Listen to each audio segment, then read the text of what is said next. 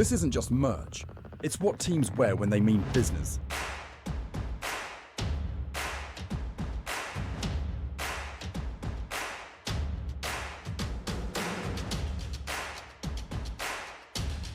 Every stitch, every print, every detail, made to perform.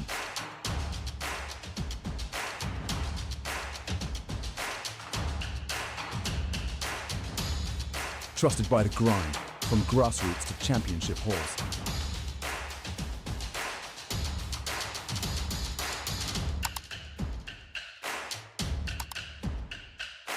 Build your team store. Wear the brand that wins.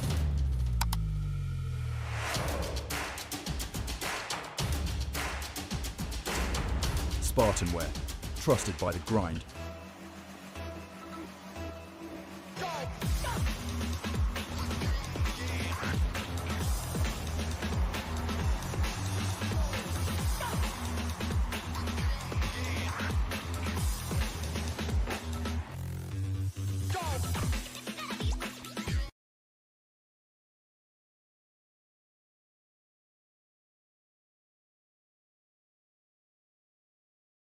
Academy playoffs, and our first game here on the stream, upper bracket round 1, and this one is going to be MPB versus Husky for the side of Chrome, and today I'm joined by MGK. How do you think this game's going to go? How are we doing? I think we're gonna see a lot of shots on goal here. I expect actually either team to win. I'm not really sure though. I would go with MPV with a win here though. Yeah, that's what we're thinking. But going into this one, we've got a lot of decisions from the caster team. So I think we can pull up the caster kind of predictions onto the screen for you. And looking at these here, a lot of people thinking Serene are going to take it, and then Husky for Chrome not too far behind. So maybe for this one, Husky the favorites. Though Serene might be taking it. I do believe Huskies have a chance at it, though I wouldn't say so much. So this first game, definitely looking like Husky are the favorites. Do we have any predictions for this one, MGK? Hey, let me just go ahead. I think I'm gonna go MPV with 4-2 against Chrome. Okie doke. I'm going to do the complete opposite of you. I'm going to go 4-2 to Husky. I think we have everybody in the lobby. I don't know if there's any more formalities we need to go through. But going into this one, I think everybody is ready. So MGK, oh, we do. We have some more stuff to look at. This is incredible. I love it. We have some team stats. So MPB being that first seed coming through with the buy through play-ins. Husky, however, finished second on the same amount of wins, but on the same amount of wins and had less losses, but were from the other side of the bracket, I believe. So therefore, ended up only second in that conference. I like the favorites. It looks like they have more goals here, and I think we're gonna have a lot of action. Very much so, and these are the players for today. I think we have main roster for everybody. So we've got for the side of MPB, we have Neuronics, Pixie Poppins, and BMD. And for the side of Husky, we have Rugi, Banja, and Tawny. And anyone from this standing out to you, MGK?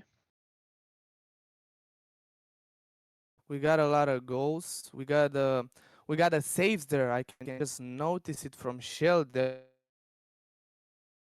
Saves there. I think we're gonna have just the back and forth of shots coming, not letting them through. Though we're gonna have to see if that's true. Very much so. And after that, I think that's the formalities over and done with. As I got a bit ahead of myself as we started. But all the players are in the lobby. We can probably get this one underway. No, we do have the playoff bracket as well. Last time I was here on the stream, these didn't work, so this is always nice. For this evening, Obviously, on the other stream, we have Unito versus Livens, that the favourites of Serene on the other stream. And then we've got Magan Arconics and 20R Recruits and Purpose down in that lower bracket. They are on the game admin. They're in the game admin lobbies, which I believe normally are watch partied over in the RSC Discord. So if you're interested in any of those games, head over there. But this one, best of 7, Shell versus Husky, and everybody is ready for this one. So if Sweaty is ready, we are good to go. Here we go. Husky versus MPB. We run our hype chamber and we get going. And MGK, who do you think are our standout players in this one? Both teams, they've actually had a really Neuronix standing out there for a Shell, though Husky has been looking real good as well. Maybe we're gonna have some new MPVs this game. We're just gonna have to stay tuned, see what I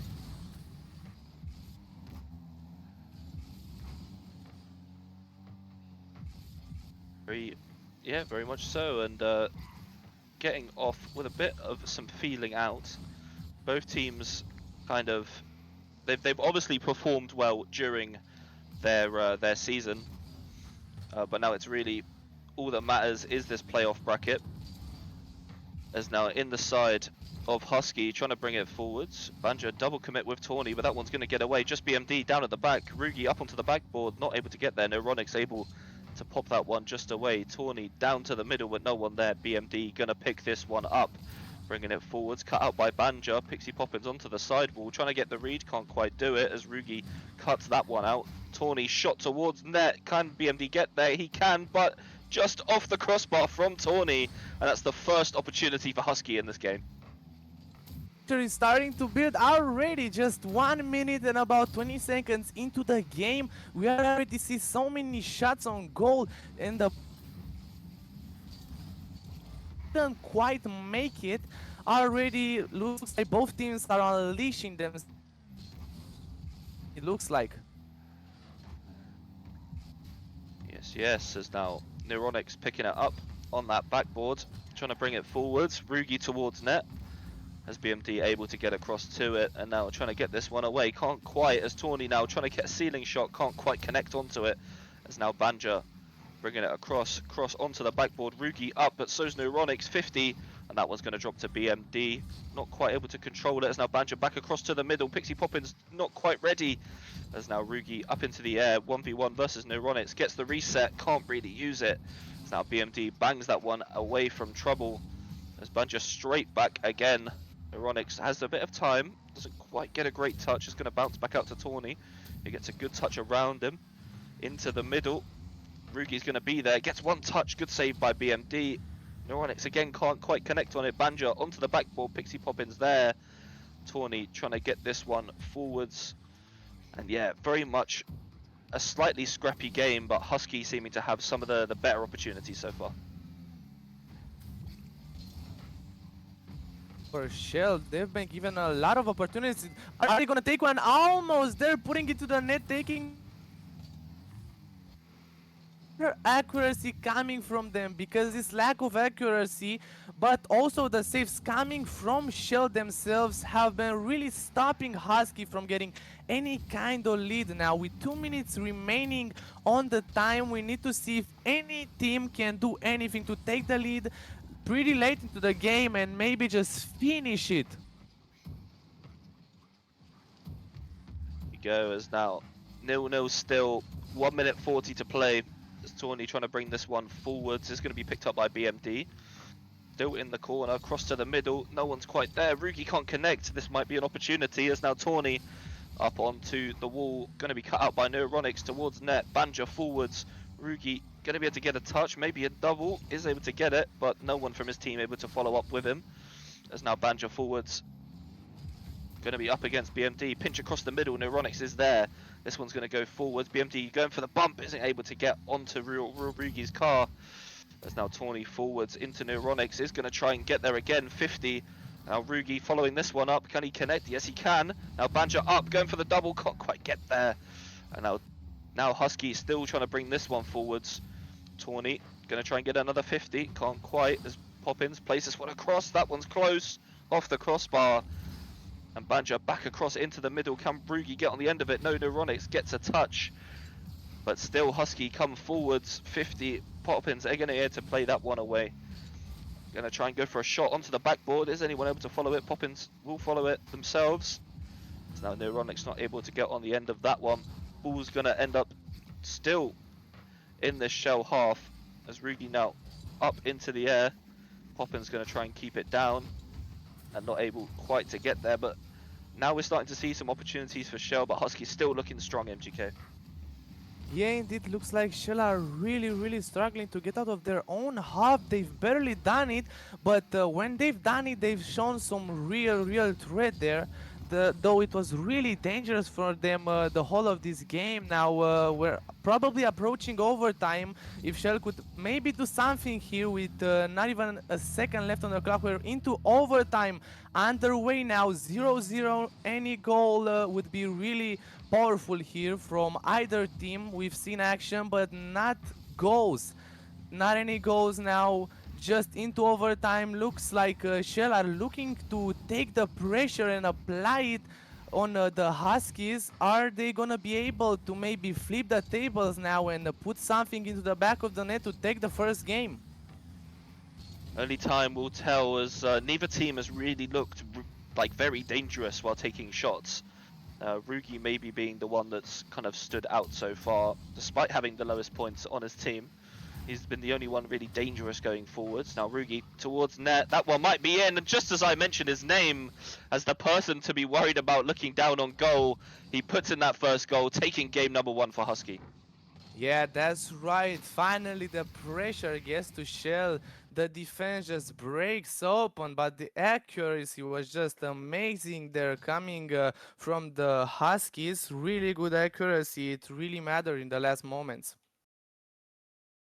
Yeah, Husky very much looked like the better team through that game. Had more pressure, but Shell had their opportunities. They came forwards, some good pops forwards. Is there anything from Shell you'd like to see to kind of improve their stance against Husky in this game?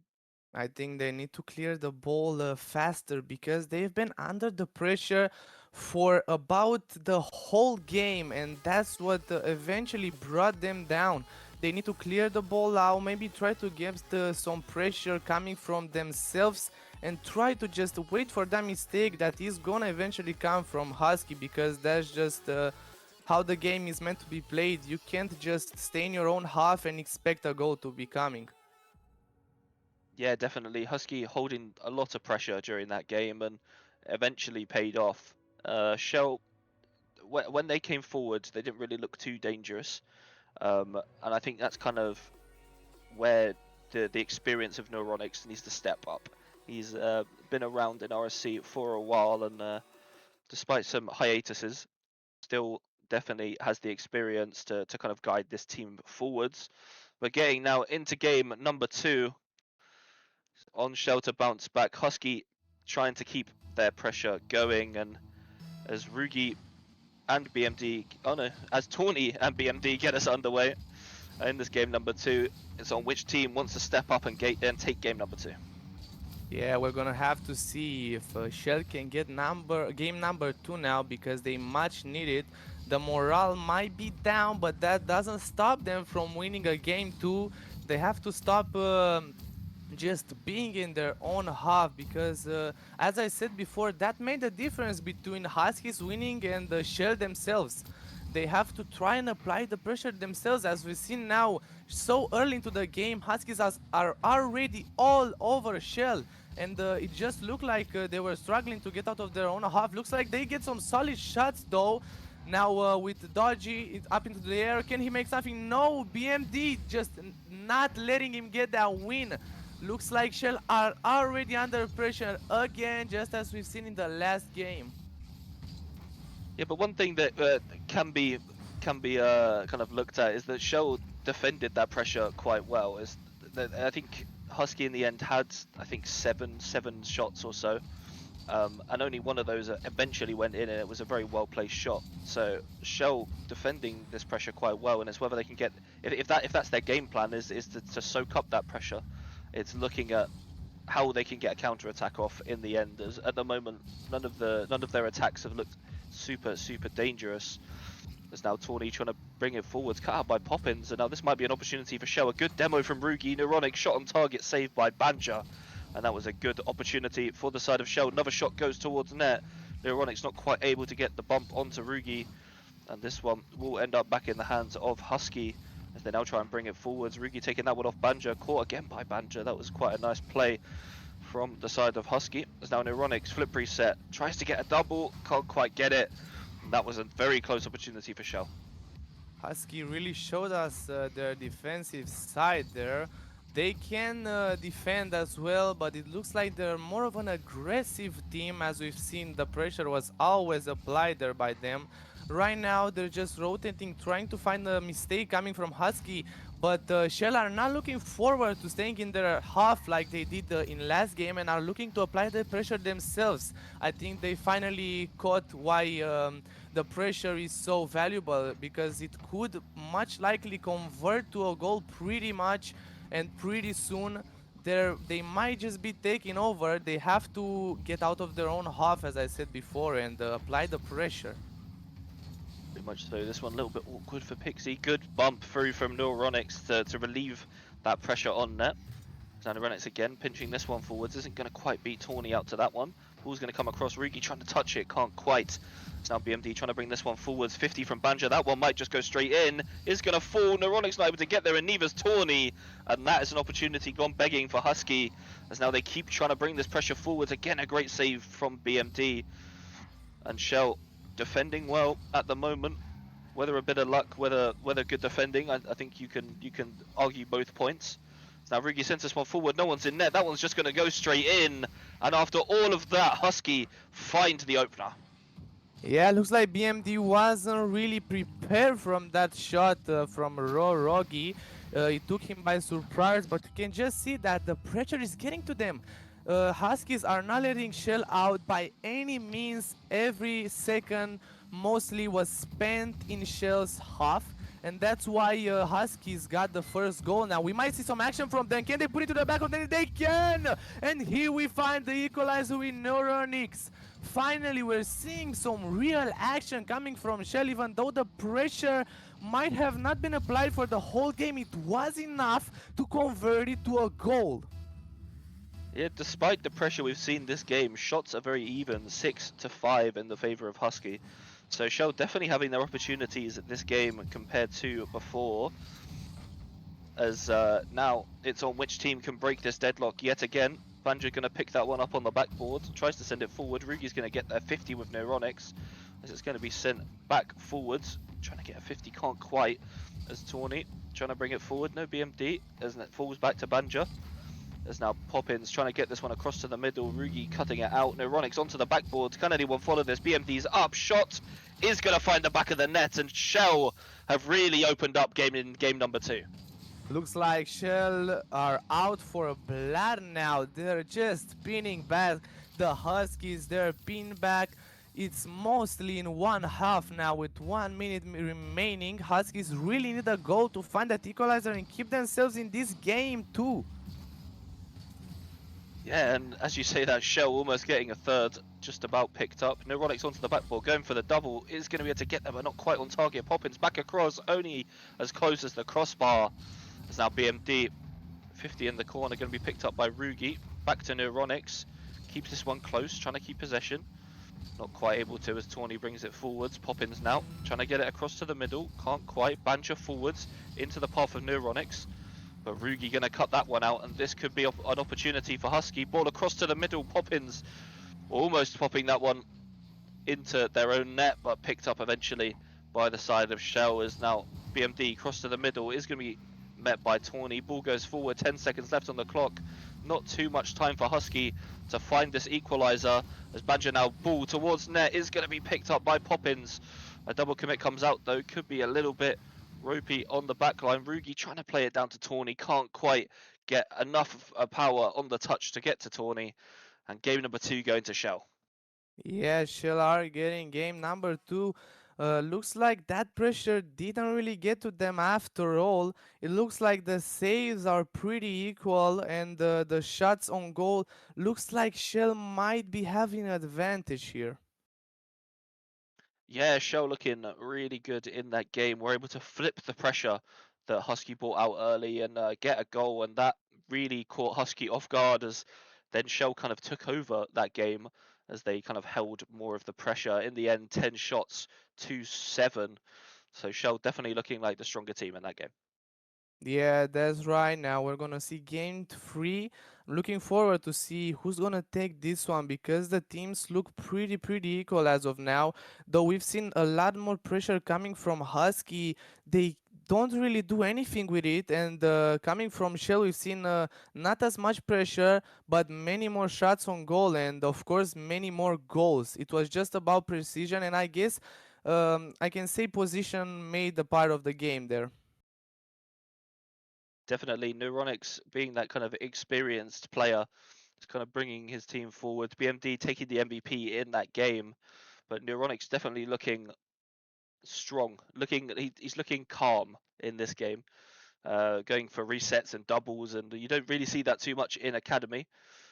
So seeing that from the side of Shell is always exciting. As Poppins and Tawny get us underway here in game number 3. And then as soon as the ball falls back down, neither player can get on the end of it. But this one going to be picked up by BMD, and very much a dodgy start to game number 3. Yeah, that's right. Now we're seeing real threats just as 20 seconds have passed. We're seeing Shell getting into Husky's half now. The question is, can they do something and get that early lead, because it would be really beneficial coming from them. Looks like they're just taking their time as of now. A little bit of development, no real threat though. Looks like Pixie is going to prove me wrong now. Couldn't do anything of it though. Now just turn it, trying to put it. No, he cannot put it in forward. Bonanza up into the air now with No Earnings trying to push it back into Husky's half, but they couldn't do it. We have No Earnings back up, trying to pass it maybe, but they can't. They just really can't do anything much.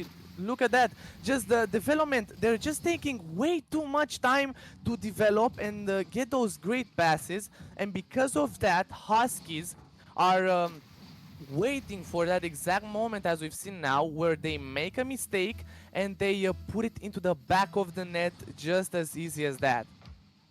Yeah, very well worked goal from Husky, just finding that weak point in the attack from Shell and really capitalizing on it. And this one could end up going the same way, just about cut out by Poppins. It's now Banjo back across into the middle off the backboard down to Tawny. He's going to be able to play out 2 of them. Demo come through from Tawny, but BMD able to scramble back and pick that one up, as now Poppins picks up that 100. Is going to try and bring it forwards. Tawny and Rugi both on 100 at the back, and that one's going to fall back down to Banja. He plays it forwards. Poppins back towards the other side of the pitch. Ball's going to come straight down. Rugi is there though, as BMD pops that one up. Neuronix coming across for it.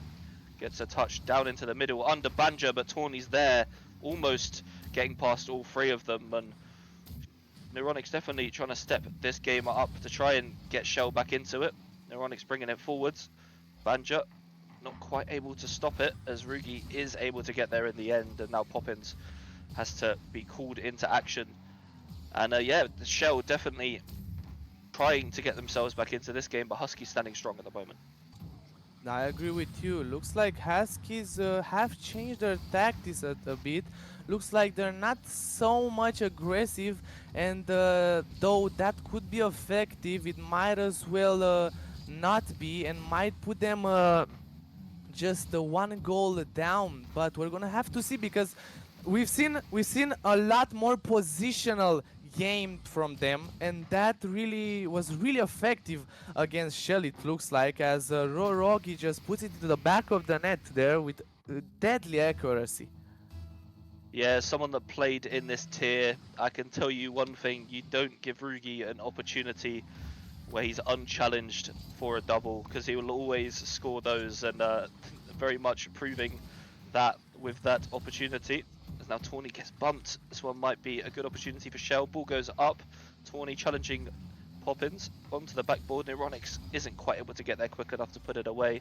And now Rugi leaving this one for Banja. Banja playing it onto the backboard. Rugi trying to get it across to the middle, not quite. As Neuronix able to cut that one out. As now Rugi back onto the backboard. Neuronix there again. As really the clash of two experienced players here in RSC in this game. Yeah, that's right. We're seeing so many more shots on goal. We're seeing saves, though not as many, I'm gonna be honest, but we've seen great shots. We've seen great plays here, great passes, as we see now, Ken. Yes, denied by BMD there. Looks like Huskies are really trying to get a third goal, though they're pretty much struggling. Shell here, they need 2 more goals in 1.5 minutes, so they can just keep themselves in this game. What a touch by Rugi to play that onto the backboard. No one from his team able to get there, but it forced something out of that back line from Shell and it made them slightly awkward. Now they can try and bring this one forwards. Banja not able to do much with that as Tawny now going to pick it up onto the backboard. Is he going to be able to get anything from it? Ball down is saved away by Poppins. Almost past 2. There's now Neuronix onto the backboard. Is anyone from Shell going to be there? No. As Rugi pops that one over to the wall. Now Poppins back across into the middle. Banja going to beat them out. And yeah, we're seeing some good defense from both teams, but at the moment Husky holding this advantage. They don't need to force anything right now. As the ball in that back corner, Poppins cross towards net is going to find it. And now that opens this game back up as Poppins getting onto the score sheet and really throwing this game into the washing machine. That's right, Poppins finally found the net now with 36 seconds left in the game. They need to find another one so they get that equalizer. They really need it right now. They have to hurry though, so that means they could make a mistake and let Husky get another goal. We're gonna have to see if they can rush it a bit and get here a goal though. Yeah, one thing about playoffs, goal difference doesn't matter anymore. It's all about that game, all about how the game result goes. So throwing everything at this one for Shell. This ball's going to go across. Rugi going to clear it away with 3 seconds unless a miracle comes out from Shell. This could be going into the side of Husky. Poppin's not quite able to get the touch over onto the wall to bounce up. And that game number 3, going to Husky and taking the lead back in this series. Yeah, Husky took that game. Fair play now. We're seeing the match stats here. I can say they're pretty much close, though we're seeing a big difference in shots there, but a lot of saves coming there from Shell. Yeah, 7 saves for the side of Shell, so definitely Husky looking like the stronger team in that game. 9 shots to 4. Pulled more out of Shell than was pulled out of Husky, so very much something to keep an eye on. But we saw Shell bounce back after game number 1, and then into game number 2, Shell able to take that game. So let's see if they have a response to this, a response from this one, and it's all up to Shell now to try and pull themselves back into the series. Yeah, they're gonna have to do that. I expect a lot of more aggression from them because we've seen a lot of passive plays, as we've seen in the stats board there. We've seen a lot of saves from them, but we need to see more shots because that's the difference where Husky won this game, and we need more shots coming from them if they want to win the next one. Definitely.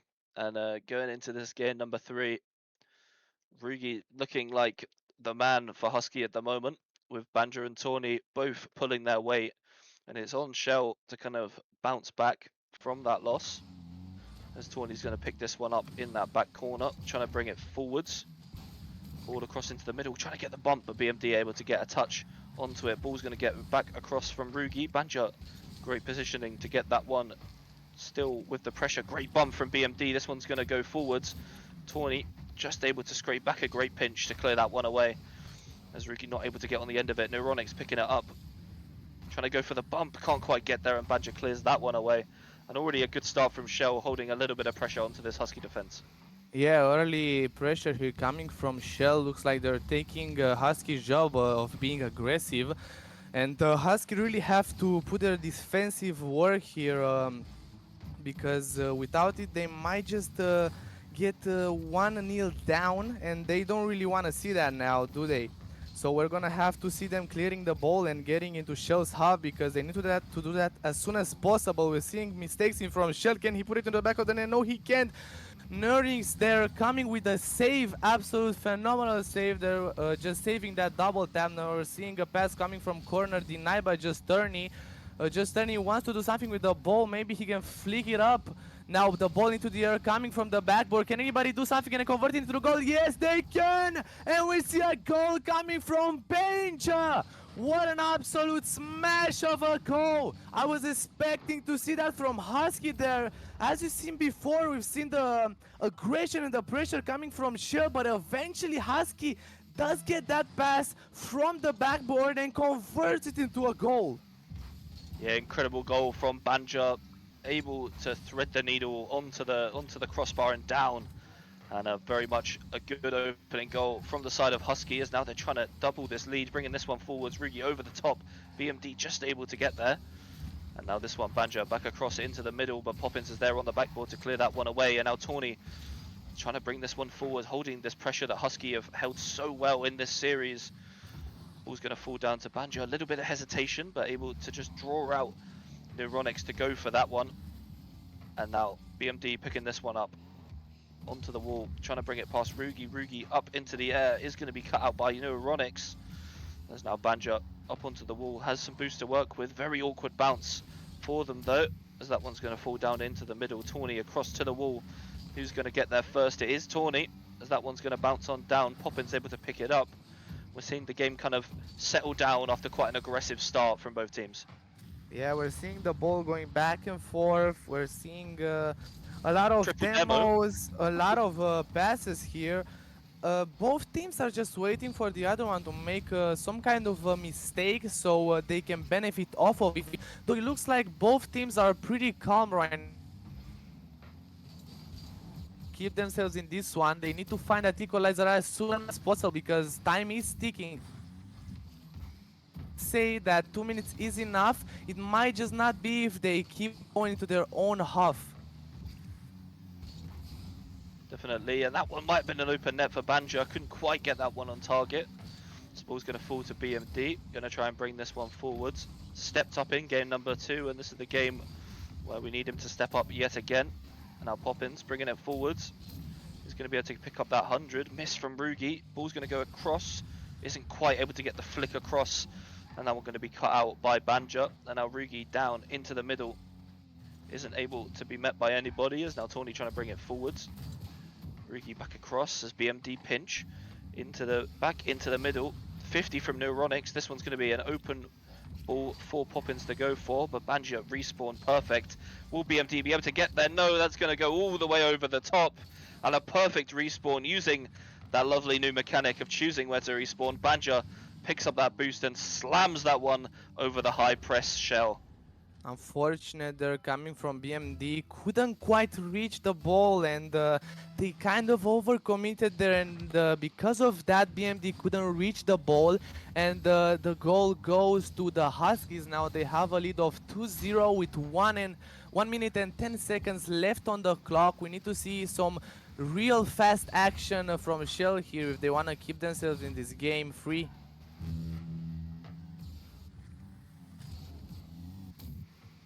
Very much so, as now Tawny across to Rugi. Rugi not quite able to get on the end of it, no boost to work with. Ball's going to go down, picked up by Poppins. Rugi going to cause some more chaos. Ended up just kind of confusing the teammate. It's now Neuronix picking this one up.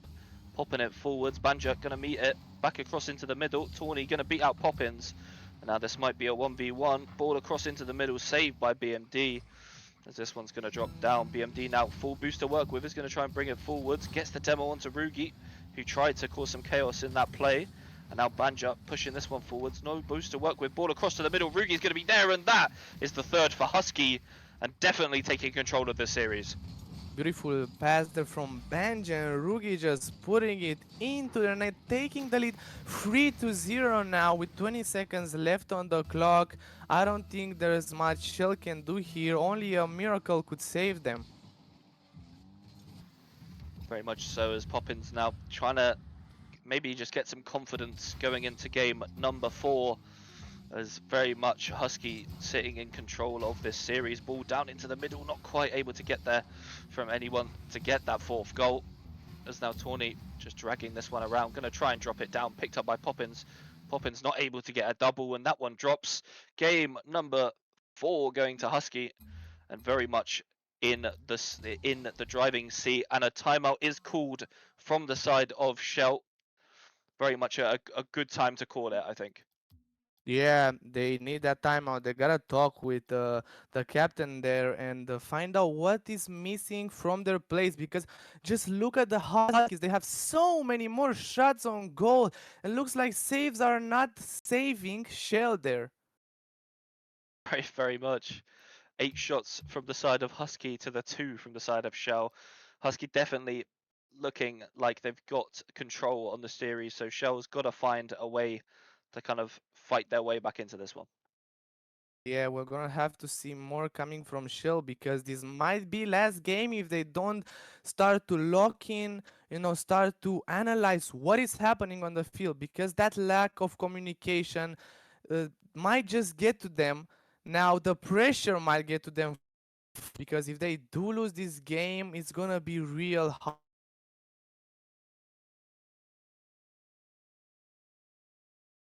Very much so. And Husky going into this game, they need to keep their game plan the same.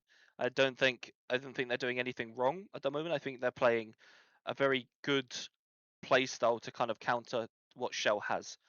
Shell has kind of players who are good in the air, so they've and then there's Neuronics who's quite mechanical, so they're playing that quick aggression to kind of shut them out, and we haven't really been able to see them do too much, kind of in the air and going forwards.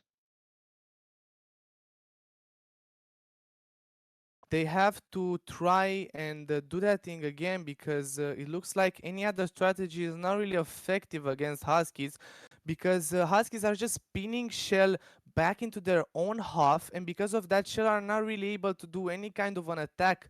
As soon as Shell even gets the ball inside of Huskies half, it looks like Huskies are just clearing it out and back applying the pressure, and that pressure is paying off every time.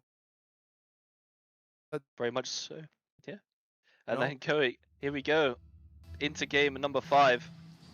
Timeout is over. Both teams ready to go, and this ball dropping to Poppins as he tries to bring it forwards. And we've really got to see what Shell have spoken about in their timeout and whether they can put that plan into action. Yeah,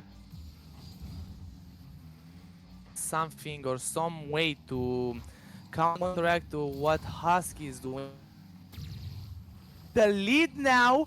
Maybe Shell is coming back. We have a big chance at seeing Shell coming back because it was really good and it's coming out.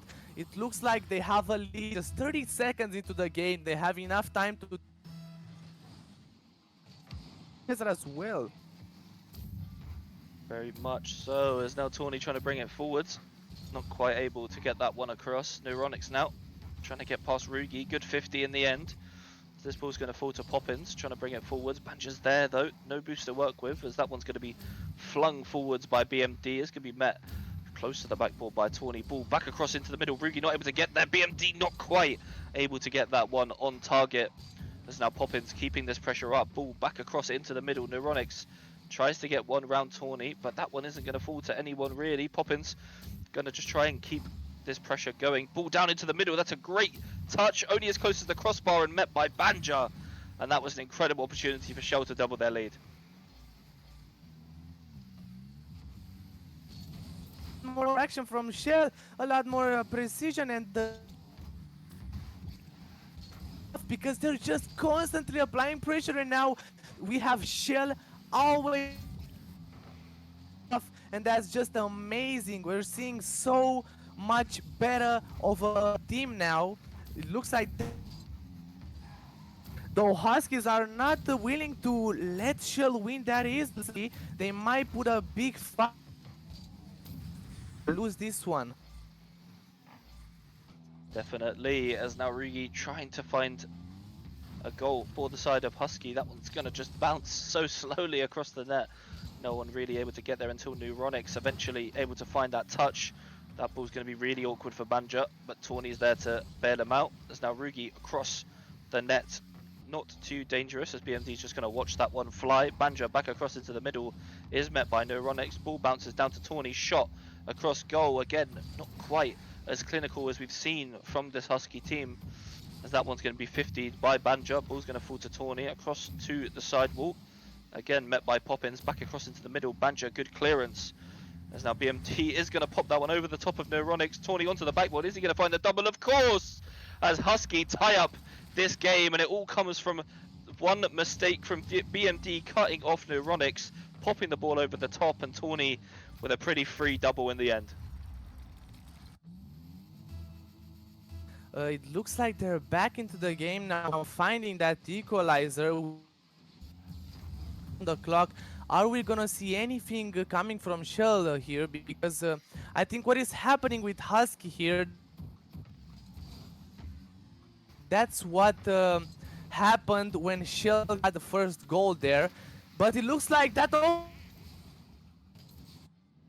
Okay, coming with a goal. What a beautiful touch there to put it into the back of the net. And Pixie Poppins couldn't quite get to it because of that precision over.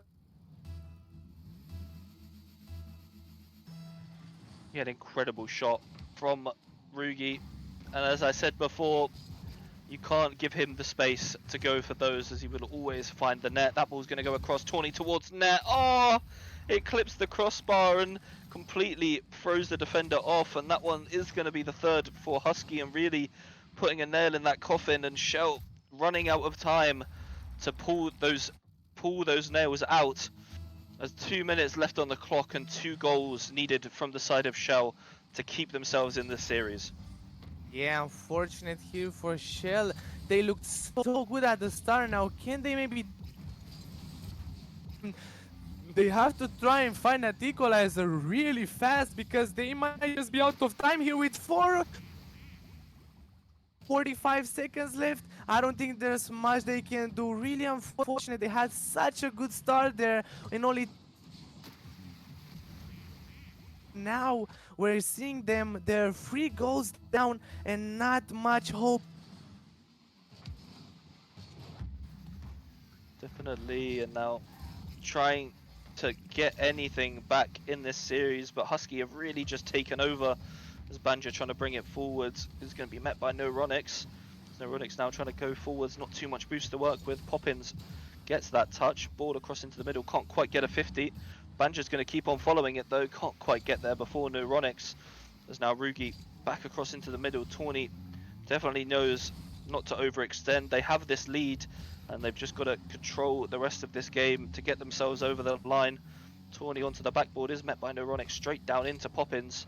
It's going to try and bring this one forwards, met by Rugi, ball bouncing across into the middle. Neuronix trying to go for it, just about beats out Rugi, and now a shot, not quite able to get there, no boost to work with to get on the end of it. Poppins now shot back across into the middle. That one's going to go slowly, but eventually after 3 commit from the side of Husky, eventually able to clear that one away. And the time is ticking now for Shell, only 40 seconds to go. It's really looking like Husky will be taking this series and moving on in this upper bracket. Yeah, time is ticking. Hopes are just basically lost here for Shell. We've seen some action from them, nearly not enough as they needed. As we see here, the game is basically over now. They should have just started applying that pressure much earlier. The first goal, though, they just couldn't keep them coming. Definitely, and Husky taking this series in 5. And going on to the next game, they're going to be staying in this upper bracket, but Shell dropping into that lower bracket, and down there. Only one more loss, and your season is over. But definitely a good start for the side of Husky, looking very, very strong, and they will be going on to fight most likely against Unito, who are 3-1 up in their series versus Livens. So that upper bracket really looking like the casters know what they're talking about. Yeah, in this last game, we've seen a lot of saves from Husky, and that. But overall, more shots coming from them. Not as many saves though. Just two saves. Husky, but the shots made such a big difference. Almost a difference of 10 shots between Husky moving and advancing forward into the brackets today. Definitely. And going forwards, Husky looking very, very strong. So many more goals than Shell in that series, and definitely looking forwards will be their strong suit, their aggressive and well-held pressure playstyle, looking very, very strong in this academy tier. But we have a series MVP to decide on, and this one will be going to Rugi, of course, looking very, very strong in that series. Anytime he was found open up in the air, he was able to put away a goal. And MGK, do we agree with this one? Seen a lot of shots on goal coming from Rogi there. Most of the good shots, double touches, maybe even the passes. I'm gonna be honest with you. One pass there, it was really amazing.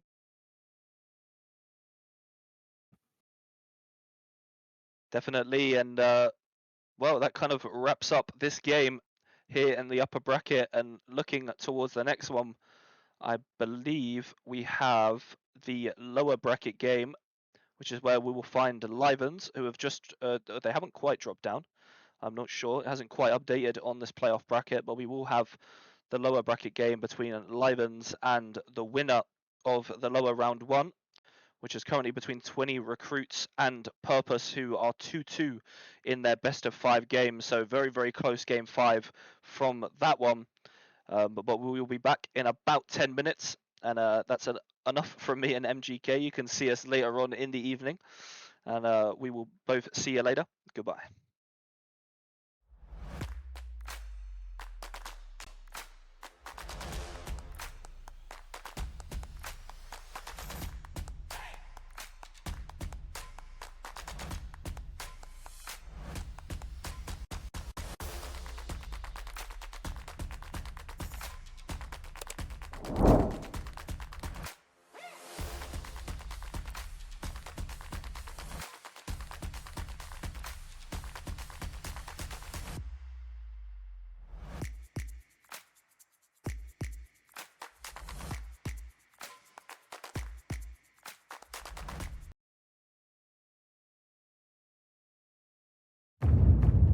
This isn't just merch, it's what teams wear when they mean business.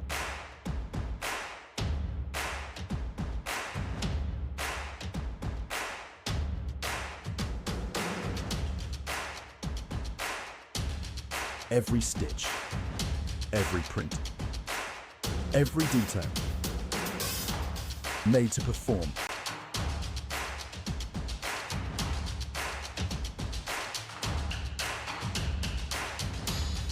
Trusted by the grind, from grassroots to championship halls.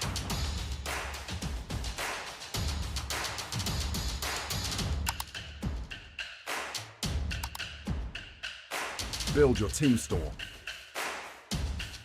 Wear the brand that wins.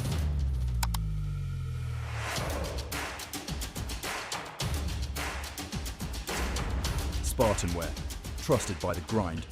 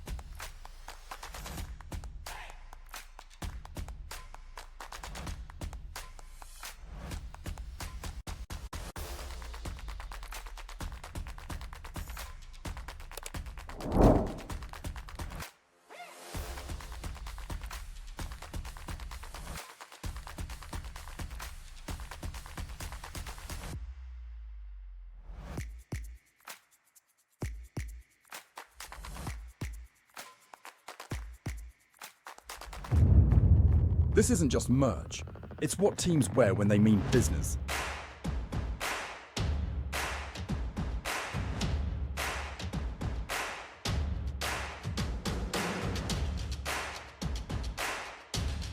Every stitch, every print, every detail, made to perform.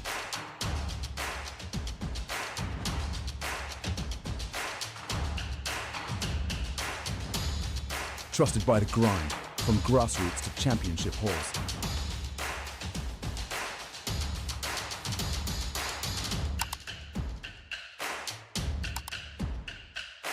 Build your team store. Wear the brand that wins.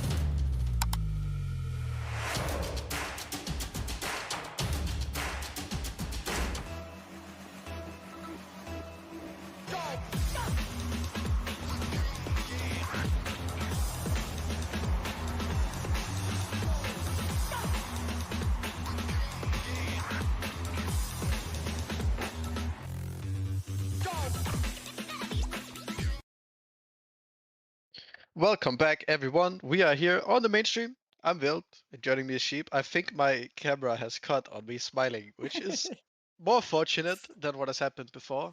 I'll get that fixed in between games, but for now, you're gonna have to deal with it. So we're here in the lower semis, no, quarterfinals, I believe it is. Lower quarterfinals, and it's Livens versus 20 recruits. Of course, Livens just dropping down from that upper bracket. 20 recruits making it through that second round of the lower bracket. I believe they entered from the upper bracket from play-ins, if I'm not mistaken. I don't think we can get that on screen, but they are coming from the lower bracket, beating Purpose, mistaken. No, they weren't actually. They entered from the second round of lower play-ins, not dropping down from the upper bracket. So they have beaten a team that qualified in top 3 and are still here, and are going to have to beat another team that qualified in the top 3 to make it through to that lower semifinal. So yeah, Sheep, what's your take on this matchup? How do you think it's going to turn out to be here tonight? I think it's a bit unfair for Livens because I thought it was 3v3, but I guess all of a sudden we're just allowing 20 recruits, which is a bit much for a Rocket League field, but I guess you do you in terms of that. So, it's quite the battle. If you are Livens, of course, I am absolutely joking. It is a 3v3 for anybody who was only just tuned in and never watched Rocket League before. Livens have just come off the back of a pretty close series against Unito as well, who a lot of people have put down as their predicted tier champions. So taking 2 games against them is not bad at all. And of course, 20 recruits coming off that game against Purpose, as you said, winning that one 3-2. So 20R have got the momentum, but Livens have had the tougher match, and sometimes that can work in your favour. Purple on either side as well. It's a couple of good rosters as well. On that side of 20 recruits, we've got Reverse Source and Visgrid, and then DSQ is Kai's, Teuton, and Mersu. So, all across the board. There is, talent, I suppose you could say, in Academy. Granted, from what I've heard, there is not too much thinking going into a lot of the ball here, but you like to see it change in a series like this. So, one more little thing before we do begin, because I've seen the players in chat are absolutely raring to go. One more little thing is the predictions. So, we'll start with you, Veld. What are we saying? Best of 5. Yeah. I was getting a bit ahead of myself before. I thought it was a best of 7. I said 4-0 to Livens. I don't think it's going to change much, though, the fact that it's a best of 5. I'm going to say 3-0. They looked hot in the upper bracket. I think they're going to continue this theme. Of course, 20 recruits were looking strong in the lower bracket, but I don't think it's going to be much of a challenge for Livens down here in the lower bracket. What do you say here, though, Sheep? Well, I'm reading my DM to Arch earlier, containing all my predictions. I did scores as well. So far, the script's being followed, so I don't know if he took that as an actual script itself. So going by that, we're going to be going 3-1 to 20R. I think there is upset potential on the cards here. I think the likes of Reverse and Visgrid and Source, of course, are going to have enough to just push them over the line. But all that being said and done, we've got pretty opposite predictions looking at these team stats as well. You've got 4th versus 3rd in, I believe they were different conferences. Unless I'm mistaken, I believe they No, they're the same conference. Third v fourth in the same conference. 20R with more wins, more losses, more goals scored, more goals against, more saves, more demos, and less shooting. So they're a bit greedy, having more of everything. Your player stats as well. A bit all over, I suppose you could say, Val. Yeah, a little bit all over, but I will say from those stats you could see that Livens have conceded far less goals. And I think when it comes to league play, it doesn't make the biggest difference that you concede more goals if you can find the form on the day. But I think in playoffs, that's the level of consistency you really need to, separate yourself from the bunch. And I think that's gonna come in handy for them here today. I think the fact that they can go around not conceding that many goals is gonna give them a good basis, and they just need a decent attack to, give support to that defense, and then they can take it from there. Of course, it wasn't the strongest showing in the upper bracket, but they did have a strong team to fight against. And yeah, I think they're gonna turn their form around, but it's gonna be all about the psyche here today. And I think that's all we need to talk about before going into this. I know the players are very eager to get into this game. So unless you have more you want to add, we are getting the hype chamber up. So I think that is gonna be it, Sheep. So why don't you take us into this series here? Right then, 20 versus 3, quite the imbalance. Purple on either side, 2 different shades, 2 different teams, 1 shared goal to win to get to that lower semi-finals. It's 20 recruits versus Livens, and we're starting on Manfield night. Yeah, we are all the players lining up, revving the engines, getting ready for this first kickoff of the series, and clock hits 0. It's Tuden delaying his kickoff a little bit, but it's gonna be Viscrid picking it up in the back here. Kais taking his time, popping it up. It's gonna be Merso to follow it. Only gets the 50 though. It stays in the orange half. Kais with a great block. Viscrid gonna be the next man up for his side. Weak touch though. Means the ball is gonna be boomed towards that blue half, but Revise does well with low boost to kind of keep a little bit of control under the ball, but neither team really taking a lot of control on the ball at the moment. It's really just a bit of back and forward right now, Sheep. It is quite a back and forth as well, and no one's had a dangerous chance at net yet from either side. Kais and Tuten trying to link up a little bit there. That's a big demo though. The main takeaway from this is the fact that when I cast Livens the other day, there was Dirty Dwarf playing, and there was a lot of demos involved. This time, of course, Tuten is back and looking to be firing as well. They want to get that bounce back from the last series. Kais can't find it, and Viscrid and Source will team up to just clear this one away. Source with a boom, as you'd expect from Academy so far, based on what's been heard. Reverse can't quite get the hit he's looking for. Needs to go in reverse for that one, unfortunately for him. But Viscrid now going up towards the ball, wants to keep it in the orange half. Mersu does not allow it, however. Low boost, looks for a teammate. Teammate found as well, but shot not found. Reverse just going to take his time, just clear that one away ever so slowly as well. Sometimes you don't have to be quick. However, Viscrid does want to do so this time, and it's exactly as it was a minute ago. It's still more back and forth. Unless this one can find the net, it's very 50-50, very balanced, if you will. Yeah, it's one thing I've noticed in Academy, especially this season compared to other seasons. There's not that many players around that really, does well at controlling the play, controlling the game in and of itself. Keeping the ball on the possession, making sure that you're not just passing it straight back to the opponent. And it's something that, the way that we're seeing it in this season is something we've seen a lot in previous seasons as well. When you go a bit back, but the last 1, 2, maybe even 3 seasons, I think there has been a couple of those type of players. The one player I have seen so far though to do that thing is Banjo, but he's in the upper bracket, so we're not gonna be able to see him for at least another hour. But it is gonna be Mursu here, touching it forward, no follow-up though. Source with a nice pass. Revise though, low boost, cannot follow up, and neither can Viscrid, so that chance will die out. Source keeping it in for his team though, but Merso does well to dispossess him in the corner. He does, and as well as dispossessing it is still going to be that blue side again with the ball. That 20-yard side. Reverse just poking that one back into the box now. Source trying to chase it down. Tuten just keeps it away now, but 61 boost on the side of Viscrid. Can't quite get the touch he imagined, so Reverse just has to take one more touch here. Now Kaiser and Mersu teaming up here, but Mersu only one touch into the middle. Source got to be careful though, don't want to concede there. Doesn't manage to.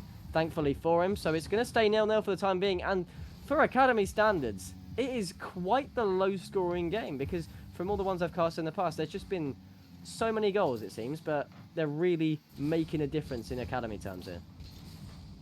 Yeah, but it also just looks like the quality of attacks in terms with not really keeping possession, not really breaking the opposition down per se, as you see in a lot of other tiers. Really, it doesn't really happen. So for the kind of goals that you're going to be seeing, you're really looking for when a mistake happens from a certain player, with whether that be a whiff on the play, whether that be a misread on a nice pass from a teammate from the opposition. That's really the only way that you open up the defense, or maybe even just a fake like that from Tuden to open up the scoring here. Yep, Tooting giving it some sauce to Sauce. Completely faked out there, just completely wrong-footed. It's a good angle as well to follow that one up. That's definitely some way of staking your claim in this lower quarter-final. So it's a good start now from Livens, putting themselves 1 goal ahead with 1 minute to go after quite a cagey first few minutes, if you will. Now it's going to be Viscrid, though, in his half, just trying to clear it away, trying to beat an attacker as well. Mersu is gone. Now Reverse on the ball. Bit of boost. Kaiser will be there. This drops down to Viscrid, though, who wants to get a shot back, wants to make it 1-1. It's a good bump from Reverse, but he can't manage to find the finishing touch. Accidentally saves his teammate's shot. Source back into the middle. Kaiser, a little awkward. Tooting clears it. Mercy looks for the bump back. Reverse 1 touch. And it comes back towards Viscrid. Source waiting in the attack. Decides to go back instead. Final 40 seconds, though. Goal needed for 20R to keep him back in. Can't say I've had too many chances, but there's one from Source. And there's your equalizer. Yeah, potentially having a little bit of fortune his way, that bounce hitting straight up into him, not only once, but twice, to get it going towards the goal. And, well, maybe it's a bit lucky, but that is just what you need sometimes in these playoffs. It is all tied up once again, 29 seconds left. Is this game gonna be ended in regulation? Are we gonna have to see an overtime to find a winner of this first game? Sauce is gonna put up the heat for a side. It's gonna be revised here, but cannot quite find the angle. Merso carrying it forward here. It's a 50 in the corner. Looking very awkward for the players. Tuden can get it past 2 here. Is there a shot coming in? Yes, it's Kais, and it looks good, but it's a nice save from Viscrid. Sauce hitting it out of danger. Merso keeping it in, but it will hit the ground, and we do have overtime. We do, and this game is suddenly, from a very boring opening 4 minutes, it has suddenly just sprung to life, if anything now, and Source just giving away possession instantly at the start of overtime. Now this goes between a 50 of Tootin and Reverse, goes the side of absolutely nobody, but now this comes back towards Tootin, looking for the shot as well, and the net's wide open. Kais finishes it off. I don't quite know Source's plan, but whatever it wasn't enough to stop that Livens offense. It was not. It's a very quick end to the overtime, despite the original regulation time taking a very, very long time to get a goal. But once they started coming in, they weren't really slowing down in this first game. It will be Livens taking the first game. And looking like that mental thing I was talking about coming into the game, they aren't letting it affect themselves too much from the looks of things, and they're looking to get straight into this lower bracket match, just shaking off that loss in the upper bracket.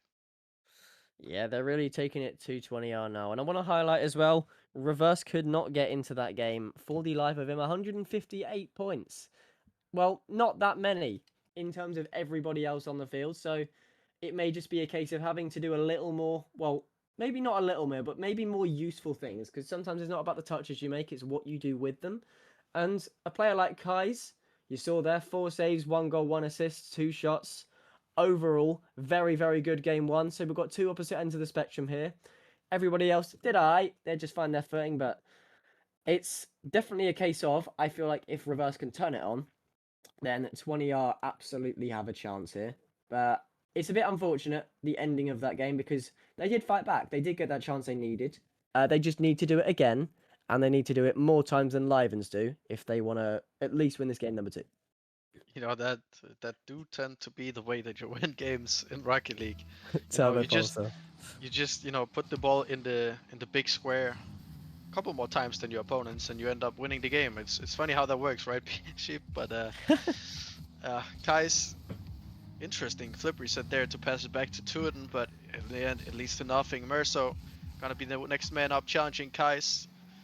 had to get a lot from that challenge because Tuden was picking up that boost in the corner and did exactly that. Now it's reverse, putting up the heat here. Merso with a nice save. He's going to take it to the corner. Gets demoed for his troubles though, but Sauce cannot quite get the ball towards goal where he would have wanted. That's a double commit from the blue side here. Kais only needs to find a teammate or just get it past the last defender, which he does, and he opens up the scoring. After just ending the last game, he sets his name on the score sheet for the second time in a row. Well, he's the man of the hour, it looks like right now for DSQ Livens.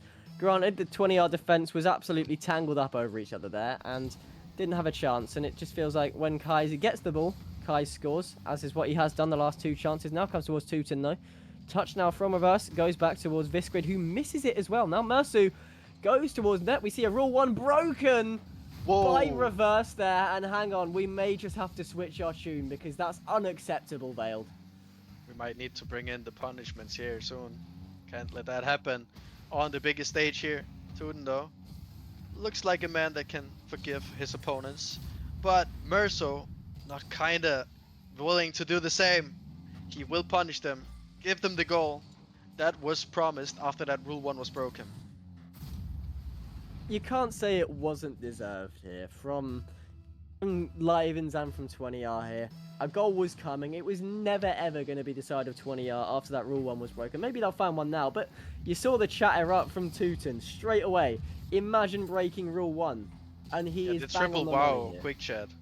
Right as it was broken as well. He's completely valid for it. I agree. But here's Sauce looking to show us the sauce, but not quite. Reverse. Not the worst 50 on the side. Visquid though, low boost. It's gonna try and find reverse. Fakes it for Sauce, who takes a shot, but it's a nice save by Mersu. Now Kais taking it up the sidewall, gets it past reverse, who did not see the low touch coming. And Tuden finding the pass from Kais and putting it in the back of the net. And all of a sudden, this Livens roster has really come alive in this second game here. This could be humiliating by the end of this match because 20R, after losing game number 1, have decided to just drop off a cliff, it feels like right now, because 3-0 to DSQ Livens in not even 2 minutes of gameplay yet, and they're absolutely all over their opposition here. Since that Rule 1 breaking as well, they just haven't looked the same, have 20R, and it is karma. You can say it absolutely is karma. Tuten all over them, Mersu and Kais as well, everybody doing their little bit, everybody doing their part. Now Mercy trying to get back into the middle again. Good touch as well.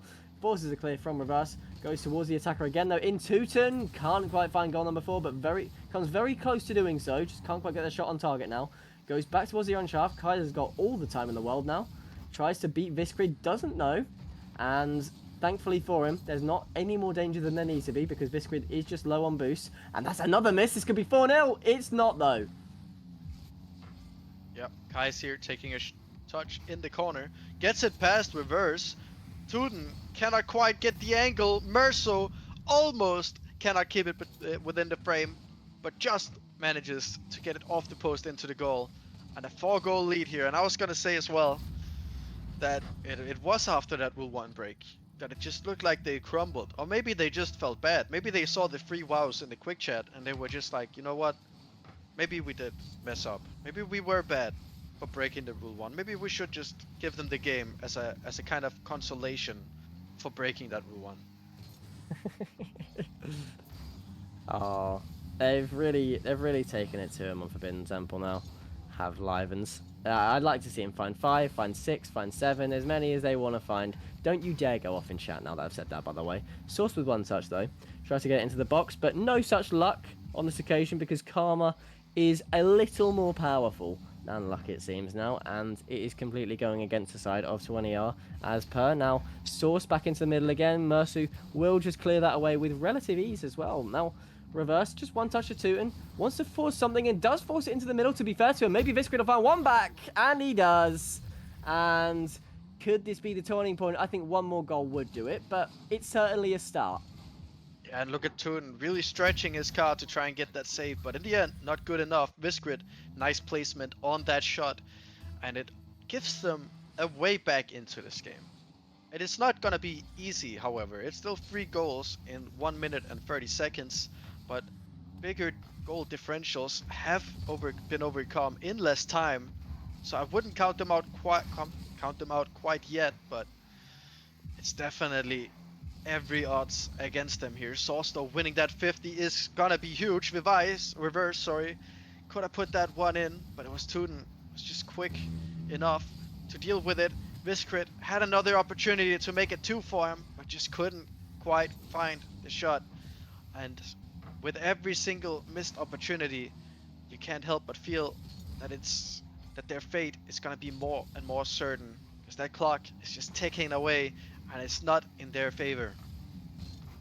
It's really feeling that way, isn't it? And it doesn't help as well that the fact that 20R just really need to work on their possession game, because we spoke about it in game number 1, the academy style of play of everybody but Banja. But 20R especially are just very boom centric, I suppose you could say. They like to give the ball away a lot unnecessarily. Maybe just one of these times it might be worth just taking that controlled touch to, you know, not give it instantly back to the opposition, because it just allows them to put a counter attack right back on your net just after you've done something on theirs. But that is game number 2 done and dusted, and it's triple match point for Livens, who are absolutely ripping apart their opposition now. Cheeky 4-1 win for them in game number 2, and I can't remember if there are best of 5 timeouts, but either way, it is all the work to do in the next 3 games potentially for 20 recruits. I do believe there are timeouts, but the question is if we're gonna see one here. So far, it does not look like it, but yeah, I would definitely say call a timeout here. I also want to go back to, yeah, they Oh. do call the timeout right there. I'm just gonna let them know, of course. Yep, and so they're gonna have, I believe, 2 minutes at the end of the wait, it doesn't start now, Sweaty. It's after the timer ends. I'm just letting you know. Yeah, so when they call a timeout, I'm just gonna have to explain it to production here. Sorry, guys. So when you call a timeout, after the timer for next game runs out in game, that's when they will have 2 minutes extra where they can talk about how to change things up in the game. You know how they're gonna do over their game plan here. And what I was gonna say is the banging the ball. It is also something that Livens is doing. So it's not necessarily that 20 hours just bad because they're booming the ball necessarily. I would like to see some controlling of the ball, but in academy you can't really expect to see that from every single team. But there is also an art to booming the ball. There Yeah. is how you do it. And a lot of the time, if you're going to be booming the ball, you need to make it awkward for your opponents to where you're going to have a favorable position to follow up that ball. And I haven't really seen that from them. I've seen that a lot from Livens. They really are making 20 very awkward around their backboard, around their corners. And that's where they found their moments to shine. They get one good 50 in their corner, and then all of a sudden it's a centered ball for a teammate, and boom, it's a goal. And I haven't Yeah. seen that from 20R much. I do feel like that's the difference between these two teams, though, because, like you say, it's, well, not necessarily booming the ball that is the problem. It's more the fact that when 20R boom it away, they do just lose possession straight away. And when Livens do it, it's in such a spot that the 20R defense is just that little bit awkward. They can't get a full grasp on the ball, and by then, Livens have committed 1, maybe 2, maybe even 3 players to really start that attack. And a lot of the time, they have scored from it as well. So it might just be a case of maybe not following the game plan, but maybe when you do boom it, taking a page out of Liven's playbook and, you know, trying to commit to it and trying to make them a little more awkward than they can, because a lot of the booms I have seen from 20R have just been on the ground to a defender straight away, and it's just allowed them to go all the way up the other end and do the exact same thing but better, I suppose, if you will. So maybe this timeout, I doubt they will talk about exactly that. Maybe they'll just talk about, you know, just chilling for a little, because if I was in a timeout situation, I would do the exact same thing. Sometimes you just need a little rest in between games. But, you know, I would like to see them come out swinging, because we saw glimpses in game number 1, but game 2 was just a little bit limp, I suppose, from 20R. There just wasn't much on the table. Yeah. You could also go different routes, you know. As you said, just sit and relax a bit. Maybe a certain player can throw out what if we just go for a couple of demos, you know? That could really change things up in this tier, you know. You all of a sudden you have a couple players going around the back line, taking out the last man, and all of a sudden Panic is they're starting to rise. The players are not really sure if they should commit to a certain ball because they don't know if they have a teammate behind them. All of a sudden they commit to a ball, and then their teammate behind them is dead, and then just one little bang, and all of a sudden it's in the back of your net. I would like to see at least some sort of change up from 20R. Not necessarily just, not booming the ball or booming it more efficiently, but just something differently. Because what they've been doing so far, it hasn't been enough to take out this Livens roster. And yeah, I think they really do need something special to come in and help them to really shake things up here. Yeah, they need to be more severe with their chances, if anything, because, yeah, it's exactly as we both talked about as well. But, of course, new game, new 20 recruits this time. So you'd like to see something from it. They are a bit boost-starved at the moment. And Source gets beaten to the ball by Mercy with Tootin waiting for the second touch. Gets the bounce shot as well. And Reverse will get a touch away. Will get the corner boost as well, while he's at it, tries to force a 50 with Kais. Gets on the ball as well, just stays with it for the time being. Goes for a 50, but misses the ball, as does Mercy, though. Tootin to Source, to the ball, to the goal, and 1-0. Timeout buff may well be in full force. Yeah, Mercer whiffing that one. Makes Tootin awkward, 0 boost. Kais cannot get to that one. And it's the first goal from 20 recruits here, and I think that is the first one we've seen. The first lead we've seen from them so far. Yeah, they tied up in game 1 to get the overtime, which they then lost. And then in game 2 they didn't... Well, they scored one time, but it was towards the end when they were already 4 goals behind, I believe. So, first lead for 20 recruits. So, whatever they talked about in the timeout has definitely helped a little bit, at least. But now it's about how do they continue on from this. Do they really just get complacent, take this lead for granted, or do they keep fighting? It looks like, so far, they are still fighting. But still a long way to go in this game. Yeah, there's still plenty of time. Still loads of time left. A good 210 seconds there. And before we do anything else, just to take everybody around the grounds, I suppose. Well, around the other ground. On that B stream as well, currently between Arconyx and Shell. It's 1-0 Arconyx in the series and 3-0 to Arconyx in game number 2 as well. So they are also looking poised to take the other spot in that lower semi-final. Set to face Livens right now, based on the fact both of them are on are set to be on triple match point, I suppose. But if you miss the other ones, of course, ODL lost 3-1 to Arconyx, Husky beat Shell 4-1, Livens lost 4-2 to Unito, and 20R obviously beat Purpose 3-2, which we've gone over already. But back to the game now as well. Now everybody is caught up. Goes back to Mersu, goes to the middle as well. That goal's wide open. And I think the defence were just having a little listen in because they've lost focus on what's important, and that's their own game. Yep, and all of a sudden, it's 20 recruits once again back against the wall. Having that 1-goal lead is a nice little cushion because it doesn't really feel like you're facing elimination anymore, at least immediately. But now, all of a sudden, the game is tied up. You cannot just coast towards the end of this game and get a win from a cheeky little 1-0.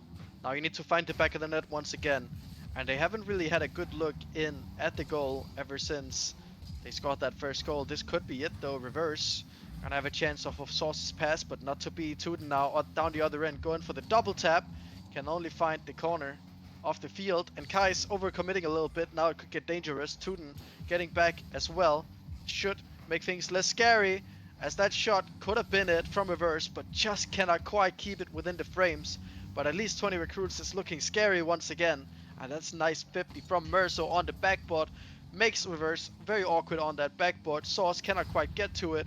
A lunge in by Merso down the backboard. Kais cannot get the read. Tootin is up. No boost. Can only get a weak touch. And another bounce up.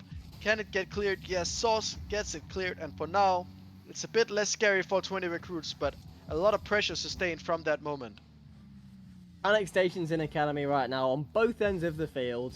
We saw that post reverberate, and then we saw that chance at the other end just now going the side, well, going against, I suppose, that DSQ. I forgot that, unbelievable, that DSQ team. But anyway, final minute, 20 seconds now. It's going to be Viscrid on the ball, just taking a bit of control now. Tootin dashing towards him as fast as he possibly can go. Reverse to Source as well. Source looking to go towards the goal, looking for the edge of a bump, doesn't find it. Merce who saves it away. Viscrid with the follow-up shot. Source saves his teammate's shot as well. Not what you need to do.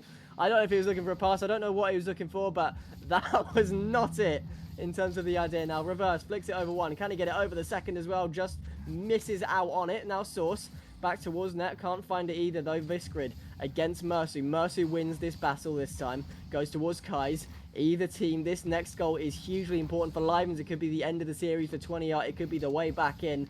And Source upfield, back towards Kai's. Back downfield, back into that blue half, deep into blue territory. Visgrid wants to keep it away, but Source can't get the final touch. Now Tootin over. Maybe one more turn of the screw for 20R in regulation, if we even stay that way. That's an awkward touch, though, and there's going to be no extra hit. And so far, there's no extra goal. Yeah, Kais just hit banging it downfield now, followed by Mersu. It's laid off to Kais, and the defender can only get a slight touch, and it's not enough to keep this one out.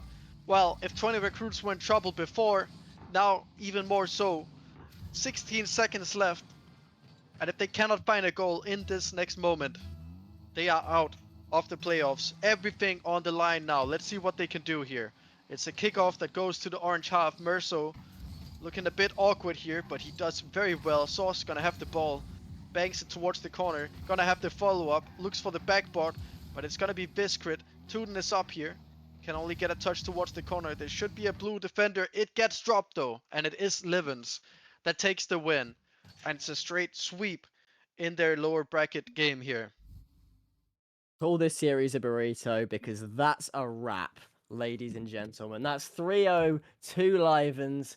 A lovely performance as well, fighting back this time against 20R, who took the lead pretty early on as well. But looking at these post-game stats as well, Visgrid, not quite a performance to remember, I suppose. 66 points in that final game. It's very unfortunate, but sometimes you do have games like that. It just happens to be the timing of it all wasn't too great. But Livens 3-0, advancing in style as well, completely dismantling 20 recruits. Of course, Archon is looking to join him as well, being 1-0 up in that game number 3 and 2-0 up in the series so far. So very good teams in that lower bracket. And of course, Unito v Husky upcoming in that upper final in, well, that's next on the A stream, I should say. But of course, we'll be awaiting the conclusion as we see this post-series stats as well. 20 are only 3 goals, even with more shots than Livens. So, look, there's a lot to be taken away from it if you are 20R. Your season's done. You had a decent showing, but it just happened to be that you fell short to Livens here in league play and in the playoffs. And I don't know what the result of it, but I just mean the final standings. Livens did top them in the table. So, in that sense, good showing from 20R, but the final thing to go over is that series MVP. Yep, and I think it's gonna be, oh, it was not who I thought it was gonna be. I thought it was gonna be Kais, but Merso sneaking in there, at least under my radar. 7 saves to the man, 3 goals, 1 assist. Definitely had an impact, 1,200 points in those 3 games. Yeah, out of 8 goals, 50% goal participation, but 7 saves is very well. It's very good. And it was what I mentioned before going into the series, that defense that Livens had throughout the league play was gonna come in handy in this playoffs. And well, they didn't have the strongest offense from what I saw, but that defense was just keeping them in every single game. Only 1 goal conceded per game. I mean, 20 recruits were playing all right, but they just could not break down that defense, and that's what it came down to in the end, from at least from my perspective. Yeah, I think you've hit the nail bang on the head there. It's just 20R had, well, in Turbo Pulsar terms, 20R did not score as many goals as Livens, and that is what wins you series, unfortunately, for them. So, look, it is back to the drawing board. Hopefully it's back to the scoring board as well. That's definitely what they need doing, especially with the amount of shots that they had. The ratio of shots to goals heavily in favour of Livens there, and that will be the first member of that lower semi-finals. We are almost down to the final 4 teams. Of course, the B stream is still going on right now between Arconics and Shell in game number 3, now tied up. So there could still be a series there, and that will be what's going on, I suppose, for the time being. But for the A stream, for the time being, as MPB have just taken the lead as well, that will be it from us. So do go check out that B stream, because I don't think you're going to want to miss that game. I think there's a lot left in that series, but of course, that's it for now. We'll be back after the conclusion of that.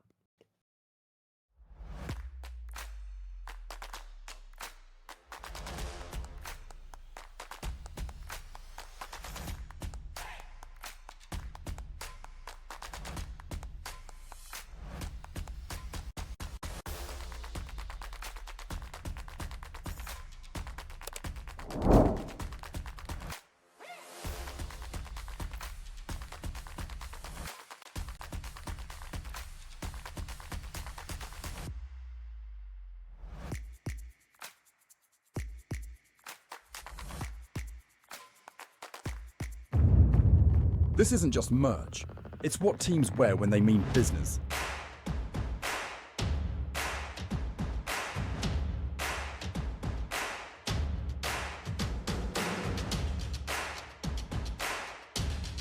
Every stitch, every print, every detail, made to perform.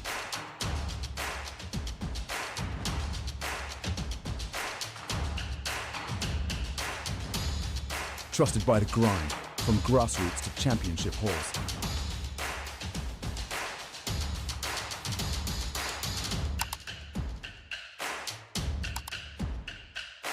Build your team store. Wear the brand that wins.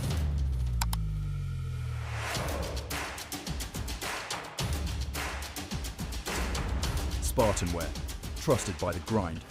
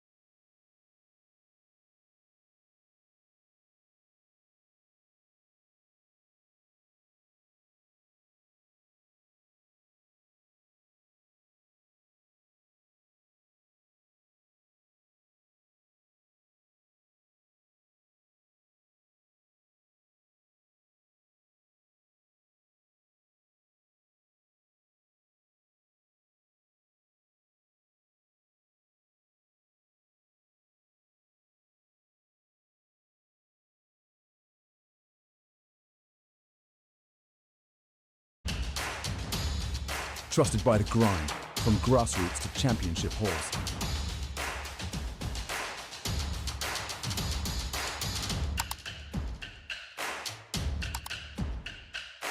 Build your team store. We're the brand that wins.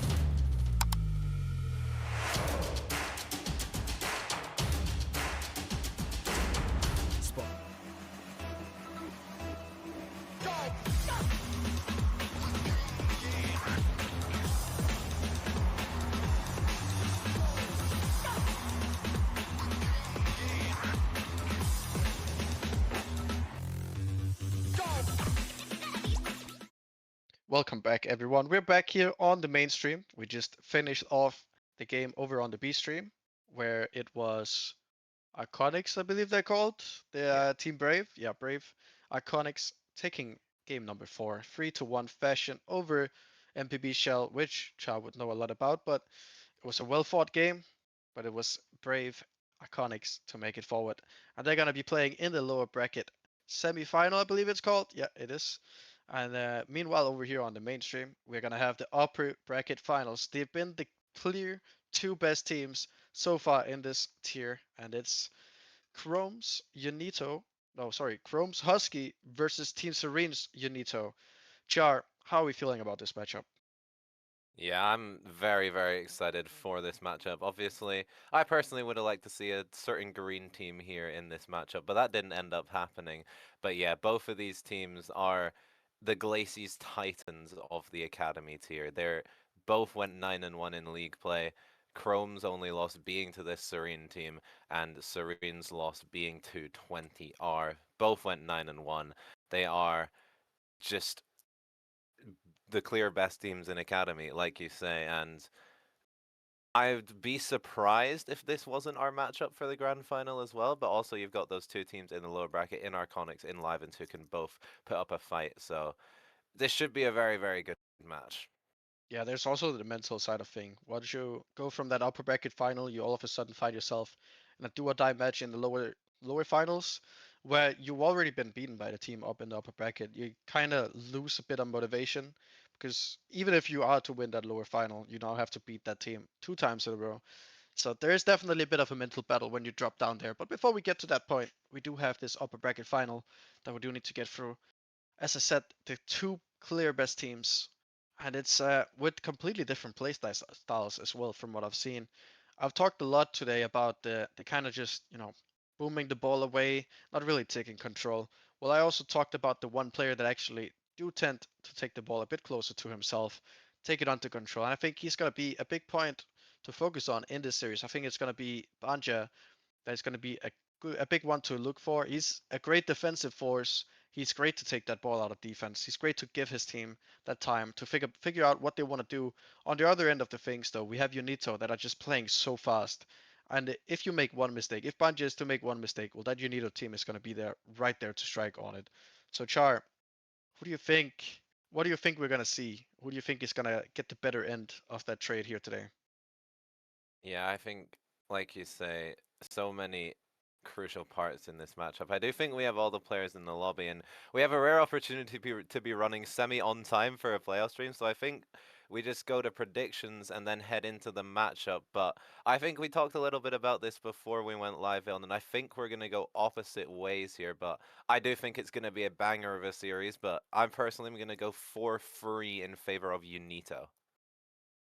Yeah, I think it is definitely going to be one that goes to the wire. I do, however, think it's going to be Chrome, and I think they get it done in game 6. I think it's going to be a 4-2 in favor of Husky here.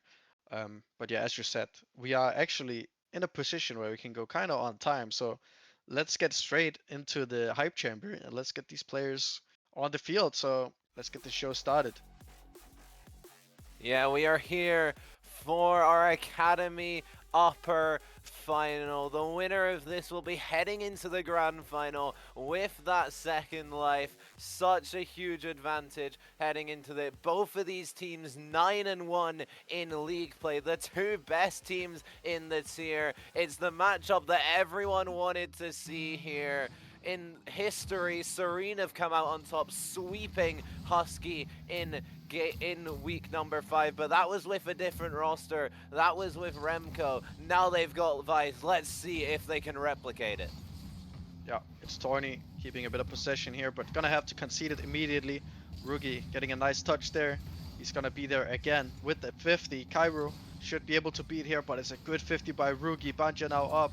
Cannot quite beat out Vice. Turney gonna pop it up in that midfield again. It's Jazz. Cannot quite get the hit. Kairu though manages to snipe Jazz in midair, but cannot quite follow it. And now it's Rugi in a 1v1 against Kairu. Doesn't make it too complicated for him to deal with it though in the end. Now taking it to the sidewall, gets past one, but cannot get the 50 past Turney. Banja across the map here. Rugi on the backboard looking for that bump. Cannot find it.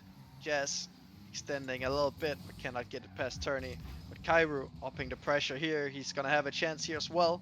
Cannot quite find the angle. Jazz is gonna have the shot, and no defender is ready for it. And it's Jazz that strikes first. Jazz with the opening goal here for Team Serene Unito. Jazz is a player that is so good in this academy tier. Had a kind of breakthrough season last season on God Alliance, and then this season has firmly cemented himself as one of the best players in the entire tier. And if Unito do end up to go on winning this matchup and winning this season, a lot of that will be down to him. That's a shot that Cairo has to save out. Rugi to the backboard. Jazz though beats out the follow. Torny now trying to put this one forward, gets a touch, but Vice is there to kind of slow it down. Now can maybe take this one out, opts to just bang it, and Banja is there. A little bit awkward for Rugi, straight into the hands of Cairo. Hits high. Rugi not a lot of boost, gets a soft touch. That's straight to Jazz. Jazz and Cairo getting in each other's way a little bit. That's the backboard though, and it won't matter because Jazz to the backboard and Cairo to the back of the net. Yeah, and the speed from Unito right now just looking like a bit too much to deal with for Husky. They're not really able to keep that ball under control as well going out of defense. They definitely need to sort that out sooner rather than later. Still 3 minutes left in this game, and it's already Unito putting themselves ahead by 3 goals now as Jazz absolutely snipes that crossbar off of this kickoff. Jazz and Cairo already showing why they are one of the most dangerous duos that Academy has ever seen. They're here in the upper final. They won their trophy. Husky though, this team, 2/3 of it, the core, Torny and Rugi, came so close last season, getting all the way to the grand final, forcing a bracket reset, but they couldn't get it over the line. They want to do it this time, and they have their first goal of the series. Yeah, a great strike there from Banja. Rugi looking for the redirect as well. In the end, not needed, as the save could not be found. Touch was made, but it proved to not be enough. On this kickoff, looks like Banja got the better end of the stick, but it's a dead even 50 once again. Now Vice should beat to this ball, indeed does. Rugi with a nice 50. Kairu though, waiting patiently here. Can only make it a little bit awkward for Turney, but Banja is there. Cannot make contact though. Rugi needs to clear this. Does find Banja. Vice now on the back end here. Gets very awkward off that bounce, but gets a very good 50. And now Jazz upping the pressure here a little bit, going to the corner. Cannot get the better end of that 50. Turney just keeping that ball in the corner, really struggling to get it away here. Yeah, Unito just putting so much pressure onto this Husky roster, and that's what they do best, right? It's kind of the storylines coming into this match. Unito, one of the best offensive teams in the tier, whereas Husky, they're known for their defense, but right now that is not working. It is a very similar story to that week 5 series where Unito just came out and just looked so much faster, just put so much pressure on that. I casted that over on the Chrome stream and it was an absolute domination. And Veiled, I know it's very early in the series and a lot can change, but this game 1 is showing a lot of similar signs to that. Yeah, it's definitely a rough position to be in if you're Husky, and they need to figure out how to play against this team. Of course, as you mentioned, they could not figure it out in week number 5, of course, with one different person on the lineup. But yeah, they need to figure something out, and they need to figure it out soon. Turney looking to get a good 50 there. Couldn't quite get what he wanted. Banja though, keeping this ball in the corner. 50's out 2 players from the Yanito side. Now rule 1 is found. Hopefully not broken this time, as last time I was casting, there was a broken rule 1 and it did put on a big curse on the team that broke it. This time a very big overcommit from the side of Unito, but it looks like they got away with it this time. Rugi looking for that 50. And I pass it back towards Torny. Should have had the beat, but looks like Rugi just made him a little bit awkward there. This time, gotta flick it up. Gonna have an opportunity to shoot on target, but just couldn't quite find the frame, and neither could Torny. Now it's Rugi again. Does find the target, but it's not good enough for a goal. However, the boost there stolen away from Cairo. It looks like we have had a broken rule 1 here, Char. Shocking, absolutely shocking. Not entirely sure who did that, but if someone could analyze the replay for us, and then we'll just hate watch them the rest of the time. But in all seriousness, it looks like Unito are going to take this one away here. 30 seconds left, 3 goals. Unless Husky gets something very, very soon, it's looking undoable. Banja maybe one last chance, but Vice will just cut it out. And Unito, this game 1 has been so dominant from them.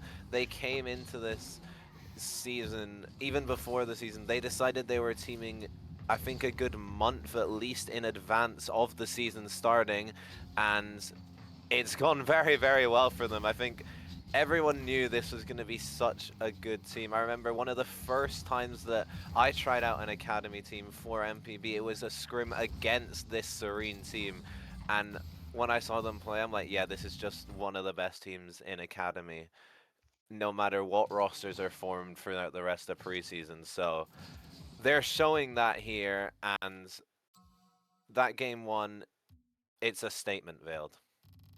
It's definitely a strong start from Unito. I have seen bigger starts though, and I have seen a game 2 go exactly the opposite way, where you just see the other team now double it down and hit a 6-0 or something like that. So still a long way to go in this series. You know, last sweep was a best of 5. This time it's a best of 7. You have to do it way more. It is the playoffs. You know, nerves can get the better of you. Also, just the whole mentality about how you approach this playoffs can make such a big difference. And I'm excited to see how these players, you know, take this whole playoffs journey, because it's the upper finals. This is perhaps the most influential series of your whole season.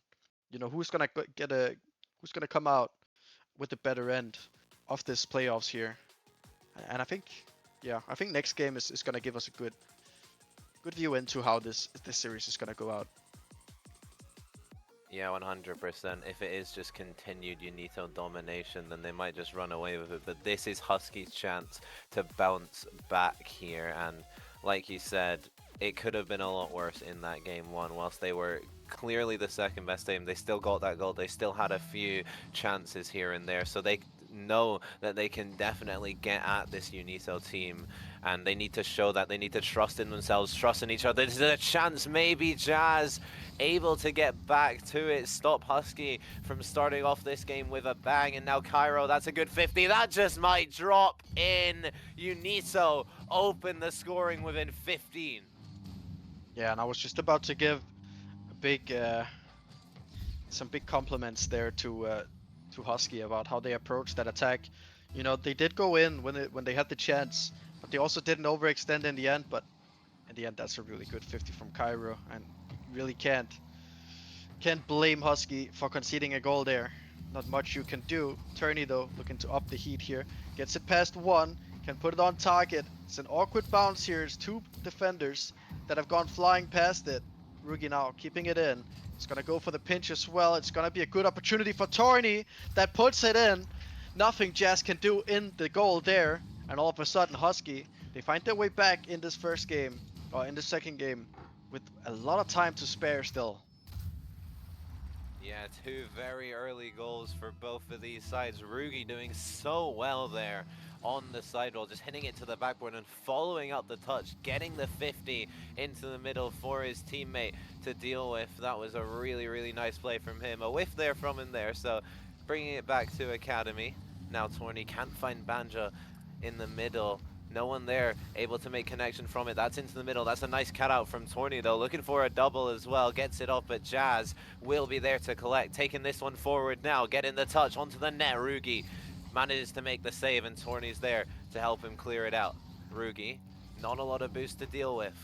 Cairo gets the 50. Husky, they're looking a lot better in this game. They're starting to put a lot more pressure on this UNITO roster. A lot of these opening minute and a half or so has been played in the blue half of the field, and if Husky can keep this up, they'll certainly keep getting those opportunities and try and find a few more goals. Yeah, that was a good opportunity as well, but it just looked like Rugi got a bit ahead of the play. Didn't really expect the ball to be passed backwards there. Good 50 here from Turney to just keep a bit of pressure and make it awkward for Vice to get out of defense, but it's now Jazz breaking out here. Bump not fouled onto Rugi, so they can hold on for another while.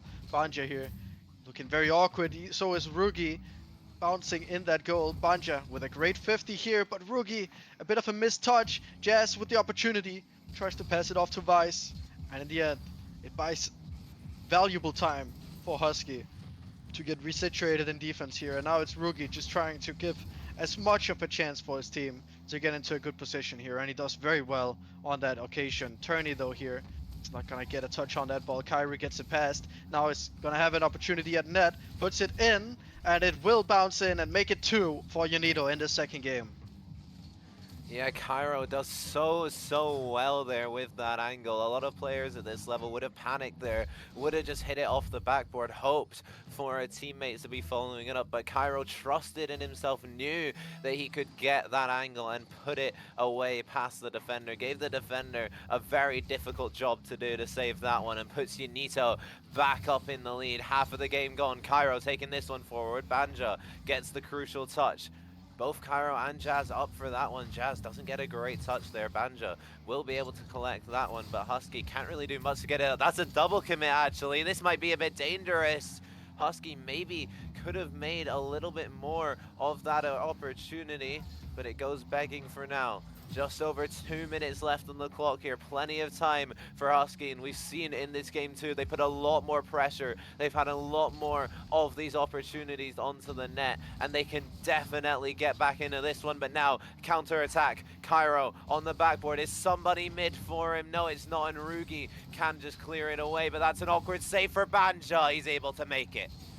Yeah, Rookie here taking the 50. Turney needs to buy some time for his teammates. A great touch there, but cannot follow it up. Rugi whiffing that one a little bit as well. Now it's going to be Banja looking a bit awkward in defense, but he does well to stall out the pressure. But it's Vice to put it on target. It's not the best save here, but it's just enough for Turney to get a touch as well. This one, 50 towards the sidewall here. Vice, not a lot of boost. Kairu lunges in to help him, but it's Rugi to deal with it on the backboard. Now Jazz, the only person with boost on his side, and cannot win the 50 in the corner. Banja, a little optimistic there, thinking he can get back to it off that hard touch, and all of a sudden it's a counter attack. Now Vice flicking it to Kairu, can put it on target, but it wasn't enough. Jazz gets tested as well on the 50. Banja with a bit of a whiff, but Rugi a lot of boost here. Could have done a lot with it, but wasn't meant to be. But they kind of give him the ball back, and he just absolutely slams it in the back of the net, and all of a sudden this game is back on.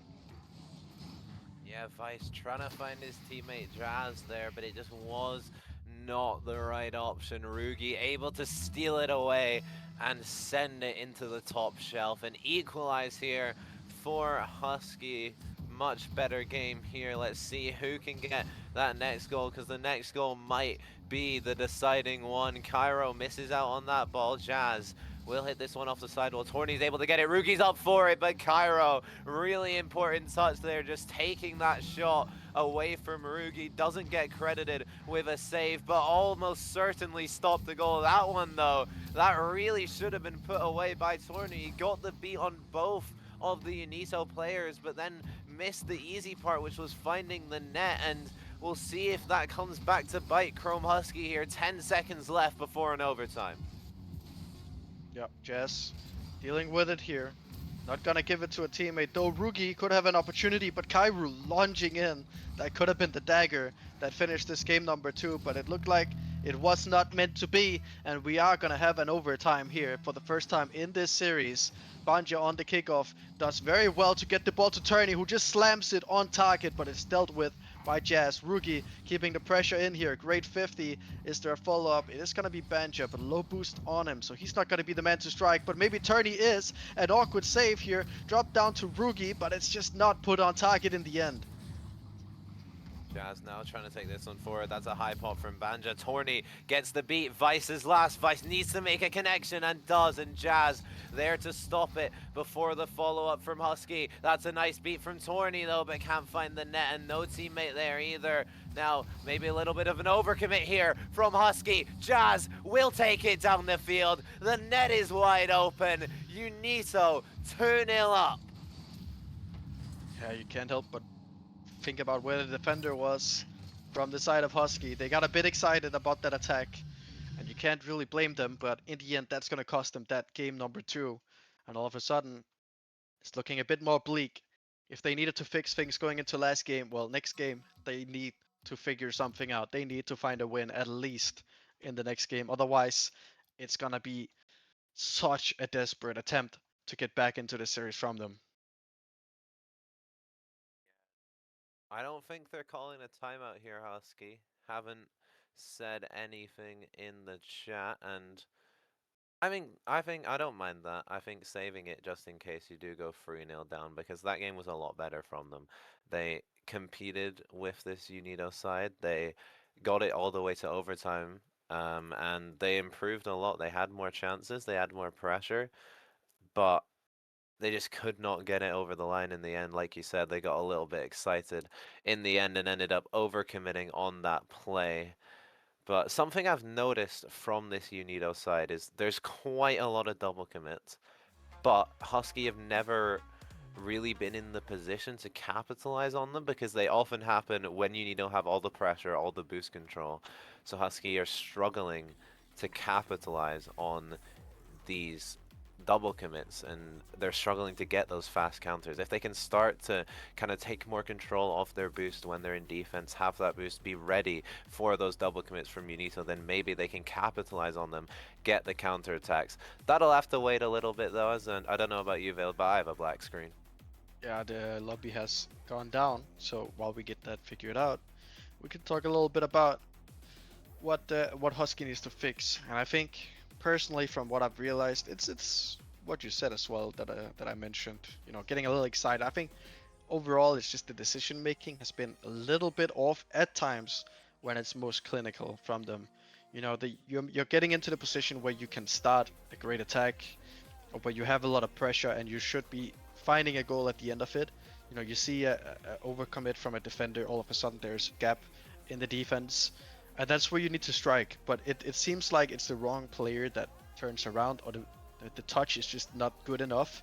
It gets the beat on the defender, but it ends up putting the ball in the corner instead of just off the backboard into the center, where there's gonna be an easy follow-up for a teammate to just slam it in the back of the net. And I think if they can just make that small correction, a lot of those chances goes from being a half chance to being just a straight up open net for them. And I think that could be the difference maker in this series. Yeah, I 100% agree, Husky. They can definitely get back into this. They've shown all season that they are a force to be reckoned with. They showed last season too of these players that they are a force to be reckoned with here in the academy tier. And now they have to prove it against this Unitos super team here. Torny trying to take this one forward. Manages to get the beat on Vice. That's a nice mid pass, but Banja, he just can't make contact with it, and they can't afford to let chances like that go. Here's another one. That's an awkward save, but somehow the ball has been kept out the net. All 3 players from Unito were required, but they did their job and they kept it out. Yeah, and I mean, first off, that's a great save from Unito all around. But second off, the shot was really good from Rugi. But I don't know why you don't send in one player, just one player after that shot to just try and squeeze it in. You're not really going to be risking a lot by sending one player in to attempt to seal the deal there. Of course, game goes on. It's still 0-0. It's not like Unito has scored on the counter from it. But They get away with basically murder on that first chance there. And Kyra now to try and put on a bit of pressure. It's a great beat by Banja, but doesn't look like there's any orange player near the ball at all, so it might all be for naught. It's now Vice is going to be passed the ball for free here as well. Another 50 comes in from Banja. Follow up not there. A bit of a misplay from Vice actually, so now Turney can bang it in that blue half. Follow up now from Rugi, gets it past one, gets bumped for his efforts, can still find the 50 in a dangerous place. If you're on the blue side, Turney onto the backboard, Banja coming in to score the goal, and that is just what I meant. You just need to center that ball in the center of the field for the next player to come in. And it's just beautifully executed by Husky here to get the first goal in this game. Yeah, Torny. He's been the one player on this Husky roster that I think is truly able to outspeed Jazz. Jazz, one of the quickest players in the academy tier, but Torny has consistently been able to beat him to the ball so far this series. You saw it again on that play with the center pass. He was able to beat Jazz and get that mid, and then it was just free for Banja. So if he can keep doing that, that'll be very, very useful for Husky. Rugi trying to take this one forward.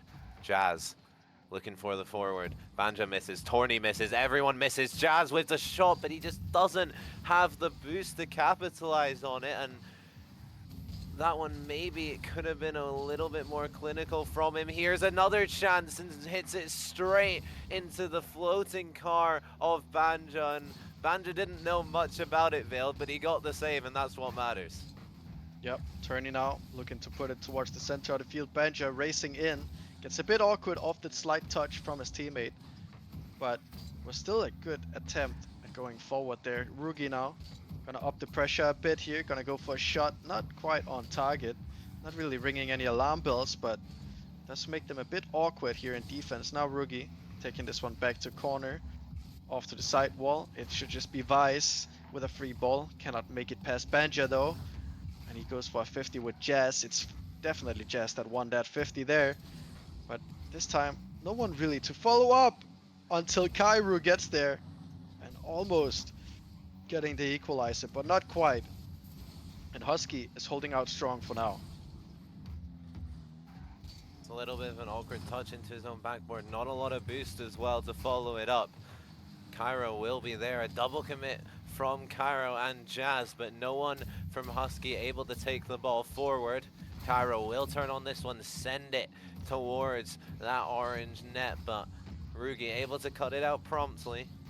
Vice now on the sidewall, trying to get there in front of Torny, but Torny wins that race, as he's been doing all series long. Cairo now trying to take this one forward, gets a nice pop towards the net. Banja will just send it into the corner, try and get a little bit of safety for Husky, and both these teams coming back and forth right now, neither really able to establish any sort of pressure at the moment. And Unito, they do not have the time to work with. They have 30 seconds left. They need a goal. Jazz trying to get this one forward. He's bumped though, he's awkward. Cairo with the 50. Jazz now hits it forward. Cairo's up for it as well. Can't find the target though. This one's rolling up the backboard. Rugi doesn't have a lot of boost. Vice off the backboard. Banja though, able to get a little touch. Torny now will clear this one out. Banja's there to help it on its way as well. Jazz puts it back in. One last ditch effort here for Unito. Cairo pops it high. Rugi's up for it. They need to keep it off the ground. Torny will just let it drop, and Husky answer back with their first game win of the upper finals. Yeah, and definitely looking stronger here in the second game. But I will say, I'm not completely sold yet.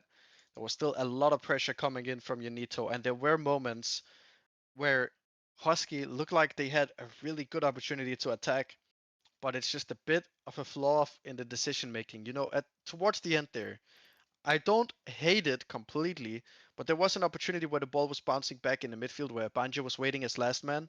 He could have just sent it. He had the beat every day of the week. If he had shot it on target, it would probably have been a goal.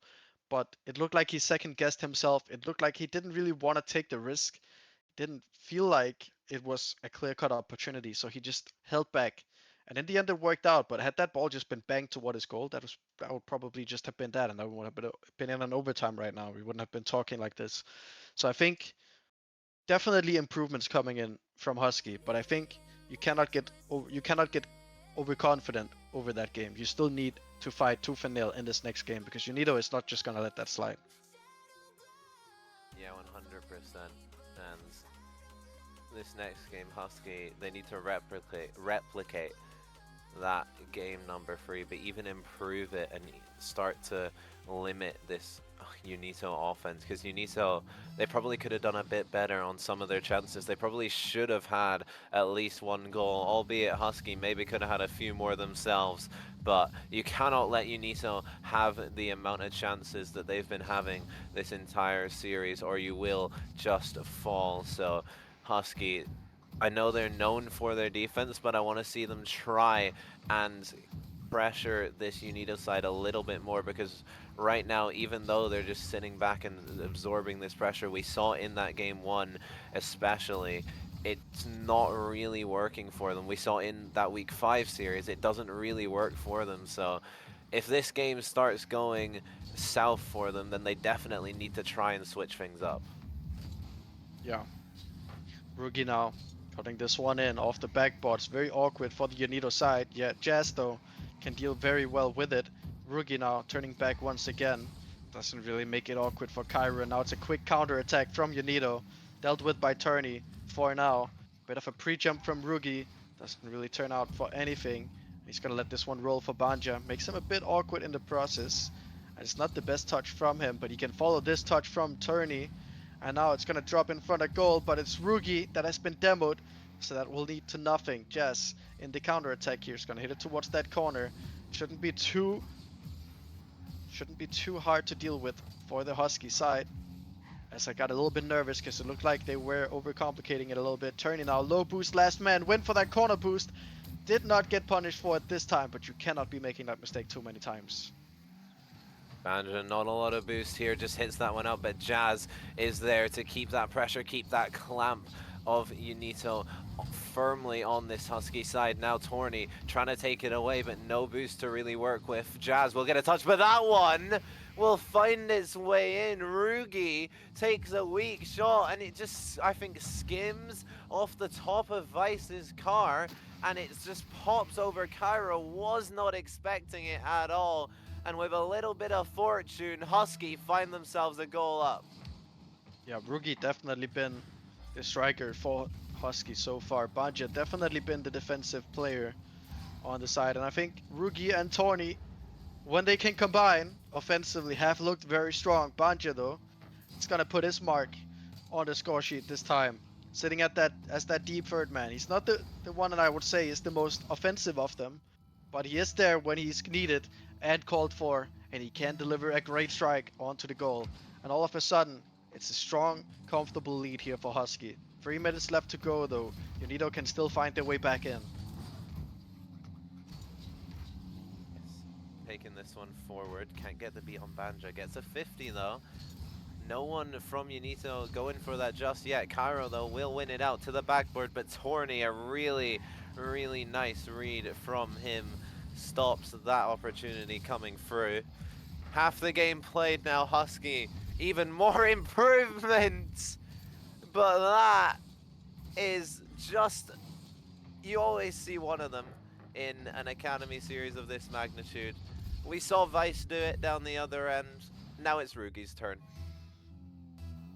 Yeah, I mean, yeah, let's just move on. You know, we could talk about that all day, but I don't really want to bash their skulls in over that. It's still a lead.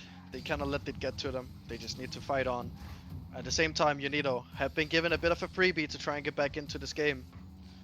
It was looking a bit bleak. It could have been looking bleak once again there, but Rugi not able to do much. And Banja getting that skim could make it very awkward for Torny, but he gets gifted a little bit of a freebie there. Gets bumped though. Makes it awkward for him, but Rugi's able to get back in time. Jazz now gonna cut this one infield. Team bumps on the side of Husky, but it's Banja to save the day. A good 50 at the end as well. Now Torny can push up. Chooses to try and get it towards Rugi, and he does exactly that. The shot though, it's not good enough. It's pretty easy for Vice to deal with that one off the backboard here. Doesn't do much, but it should still be Rugi first there, but a bit of a missed jump can still beat. And Vice gets a touch. Could have very well missed that. Banja to the backboard. Is he gonna double tap it? Could have, but not quite doesn't quite get the angle.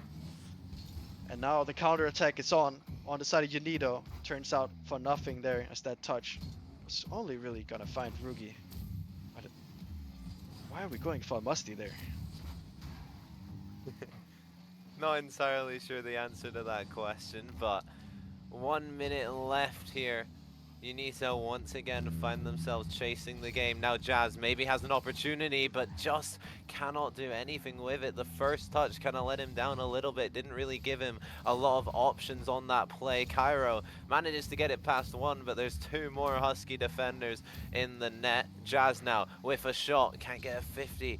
Vice into the middle. Cairo now 50ing it. Unito just hovering around that Husky box for the last 20 seconds or so, but none of these shots, none of these 50s are finding their way into the net, and time is ticking down. Time is running out here for Team Serene Unito. They need something in this last 20 seconds. Vice up for it, doesn't make contact though. That could have been the chance to level up this game.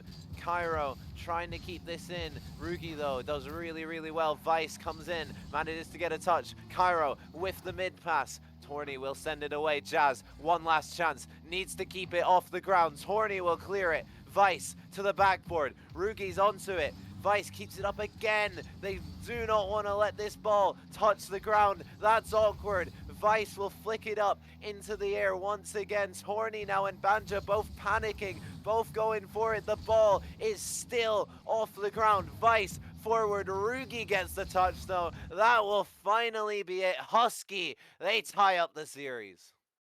Indeed they do. And you said that could have been the chance. It definitely was. There was a triple commit in the corner. No defensive players back. Vice basically just needed to put it on target, and that would have been tied up that game, and not the series, as we see is happening right now. And well, it happened. Straight into next game, as there's no timeout called, but it's Husky. They found their way back into the series, and as you said, I just want to go back. They were 2-0 down. You said you didn't really feel like it was a bad call to not have a timeout. I agree with that, because they were looking good in that game number 2. Although they still did lose, they were looking way more confident. They had chances all through that game. I didn't really feel like the alarm bells were ringing, and I think not taking the timeout was a great call. But I am starting to feel like Unito, if they lose this next game, well, they definitely need to call. If they don't call it after next game, then we might just be seeing the end of it, honestly. But yeah, going into next game, Unito definitely need to find something, because there was so many missed opportunities this game. Yeah, that's the thing. They're still getting those opportunities, but they're just not putting them away, and they're kind of being the orchestrators of their own downfall here in this latter parts of this series that we've seen so far. But we're all tied up here. We're back to a best of 3. Both teams still have their timeouts to use if they do want to. And we'll see the dynamics of this series, how the dynamics of this series will unfold. But we have kickoff here in game number 5.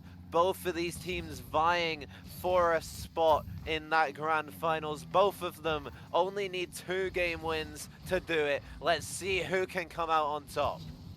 Yeah, that's good touch. Banja can follow it up. Cannot quite get it on target. Rugi with a nice touch. That sets up Torny with a chance to take a shot, but a bit of a misread.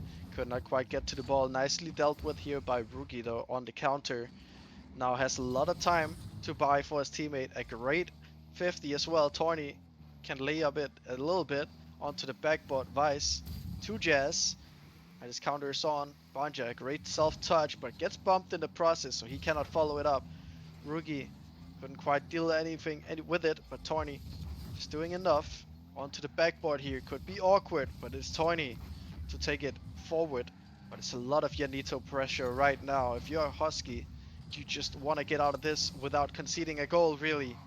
Because Yanito have come to play right now, and it seems like Husky was able to deal with it. But it's a bit of a misread from Rugi again, actually. So all of a sudden, Husky finding themselves on the back ends here. He's trying to get this one into the middle, doesn't make contact with it though. Cairo committed anyway. Jazz, really nice first touch, trying to get it on top of his car, but it's just not happening for him at the moment. He started this series so strong, the last few games, there's just been a few missed touches, just not quite been going his way. He needs to clean up his touches, his solo plays, because we know he can make them. Jazz again, poor shot there. Rugi trying to take this one out. Really weak touch though, and Cairo trying to get that one across to Vice. Jazz keeping that pressure on, looking for a bump, looking for a demo. Vice needs to get the touch on this one. Cairo will turn on it, not a lot of boost, but does well. Torny hitting that one out. Vice comes in, just trying to get it into the middle. All of Husky are so low, and that is what Unito can do to you. Starve you out, make you live in your own backline, and eventually that ball will find its way in. Yeah, they just turned up the speed, and Husky, well, looking like deer in the headlights for a minute there. Well, actually 2 minutes now. They get to breathe a little bit sigh of relief. They did concede a goal, but now they get to restart the game, and maybe they can do it differently this time. Banja looking for the 50.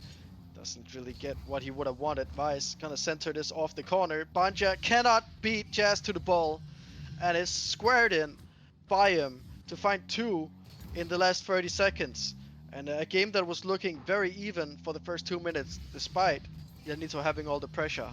All of a sudden, yet Husky needing to claw their way back into this game.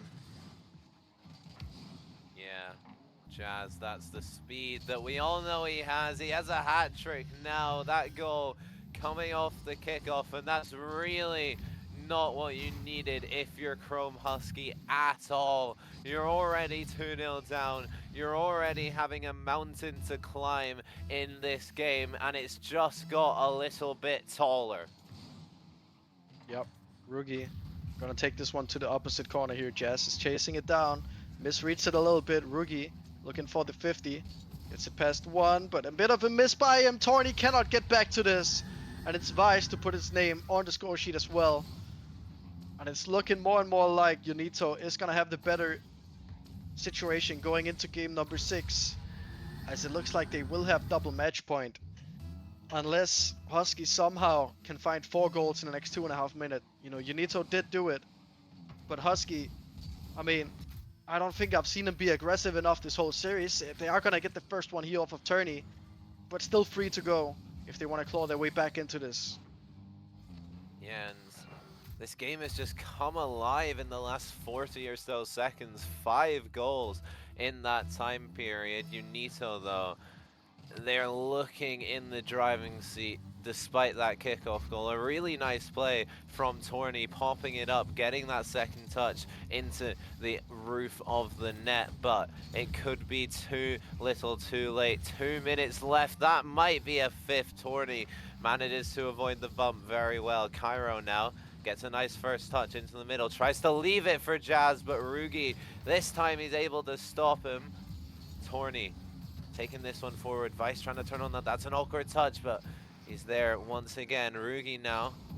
Jazz on his own backboard. Pinches it with Cairo. Doesn't quite get the venom they would have wanted. Now Torny to the backboard. Leaves it out, but Jazz reads it all the way. Banja keeping that pressure on. You can tell Husky are trying to turn up that aggression. And to be fair to them, they're getting that pressure, but they need one of these chances to go in soon. Yeah, you can really tell that they're matching the speed of Yanito right now. But it does come at cost, as you just saw that double commit. Both players getting really awkward. They didn't really know who was going to take it. I don't think Rugi thought he was going to be the one, but in the end he was the one that needed to take it. And he didn't do it enough really to keep that pressure going. Torny here gets the beat out of 2. Rugi looked like he was going for the demo, but in the end both of the players turn out, and all of a sudden that counter attack is completely dead. It's only Banja keeping it alive. Takes a little bit of a cheeky shot on goal, but it's not going to lead to much. However, pressure is kept by Husky, but that time is ticking away. They really need to find a goal right here, right now, if it's going to be this game that they get a way back into it. But it looks like it's going to be too big of a task for them. 30 seconds left on the clock, and now it's Yanito with all the pressure. They can just run down this clock and just kill every dream that Husky have of getting back into this game. Yeah, Unito. This feels more like that game number 1 again. They've found their mojo back in this series and they have turned up here. 4-1 scoreline at the moment. That could have been 4-2. It probably wouldn't have mattered, but Rugi, he would have liked to finish that one off purely for momentum a little bit, but wasn't able to find the touch, and that one will just hit the floor, and Unito, they go 3-2 up, and we'll wait to see if a timeout is called from Husky, but I do think they need it because you're going down on match point in Yeah, it is that called right there. fashion. You need a timeout, and they have definitely called it. Yeah, you definitely need a timeout because this game was basically like game 1, really. It was Shinito just bringing out the speed, bringing out the pressure, bringing out the boost starvation. And Husky just fell right back into their roots. They had no idea how to deal with it. They couldn't find any boost pads. They just tried to rely on the big boost. Their rotations started crumbling immediately. And they really need to regain their rhythm like they did in game 3 and 4. You know, they started to look really good. They started to understand what they had to do to break out of that pressure, how to give back the pressure themselves, and how to keep that pressure once they had it. But yeah, in this game it was just straight back to game number 1. They had no answer to the speed of Unito until after those 4 goals were already scored. Yeah, 100%. And I think looking at this series, I think Husky can match the speed of Unito, but Unito are far more comfortable playing at that speed than Husky are. When they're playing at the speed for Husky, it just looks a bit panicky, it looks a bit rushed, but Unito, that is the speed that they play at. They don't need to try and speed themselves up to match this Husky roster, which is the thing that Husky are having to do here. And I'm not really sure what the answer is for them to try and make themselves feel more comfortable at that speed. I'm not sure if they keep trying to play like that or if they go back to the playstyle that they know works and just try and play for those counterattacks and trust their defense. But we've seen that that doesn't work for them against this Unito roster. So for this Husky squad, it's such a tough place for them to be in. But whilst we have this timeout and a little bit of a break in the game, we can give a little update on the lower bracket. It was our brave Arconics. They took down DSQ Livens 3-1. So the loser of this series will be heading down to face brave Arconics. Ignis staying alive in the lower bracket. We'll see. I think both of these teams would like their chances against that Arconics team, but that Arconics team is a very, very solid roster within themselves. So both of the teams will want to win this, will want to head straight into that grand final and wait and see who they have to face. Yeah, I just want to go back to that the timeout discussion that they're gonna probably be having in Husky, because you said it's a tough task to be in. I also think it's a bit tough for us to say exactly how they're gonna be going into this next game because it depends on many things, right? Depends on how the mental is in the VC right now. Yeah. You know, are they sitting there being completely nervous? Because maybe then they just need to turn up the speed a little bit, but they also need to, keep their composure. They need to keep their playstyle while turning up the speed. Are they not really feeling nervous? Do they feel very confident? Then maybe they can up the speed, but they need to make sure that the comms are good because throughout this whole series, their comms have looked decent at best. There have been times where I've seen Rugi and Torny just double commit in offense like 5 times per game. And then there's been other times where they've been playing beautiful for 1 minute and then they just start making dumb mistakes again. So I think they need to sort out their comps and they'll be good to go. And then whatever way they play, we're gonna be seeing right now. Yeah, we do get underway here in game number 6 on Neo Tokyo. Husky playing for game 7, Unito playing for a spot in the grand finals. Jazz taking this one forward. That's a touch from Banjo. That's a little bit awkward. Torny though, really quick to that Vice now. Needs to control this one. Rugi will make it a bit difficult. Jazz just sends that one right back to the third man in Banjo. Banjo can't get it past Jazz this time. Torny though will be there with the save. Cairo banging this one high, looking for the follow-up touch. That's into the middle. Jazz, though, not quite close enough. Maybe a little bit of an overcommit from him. Banja, though, not able to make the most of it. That's a mid-pass from Torny, and nobody is there for Husky. Torny did really, really well to get that past the defenders. Now, down the other end, Unito trying the same thing, but neither team able to break the deadlock in this opening minute. Yeah, Banja slowing it down here. There we see another double commit coming through. Banja, though, getting back down in time to get out this 50, and Rugi launching in. A good 50 here. Torny on the rebound is able to find the first goal for a side of Husky. They were looking very slow coming into last game, but this game they open up the scoring, and it's been pretty even in the midfield battle from the two teams so far, but it's definitely Husky having a little bit more pressure so far. Yeah, Jazz just missing that ball on the backboard, not able to make the contact that was necessary, and Torny takes full advantage. Cairo now looking to respond. That's off the backboard. Vice has a shot, tries to put it back post, but the double commit from Chrome Husky. That's a little bit of panic on the defense. Both of those players go in for the same ball. Banja gets a really awkward touch, and Jazz, he won't score an easier goal than that in this series, manages to tie up the scoring. I think that's a bit of blunder from Banja. You know, you're on that backboard with zero boost. You just really have to trust that your defender on the lower end is going to have that low save. And he didn't really do it, and he ends up giving the ball straight out to a defender, or sorry, an attacker from the side of Yanito. And then all of a sudden, game's all tied up. Torny is going to put on a bit of pressure here off the backboard. Jazz gets a touch, but also gets bumped. Now a double commit coming in from Yanito. This could be punished from Banja. Puts it over one, but Vice tracking back, gets it to Cairo, but cannot quite get it over Rugi. Oh, actually he can. And in the corner here, it's going to be bouncing off the backboard. Should be pretty free for Rugi, but a bit of a misread. And all of a sudden, pressure is turning up for Yanito again. That bump, though, is going to be a godsend for the side of Husky to try and find a bit of boost. Banja trying to take this one forward. That's a demo. Banja has an opportunity for a hook shot. Cairo manages to get the save, but the danger is still there. Torny can't find Rugi on that one. Now Cairo taking this forward. Double off the side while Jazz chasing it. Banja, though, able to 50 it into that corner. Rugi 50 with Cairo. That's a back pass, but Torny will be first to that ball. Vice just forced to play it into his corner to try and buy time for his teammates. Banja over to Rugi with the shot. Banja there, but cannot squeeze it in at the near post. That was a chance for Chrome Husky, but it was a difficult angle. Now off the backboard, Rugi needs to get the touch and does. Husky coming so close to their second of the game. You can say a lot right now, but you cannot say that this Husky team isn't looking confident. That team play was almost executed to a teeth, just shy of getting the lead back. But they will not be keeping themselves down a little bit too much, because there is still the game going on. You lose this game, well, then you go down to the lower bracket. You're not out of the tournament, but it's gonna be so much more difficult if you want the trophy by your name come the end of the playoffs tonight. They're gonna be fighting on.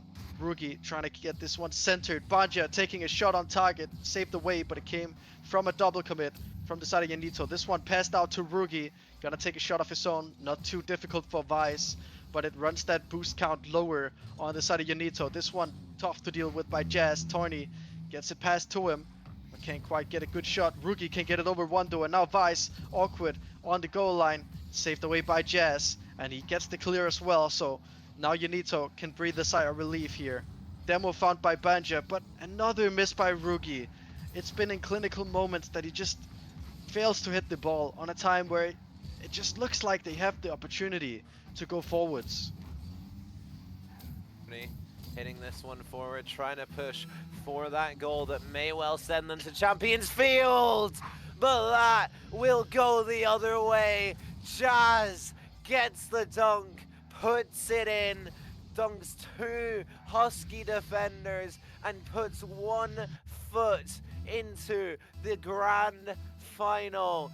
Now they have 28 seconds to hold this lead. Jazz off the ceiling, trying to put it down. Torny hits it forward. They need a goal. Husky, they're going to be pushing. It's time to throw the kitchen sink at this. Throw everything you've got, but that won't help Jazz. We'll just take time off the clock. Torny tries to get it out. Rugi, big bang, one last push here for Husky. That's into the corner. They need to keep this ball off the ground. Banja dropping down, but it won't find it. And by the slimmest of margins, Team Serene Unito will take the series.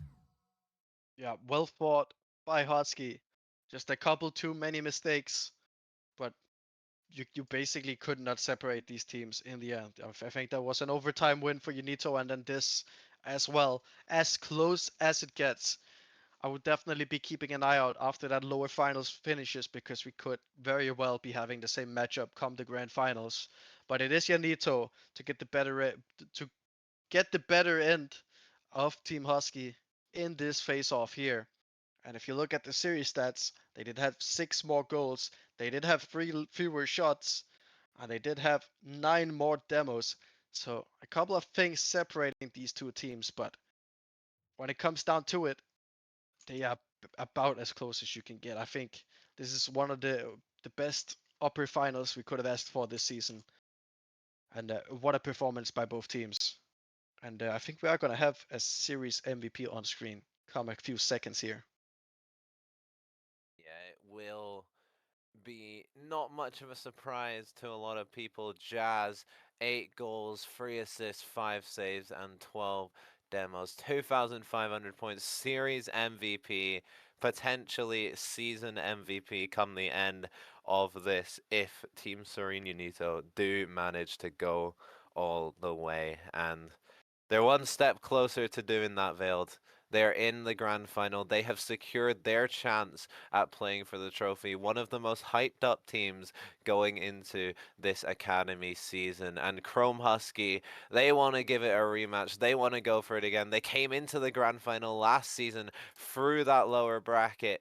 They managed to take one series off of mistaken purpose, but couldn't take it all the way. They'll want to right that wrong, but first of all, they have to take down a team in Brave Arconics that has started a bit of a lower bracket run of their own, the second seed coming out of the Ignis Conference, and they are a very, very strong team as well. For now, we will be going to a quick break, but right after, we will be back with our lower final of Brave Arconics versus Chrome Husky. Make sure you don't go anywhere.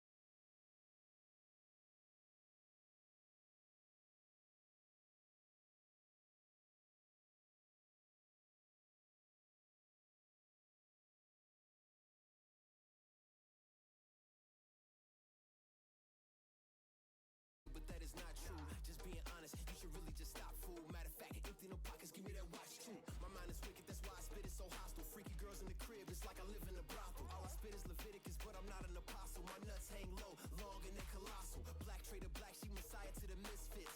Run circles, run these rappers to my shin splits. You a little late to the party, baby, I've been lit. If you ain't on the friend list, you better mind your business. Ooh, got the party jumping like crisscross. Ooh, got the gold chain and the wristwatch. Ooh, pull up on the scene like a big shot. EDM and hip hop, ain't no time for pit stops. Ooh, got the party jumping like crisscross. Ooh, got the gold chain and the wristwatch. Ooh, pull up on the scene like a big shot. EDM and hip hop, cause my strong.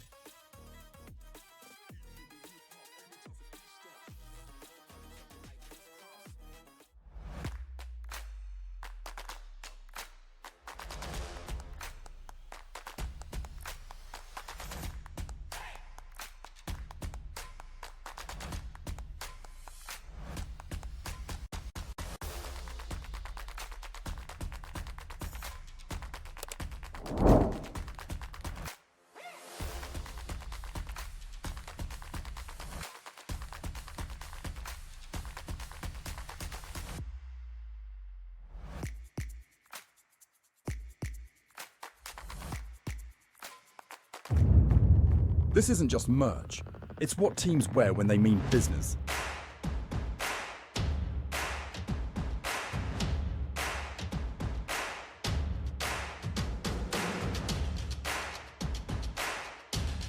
Every stitch, every print, every detail, made to perform.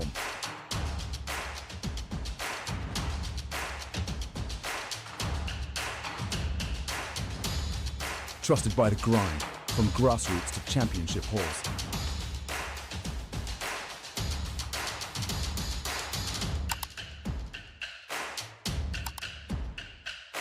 Build your team store.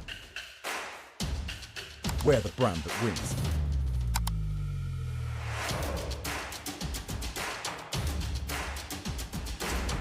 SpartanWare, trusted by the grind.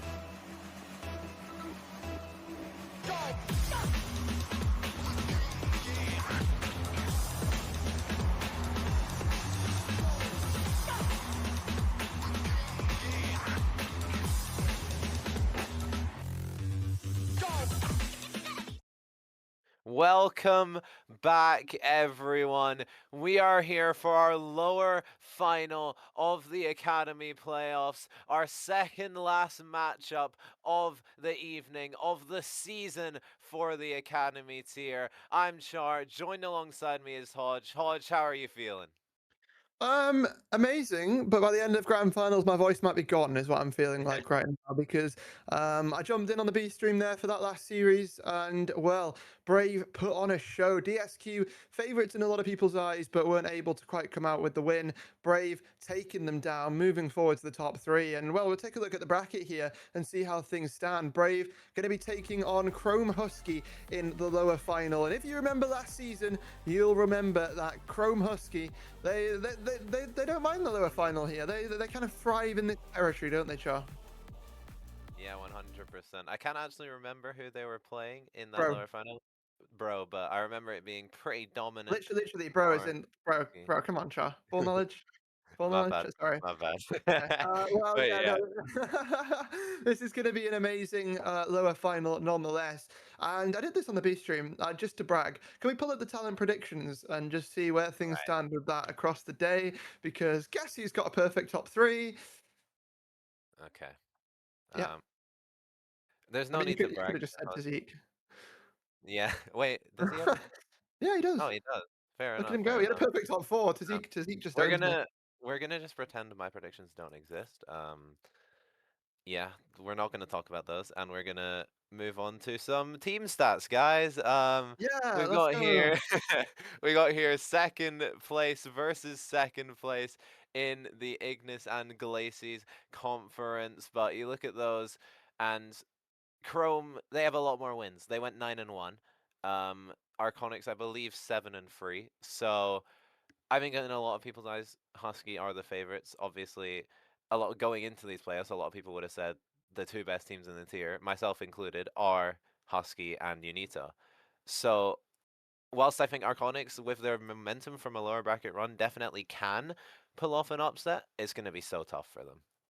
It absolutely is. It's going to be difficult no matter how you look at it, right? And I think we've got all the players in the lobby, so I don't really want to rush things too much because we don't really have a lot of time. So I just want to skip player stats and just talk about predictions. Okay, we'll just start the game then, Sweaty. Yeah, that's fine as well. We'll just do predictions on the fly here, Char. But yeah, we've got Brave taking on Chrome, a battle for the grand finals. Winner gets to play against Team Serene for the title, but only one team can be that team. So here we go. It's time to go, Shah. I don't know who you got in this match. I'm gonna go Husky 4-1. I don't think it's gonna be particularly close. I think Husky are the better team. While Arconyx have done very, very well to get to this point, I just think they're gonna be outclassed here, Hodge. Yeah, I'm gonna go 4-2 to the side of Husky. I do also think Chrome Husky should just be the second best team in this tier, if not the best. And that's maybe something we can talk about later on in the grand finals. But Brave, an incredible run. Does it end here, or are they going to continue to make a little bit of a fairy tale run through this bracket? Here we go, though. Game number one, more than underway. 30 seconds in already. Banja's looking for the first goal. Tipped off there by Flint. Been such an amazing player in that lower semi-final. Almost dropped 1,000 points in game number 2 against DSQ. Is about 50 shy.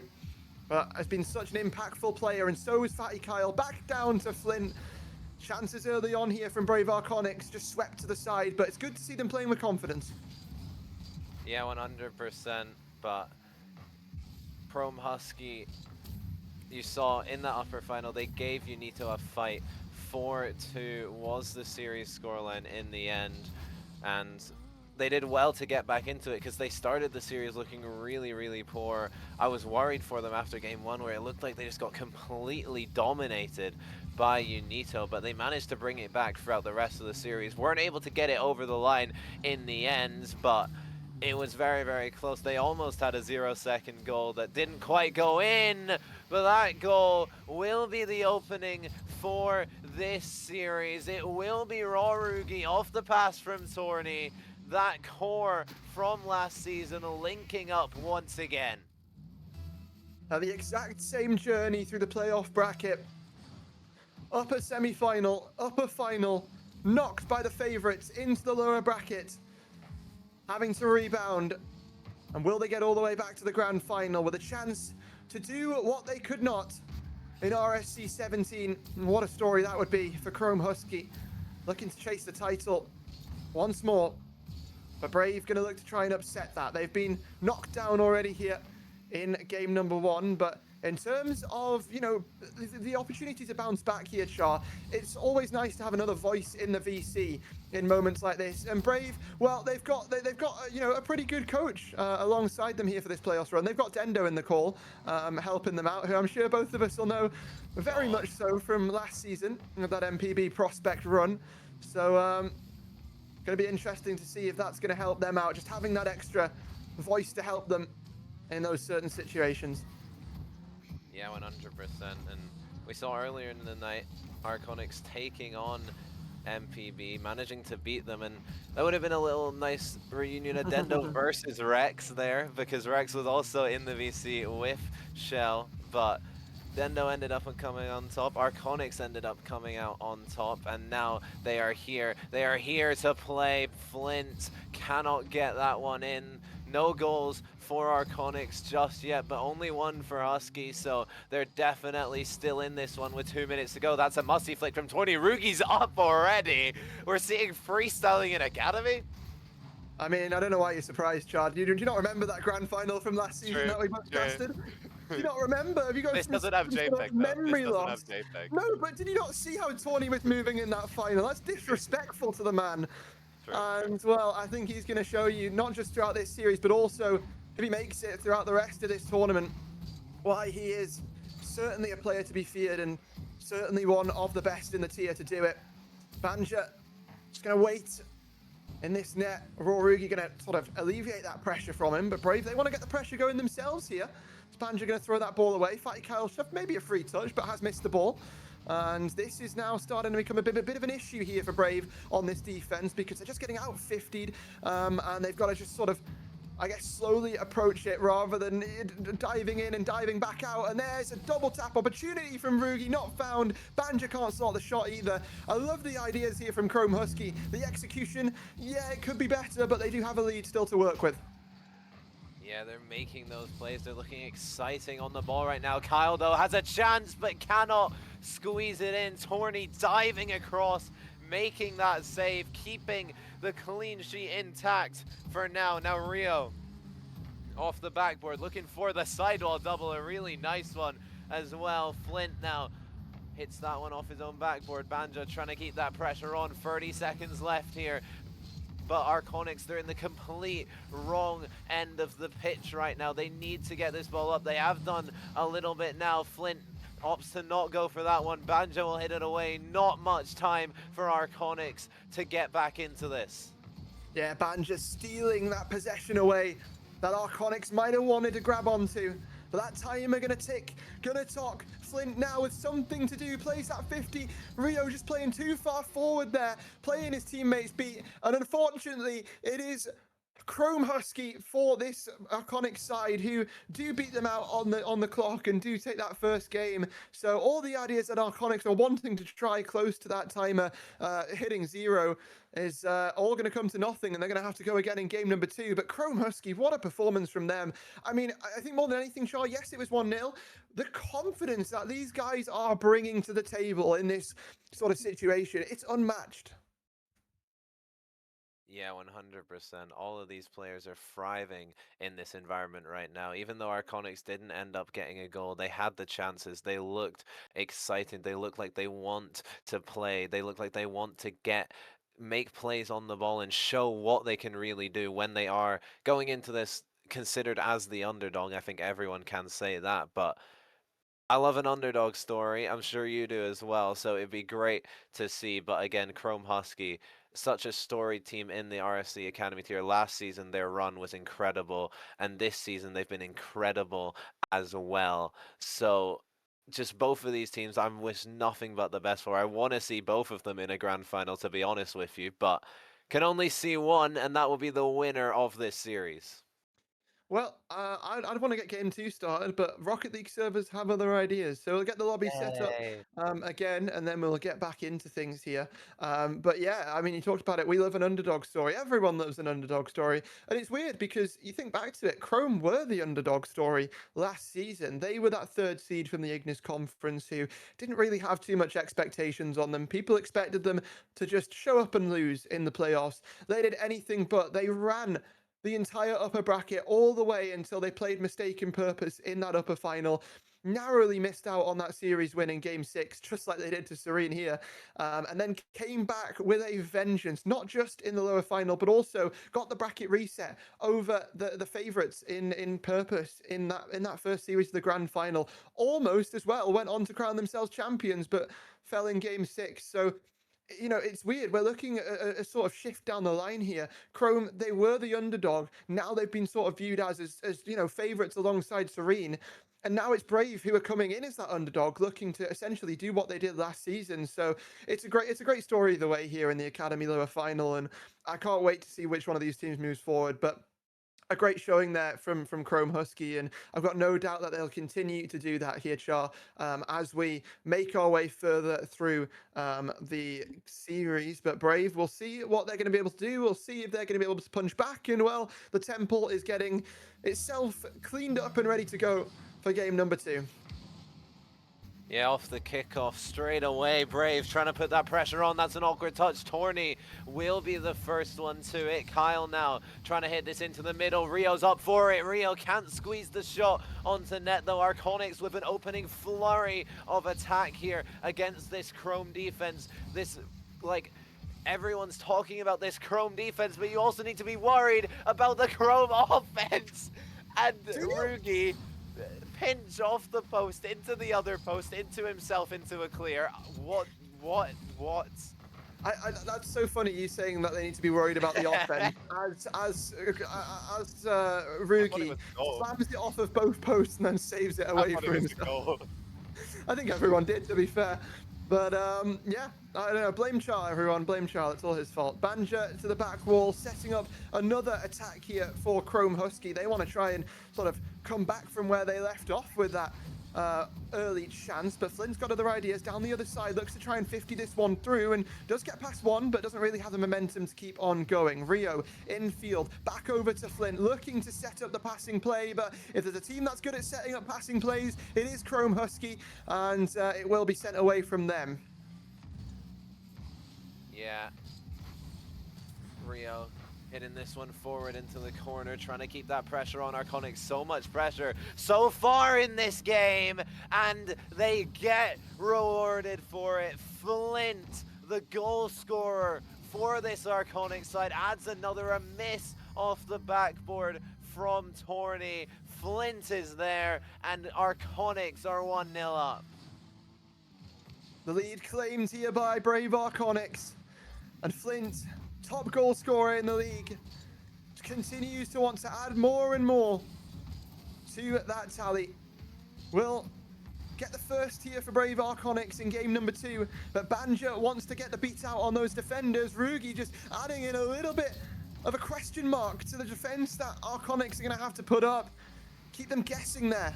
And so is Rio, just going to play that one low. Also try and play the 50. And hang on a second, that's not really gone probably how Brave Arconics expected it to, but it's about reacting quickly at this level, and that's what Rio's going to have to do now, because Rugi's dropping that one on his head.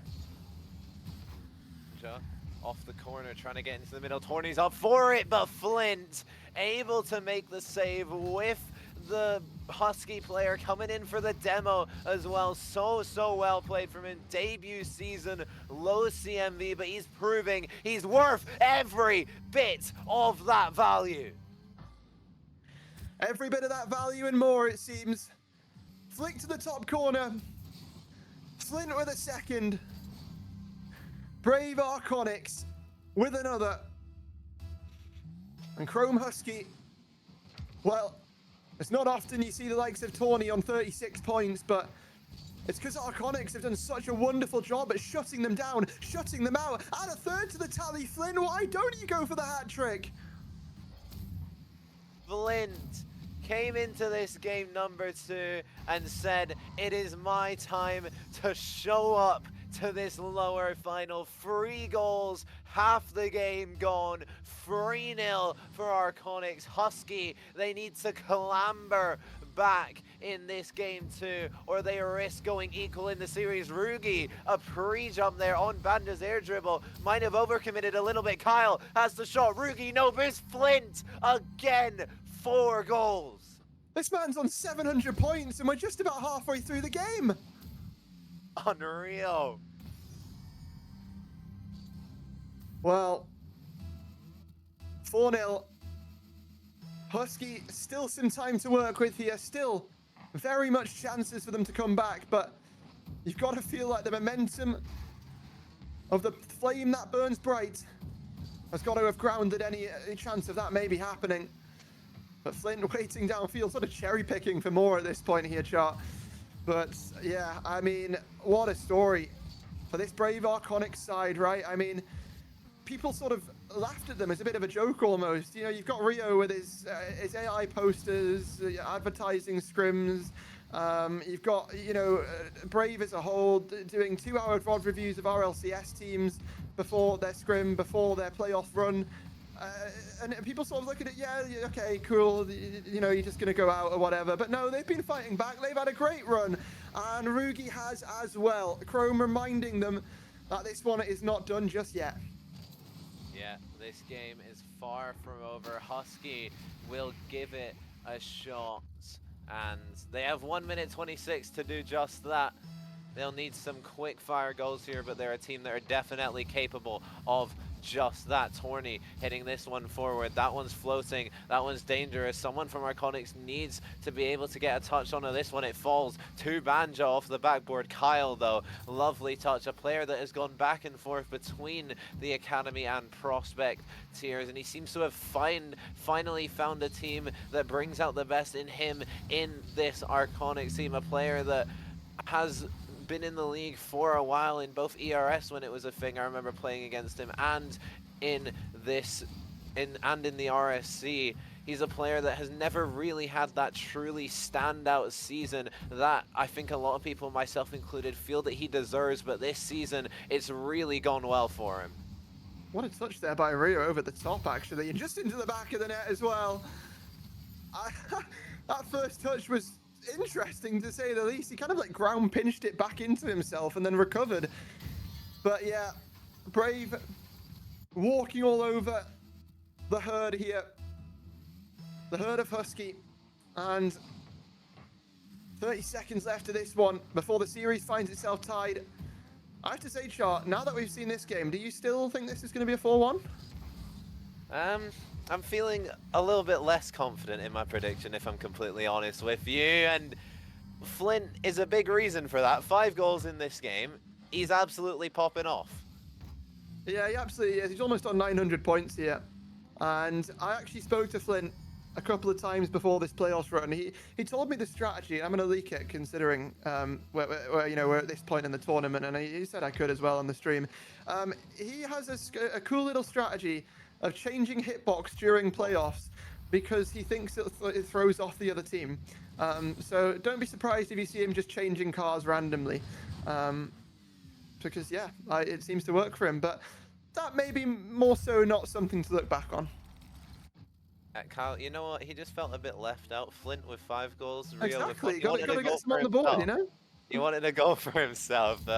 It won't matter in the end. Still 6-2 here. 10 seconds remaining, and Arconics, I mean, that game 1, it looked really even between both of these sides, but then this game 2, they've just absolutely dominated against Chrome Husky.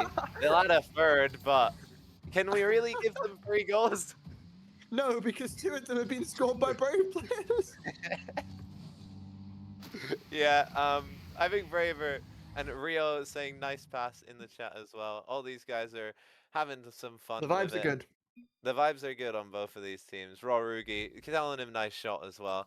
I like to see this wholesomeness, Hodge. Yeah, it is. It's very, very wholesome. And then you look in the chat and you see Yannick in there.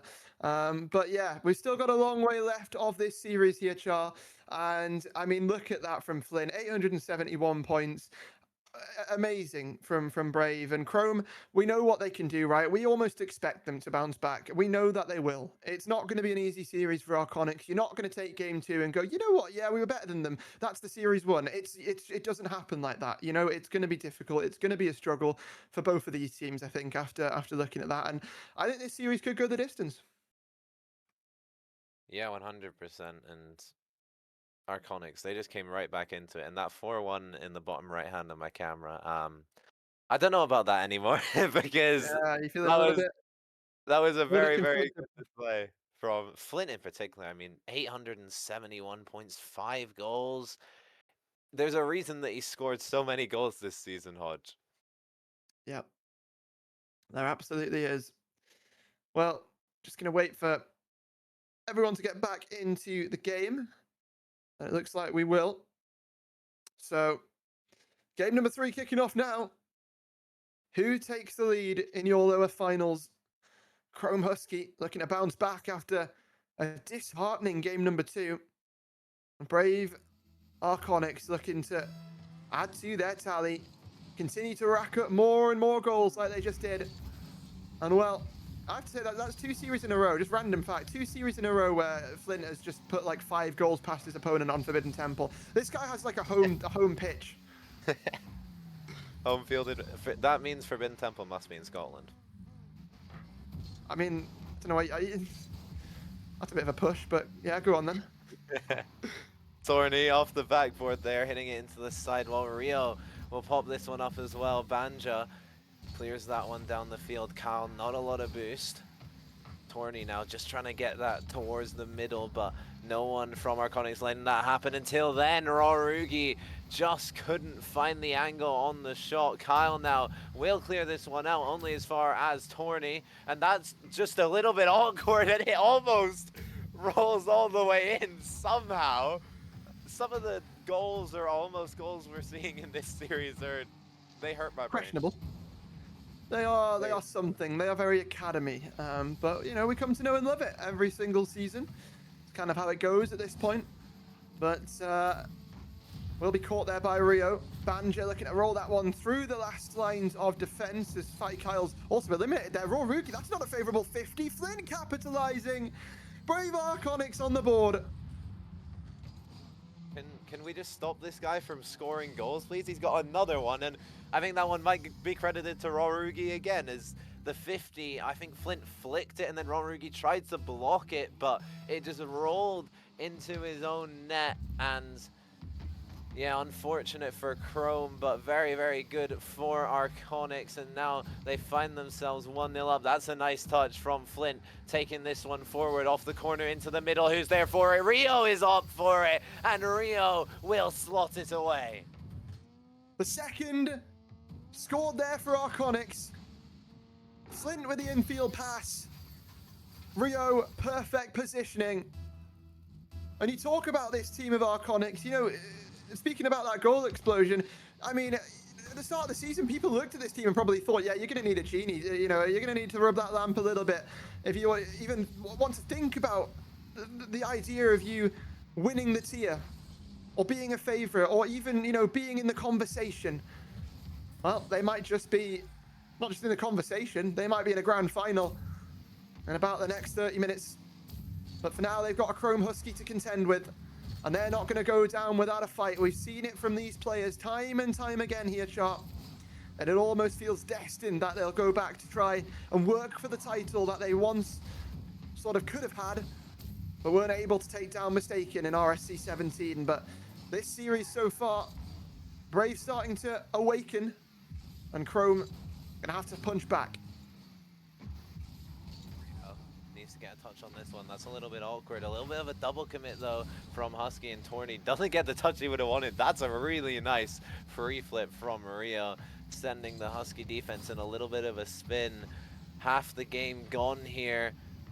Still 2-0 up Arconics. They're playing so well since that game one.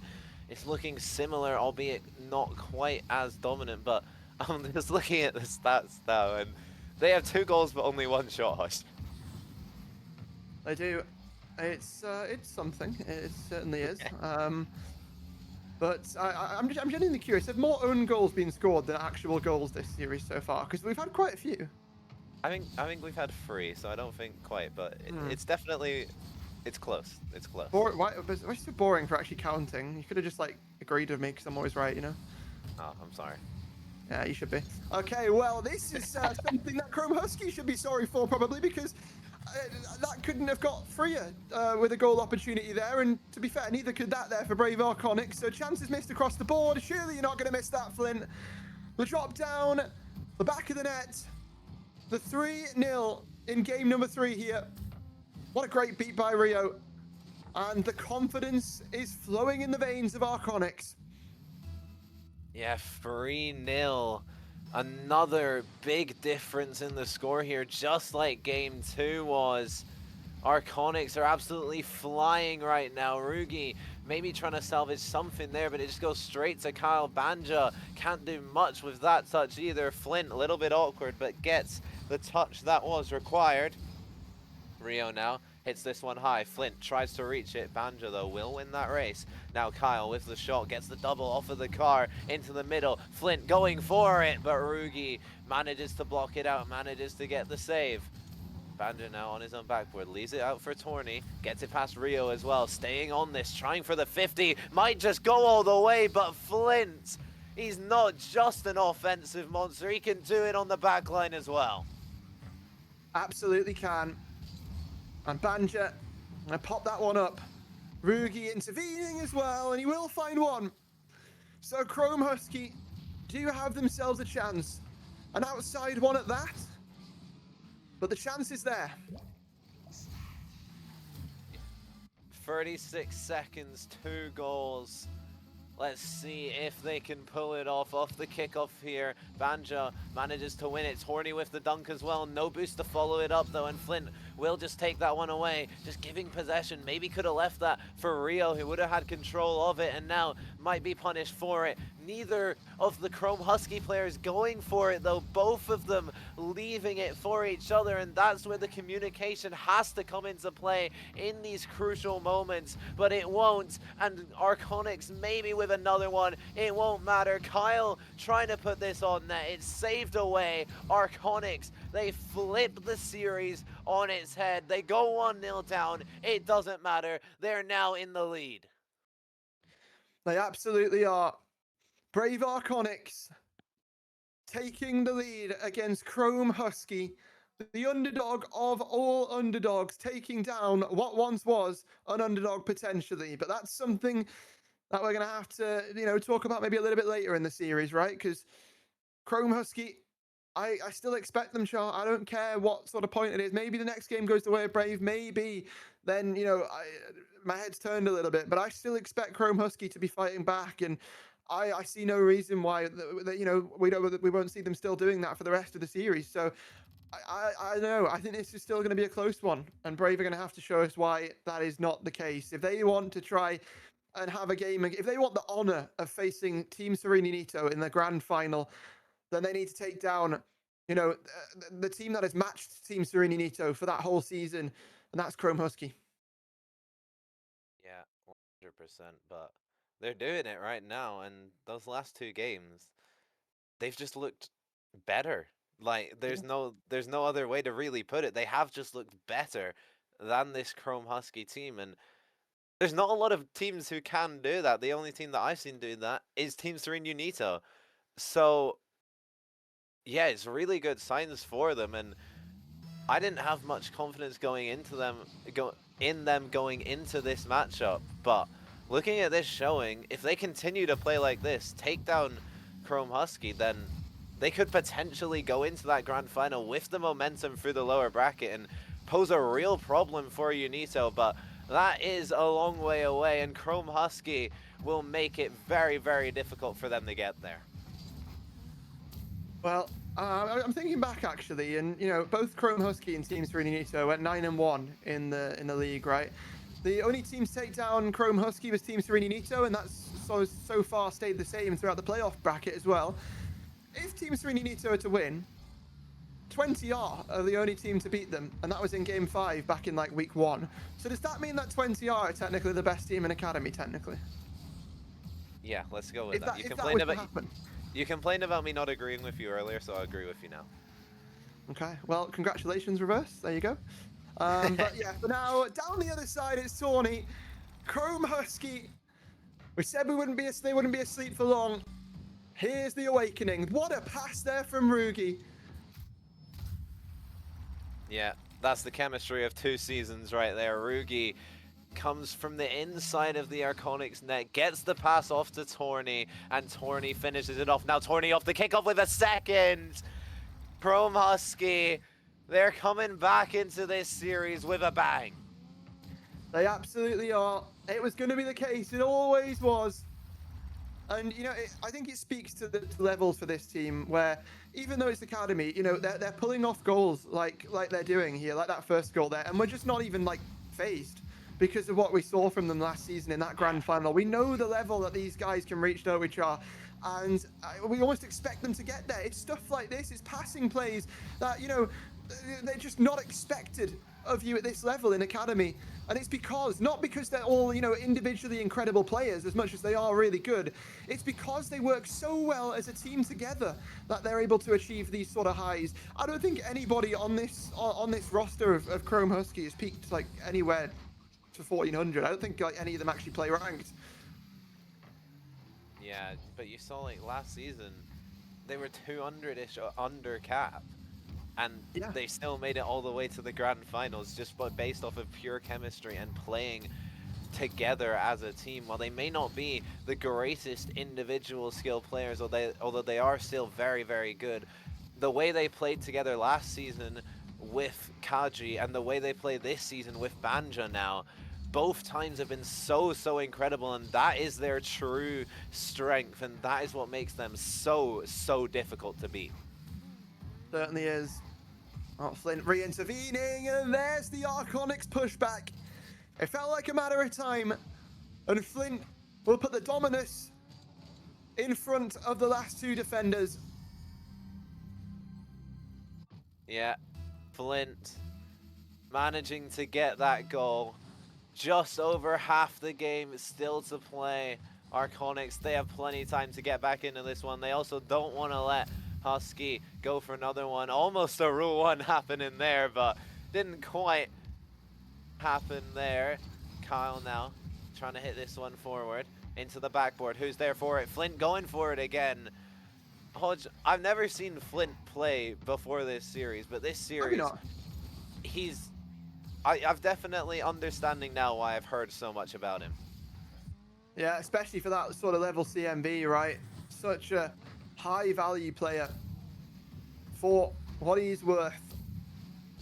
And certainly going to awaken everybody in terms of, you know, we've got a draft season coming up. Yeah. And there he is again, finding the equalizer for Arconics. My goodness. This Brave team, it's a special team, isn't it? When you get something like this that happens, Char, with no expectations on it, you know, people sort of laugh at them and they just go and show up on the day like they are doing. Yeah, they do really feel similar to Husky of last season. Like, the team that people wouldn't have expected to get this far, but they have. Bit of an underdog, have that player in Flint who's playing so much above his value. And yeah, they're really impressing everyone at the moment, and they might make it all the way to a grand final. Tied up here, 1 minute 30 still to play. Torney hitting that one to the backboard. Rio will take it aside though. Now, once again off the wall, Banja will hit this one high. Kyle is up for it, hits it back forward. Rugi now able to make that interception and get the double off the ceiling as well. Flint forced into a bit of defensive work. Rio now, that's a bit awkward. That's into the middle. That's a goal for Rugi. Order restored here by Chrome Husky. And all it took was a fumble from the Flame. And Husky right back in to the game just like that. 3-2, a minute left. The Wolves are going to try and hold on. Banja just trying to get that tap over Fatty Kyle. Flint beats the ball there by Torney, looking to double it down. The speed on this man sometimes just catches you off guard. No matter if you're playing, if you're watching, if you're casting, he's always there. And well, Char, 45 seconds left here. This Chrome team, you could say they're looking to just hold on to the lead, but it looks like they want to extend the lead. Yeah, they're putting that pressure on, and even if you don't... Okay, I'll finish that thought in a moment. Banja is just... That is a ridiculous angle. He's pulled out the protractor, he's made his calculations, and he's absolutely sniped the net. My word. Banja. What a goal there. To give Husky a 2-goal lead. To bring Chrome back into the series and level things up here. 20 seconds left here, Chart. Arconics, well, they might not have much of a response on the Coliseum. It might be go next for them. And this series looks to ramp up continuously, game by game, goal by goal. I mean, I think this one could be destined for 7. I agree with you, honestly, and I'd love to see it. This is my last cast of the night, so I don't need to worry about staying up too late. That's your problem. But yeah, it would be a great one to see go to 7. An absolute banger of a series. Chrome Husky now tie us up 2-2 here. And we do have the confirmation. We had it a little bit ago in that game, but yeah, just a bounce back game from them. And they've done really, really well to get their tourney, 668 points. And yeah, just great. Wonderful there, and especially Tony picking it up as well, because like the past couple of games he's been on like 100 points or something, 200 points, and not to say that points mean everything, but we expect Tony to be scoring the goals, you know, having the assists, putting the shots on target, doing all those things that do get you points. So I mean, yeah, it's always wonderful to see, and I've just looked at the casting chat and seen that that's in fact a breakout that Flint's using, not a Dominus. So yeah. Thanks, Char, for being nice and not calling me out. But yeah, I feel like I'm a bit of an idiot now. So I over was to hoping no one would you. notice. Did they? I have Apart from not. Well, Sweaty? Sweaty obviously did. um, but yeah, 2-2 now, down to a best of 3, just like the upper final, and we'll see if it goes the way of the upper final in one team just taking the next 2 games and taking the series, or if Husky can make sure that doesn't happen again. Well, I'm sure they want it to happen again if they are the team, but they don't want to let this other team get them again as they did in that upper final against UNITO. And like you say, I see this one going to 7. Both of these teams have put on great games. It's kind of, we've not really, apart from that game 1, since that game 1, we've not really had a close game. That game 1, both of the teams were so close-knit and tight together, but ever since then, it's kind of been one team that's felt really the dominant force. Yeah, I'm getting flashbacks to that grand final last season where it was like 9-1, 8-2, and they just kept going back and forth. Yeah. Academy always surprises, doesn't it? For all the, I was going to say all the right reasons, but it's kind of mixed, to be honest. Oh no. Academy surprises for all the reasons, and yeah, maybe I should have said wrong reasons. Banja, that you score that. There we go. Chrome Husky might have been a little bit more of a tough task than they would have hoped, but Tawny with a great setup, and then Banja with the stabilization. Okay, we're gonna let him not Let him relive that off. one. We're gonna move on because they scored. Banja putting Husky 1-0 up here very early on in the game. Torny clearing this one away. Kyle can't get the contact, but Rio is there. Nice control as well, but Rugi will take it off him. Now Kyle, no one there in the middle for Arconics, and this one is sent all the way back. Flint off the sidewall, looking for the second touch down into the middle. Rio doesn't opt for the shot, so just keep possession. Kyle cannot reach it though, and now Torny breaking away. That's a pass, that's a shot, and that is the Chrome Husky special. It absolutely is. The unexpected pass, straight out from under the veil and into the shadows.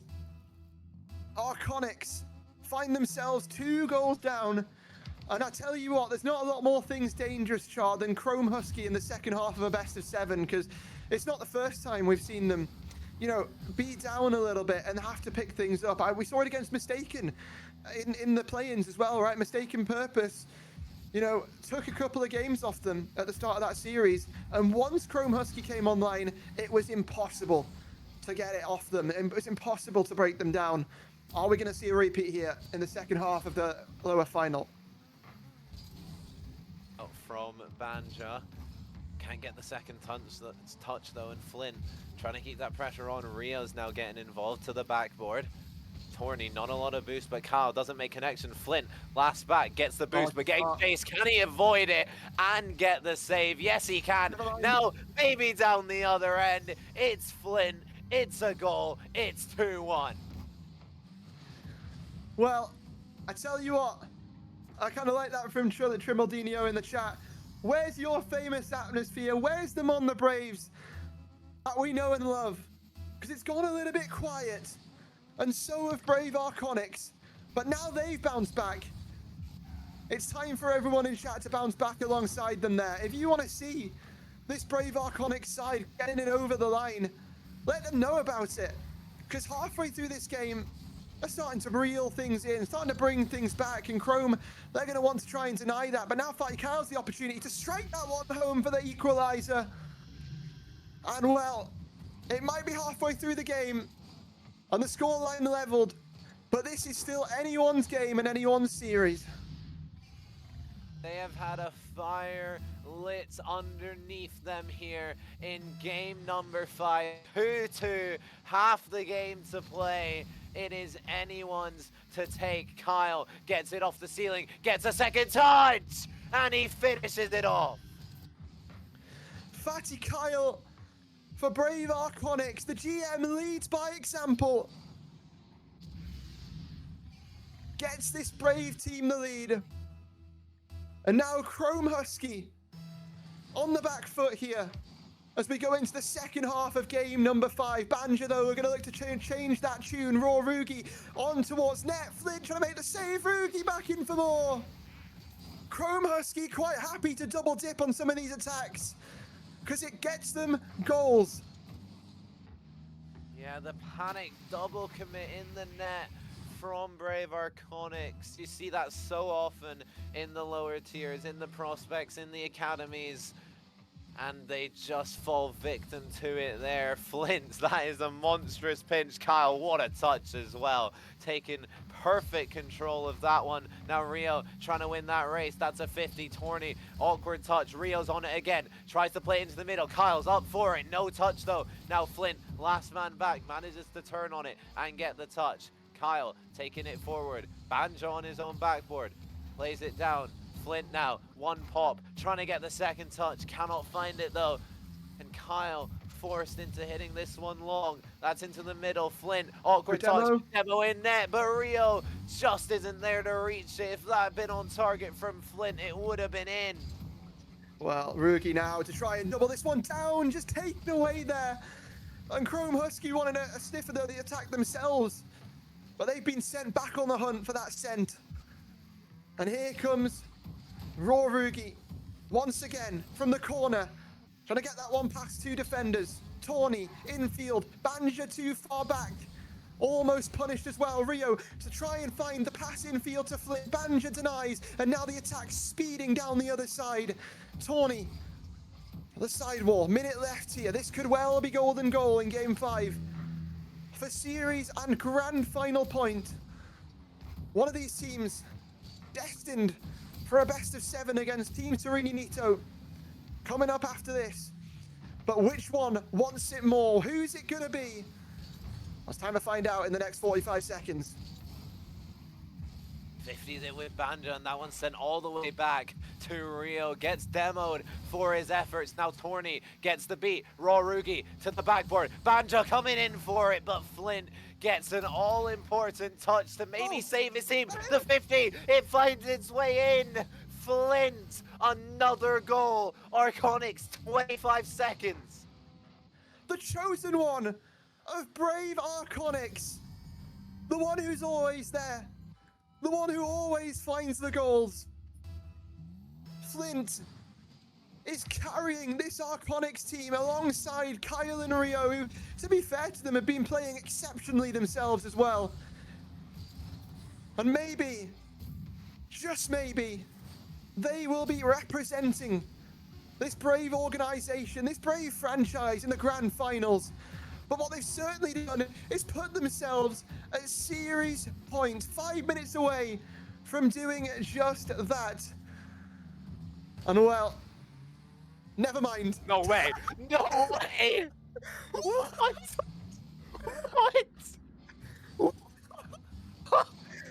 I don't think that needs any more commentary whatsoever. Oh my god. Chrome Husky somehow, some way, do the impossible. Here we go. Overtime, I guess. Here we go. Okay, Banjo puts this one into the middle. Raw Rugi trying to get this one back to his teammate, but can't do it. Kyle now, no boost. Rio trying to get this one into the middle. Flint with the catch, gets demo on Banjo. Kyle just taking his time, full boost, can't get past Rugi though. Flint trying to chase down onto this one. Torny gets it off the sidewall, trying to take it forward. This overtime, so crucial in the story of this Academy tier. It'll put one of these teams one game away from a grand finals appearance. One of these teams one game away from a chance to fight for the trophy after so long. Banjo has the shot, he has the opening! And he's done it somehow. Chrome Husky take game 5.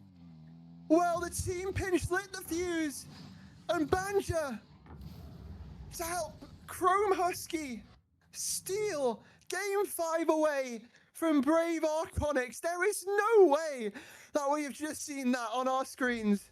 My word, Char. It's some of these magic moments that just makes you love not just Rocket League, but RSC in general, right? It just feels like there's a plot armor. It really does. That probably the most insane thing I've ever casted in my Let's life. flip it in the chat. Get back into the game. Get it, lock in, bro. Nah, but that team pinch into winning the game, potentially sending yourselves to the grand finals. That's unreal. That's unreal. But That's definitely. I think that's definitely clip of the week for me, if not clip of the season contending. yeah.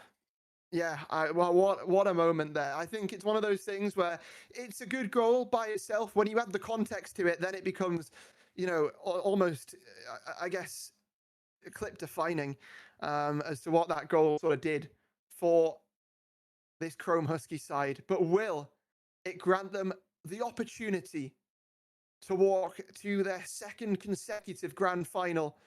Here we go. Game number 6, Neo Tokyo Char. Will this one be the seal, sign, and deliver game that Chrome Husky need to send them to the grand final with a rematch against Serene? Or is Brave Arconics going to have a rebound after, I don't know what we've just seen, but whatever that was? Yeah, I'm honestly kind of surprised that Brave didn't take a timeout after that, just to calm down after the end of that game. Because I know I would have liked a minute to calm down after the end of that game. But we're straight into it, onto Neo Tokyo, and we'll see who can get the opening goal, who can start this game rolling. Rugi doesn't make contact on that one. Kyle is onto it now. 50s it high with Banja. Rio going for it, leaves it out. Rugi gets it, but no shot on net. Flint with a save as well, and now Arconics maybe on the counter. Rio gets a flick, but nothing doing. Yeah, I actually don't think that Arconics would really find much value from a timeout here. I think the way that they've been playing has been fine. It was more, so, the reason they lost that game, well, let's be real, it was more the excellent icy play there from Chrome rather than their own doing. So now we'll start to see Arconics get some pressure down on their side of the field, and where Banja playing that 50 down over to this corner. Brave Arconics trying to break out. And it's Rio is going to be first to this one. Going to catch it, bang it long. Flint not quite there, doesn't really have the boost to get on the end of that, but here comes Tawny. It's going to drop down here. This already feels like a grand final, Char, and we're in the lower final. I know. This is an insane series. I wanted to go to game 7, honestly, but we'll see if that does happen. Arconics, they need to get a goal on the board. If they want that to happen, they cannot wait too long. Flint with a nice little pop to Rio, but Banja gets the dunk. That's a shot from Kyle! Perfectly placed from Fatty Kyle. Perfect shot at the perfect moment, at the perfect time where Brave Arconics need moments like that to warrant some form of comeback, to warrant a game 7. And well, Chrome Husky, they never make it easy. They never make it simple. Flint, Rio, 2 players jumping for that, and Fatty Kyle on the end of it as well. You can see Brave Arconics want to keep the pace going, want to keep this in their sort of side of things. Hold on to that lead here, because I mean, let's be real, this has been such a brilliant series, and it feels like it deserves a superstar ending. just over half of this game 6 left to play. That's a shot from Rugi, a double commit from Chrome. If Brave can get the ball up quickly, but that touch from Flint will just slow down that potential counter-attack. Now that's in the middle, that might just be open! And Rugi will equalize. He absolutely will. It was a double commit there on the offense moments before by Brave, which sort of started the disarray. Kyle took quite a hard touch to essentially hand possession over to Chrome. And from there, they were able to work their magic. Halfway through the game, scoreline leveled. And Flint looking for that bump onto the last man there. Banja firing this downfield. Rio just back over from that corner. And the 50's being played in front of the net there by Rugi. Trying to allow his teammates to come in, but Fatty Kyle just wants to 50 everyone. And certainly got that one in the attacking side here for Brave. Rio bumped off of his own touch. Banja's going to look to catch this one here, Char. 2 minutes left. Something's got to give. Rugi taking this one forward. Kyle sends it right back. No touch from Torny. Kyle again into the backboard. Who's there? It is Flint, but doesn't get the shot onto the net. And Torny just opts to play this one slow, but Flint right on that one. Rugi now trying to take this one forward. Kyle will just hit it across. Both of these teams just probing. Both of these teams, the nerves have got to be setting in a little bit. This is do or die right now for Arconyx in particular. They have just over a minute left before this could potentially go to an overtime. That's a shot from Rio though, and it's just wide. Just a little bit. Fight Kyle back into the swing of things. Flint trying to intervene as well. Tawny not phased that easily. And this feels like it could come down all to one goal. An underdog story versus a favourite that was knocked down and is trying to get back up here. But Flint wants to get his team back into the series, get them back over to game number 7, to a game-deciding, series-deciding game. But will they be allowed it? Maybe not. Maybe it's downfield, cleared away there. But that's a big boom there from Flint, and it will be caught by Tawny.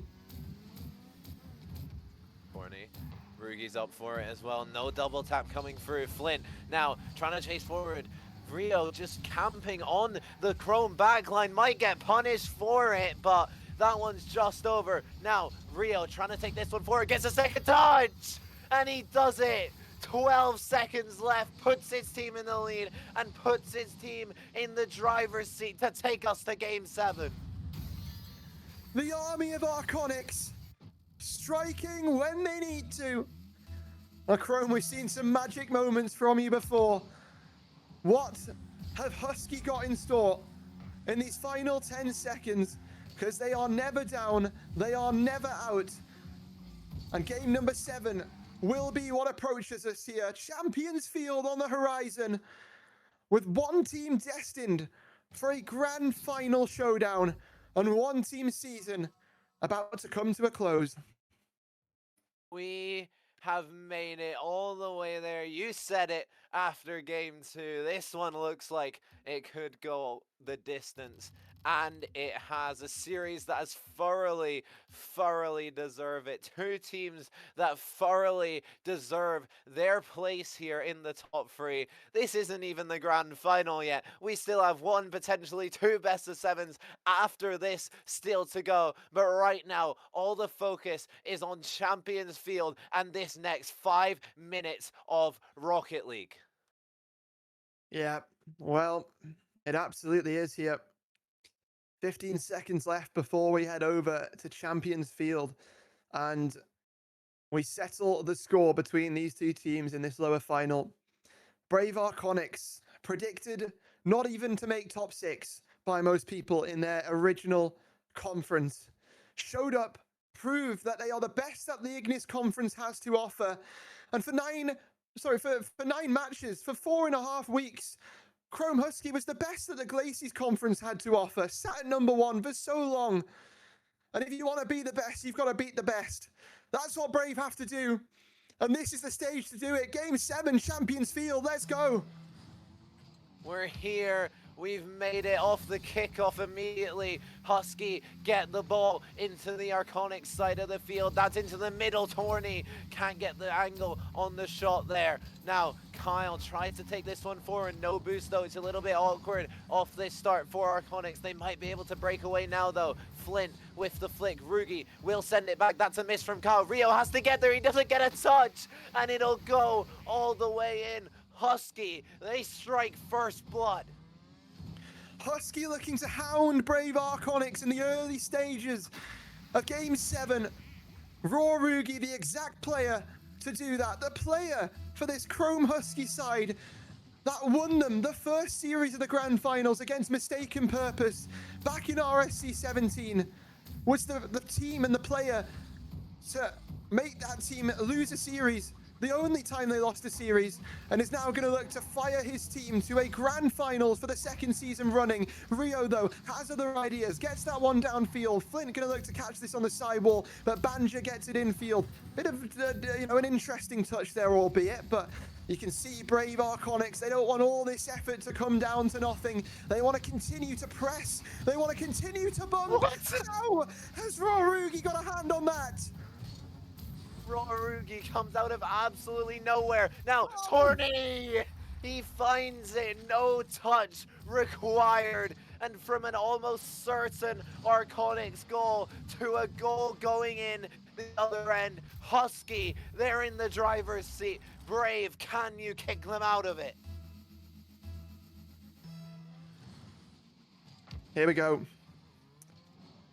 Here's the task at hand now for Brave Arconics. The timer set, the objective clear.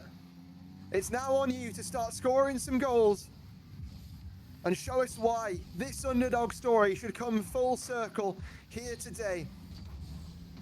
Rio, infield, taken away there. Chrome Husky, quite happy to sit and park the bus on some of these defenses and then quickly strike on the counter-attack. It's what we know from them. And there's a demo. Flint, you've been so good at these flicks all season, but Banja closes him down. Now trying to get to that ball again, can't do so. That's a nice bump from Torny. Now Rugi trying to take this one forward. Banja fakes it out. Rugi, that one's just wide. Flint now takes this forward, but just throws away that possession straight into the hands of Torny. And Torny will be happy to spend as much time off that clock. Every second counts here for Husky. Every second is a second closer to that grand final. Arconics, they don't need one, they need 2 goals. They have half the game to do it. Rio trying to beat out Rugi, but just leaves that ball for Kyle. Nice beat from Kyle, though. Flint now with the shot. Torny, really nice touch. Gets the height necessary. That's back into the middle. Nobody there from Arconics to finish it. Half this game left to go, like you say there, Char. And Arconics struggling to break out of their defensive half. Flint, he's been the catalyst of the Arconics offense for so much of this season, and is going to continue to do just that. Plays that 50. Banja over to Rugi. This is where synchronization just changes the game for teams that have it versus teams that don't. And definitely Chrome Husky are a team that have proven time and time again that they do. It's Game 7 nerves for Arconics. 2 whiffs, 2 misplaced positions, and 3 goals to the good of Chrome Husky. Game 7, well, it might be a place to ice up. It might be a place where, you can play close games to the bitter end. It's also a place where teams either swim or sink. And that's the exact situation and scenario that we see before our very eyes.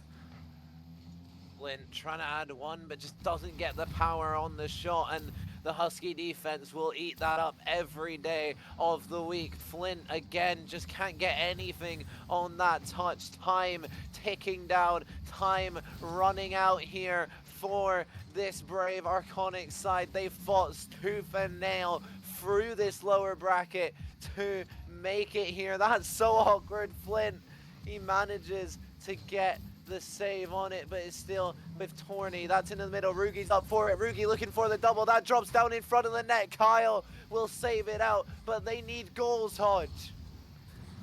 Don't they just? It's going to drop there. Rugi try and get this one down to a teammate.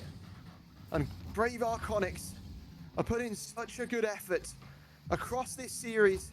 And Tawny's going to look to try and end that. Chrome Husky as a whole are going to look to try and end that. And they've done such a convincing job of that across this series. And you see Brave Arconics still goalless in Game 7. An emphatic effort that looks like it will end with a whimper. And Chrome Husky robbed of their tier win. They could, say last season with how good that they played, they want to get back to that level. They want to be in another grand final. They want to have a second bite at the cherry. And it seems the way, Char, that Ignis's last burning ember has been eclipsed. And Chrome Husky will move on to the grand finals, the top 2 of the Glacies Conference standing strong. The 2 best teams in the academy tier throughout the whole season will be our grand finalists. It's the perfect grand final. It's the grand final I think a lot of people would have had before the season even begun, and it has come to pass.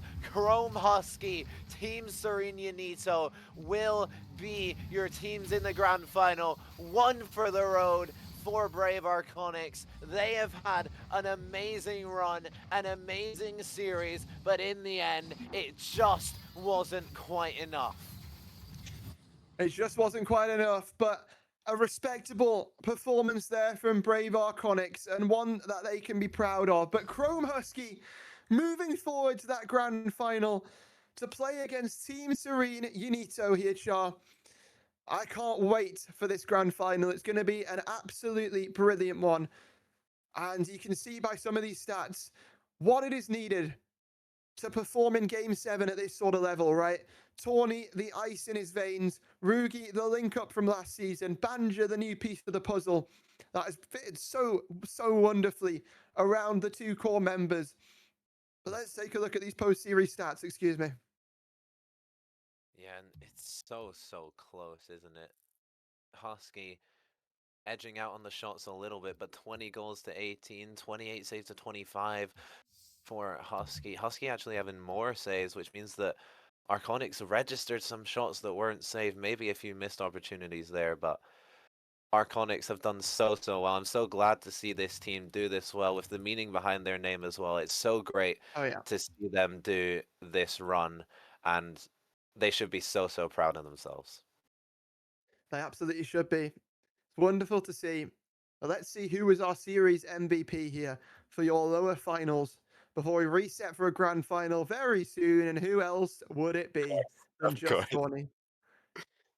Yeah, Tawny, the catalyst for this Husky roster for both this season and the last one, and very well deserved from him, series MVP. But all of these players on these teams put up such a good show, and one of my favorite RSC series I've ever casted, and it's not even a grand final. I'm currently 1v1ing Flint on keyboard and mouse. I saw that. I'm playing on keyboard and mouse because my controller's not connected. But he's stuck around for some reason in the lobby, so I thought I'd give him a goal. But yeah, there we go. That is that series. Let's take a look at the bracket quickly before we head to our grand finals, because we've still got an amazing series left here before us, Char. It is your Academy Grand Final. It is Team Serene Unito versus Chrome Husky. It is for all the marbles, for the trophies next to your name, and for all of these players, it will be their first if they win it. I cannot wait to get this one underway. It's going to be amazing. Come back in about 10 minutes' time, and your Academy Grand Finals will be coming to you here and now.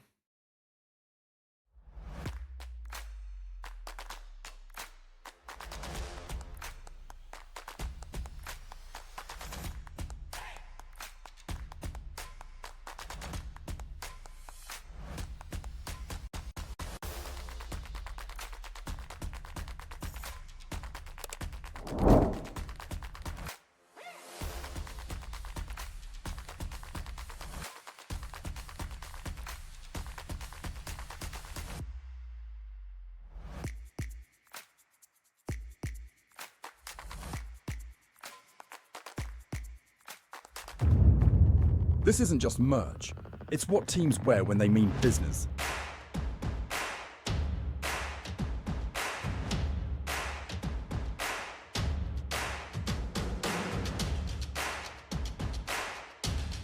Every stitch, every print, every detail, made to perform.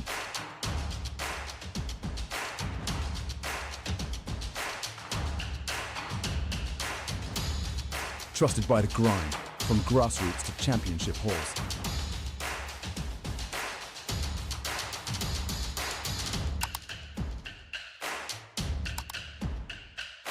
Build your team store. Wear the brand that wins.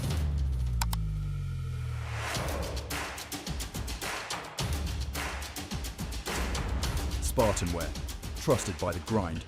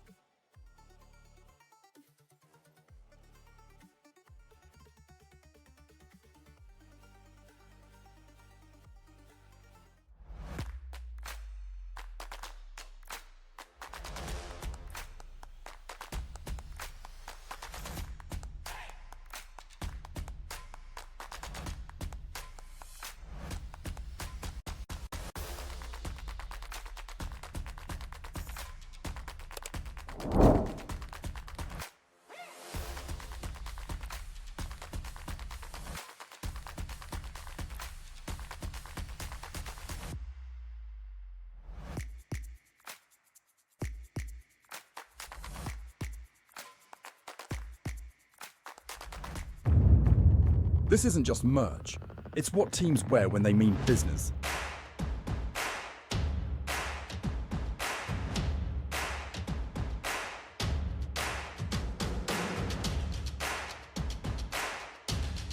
Every stitch, every print, every detail, made to perform.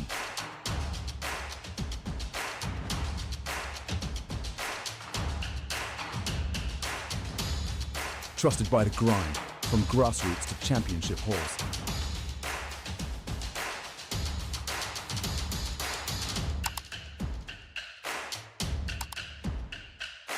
Build your team store. Wear the brand that wins.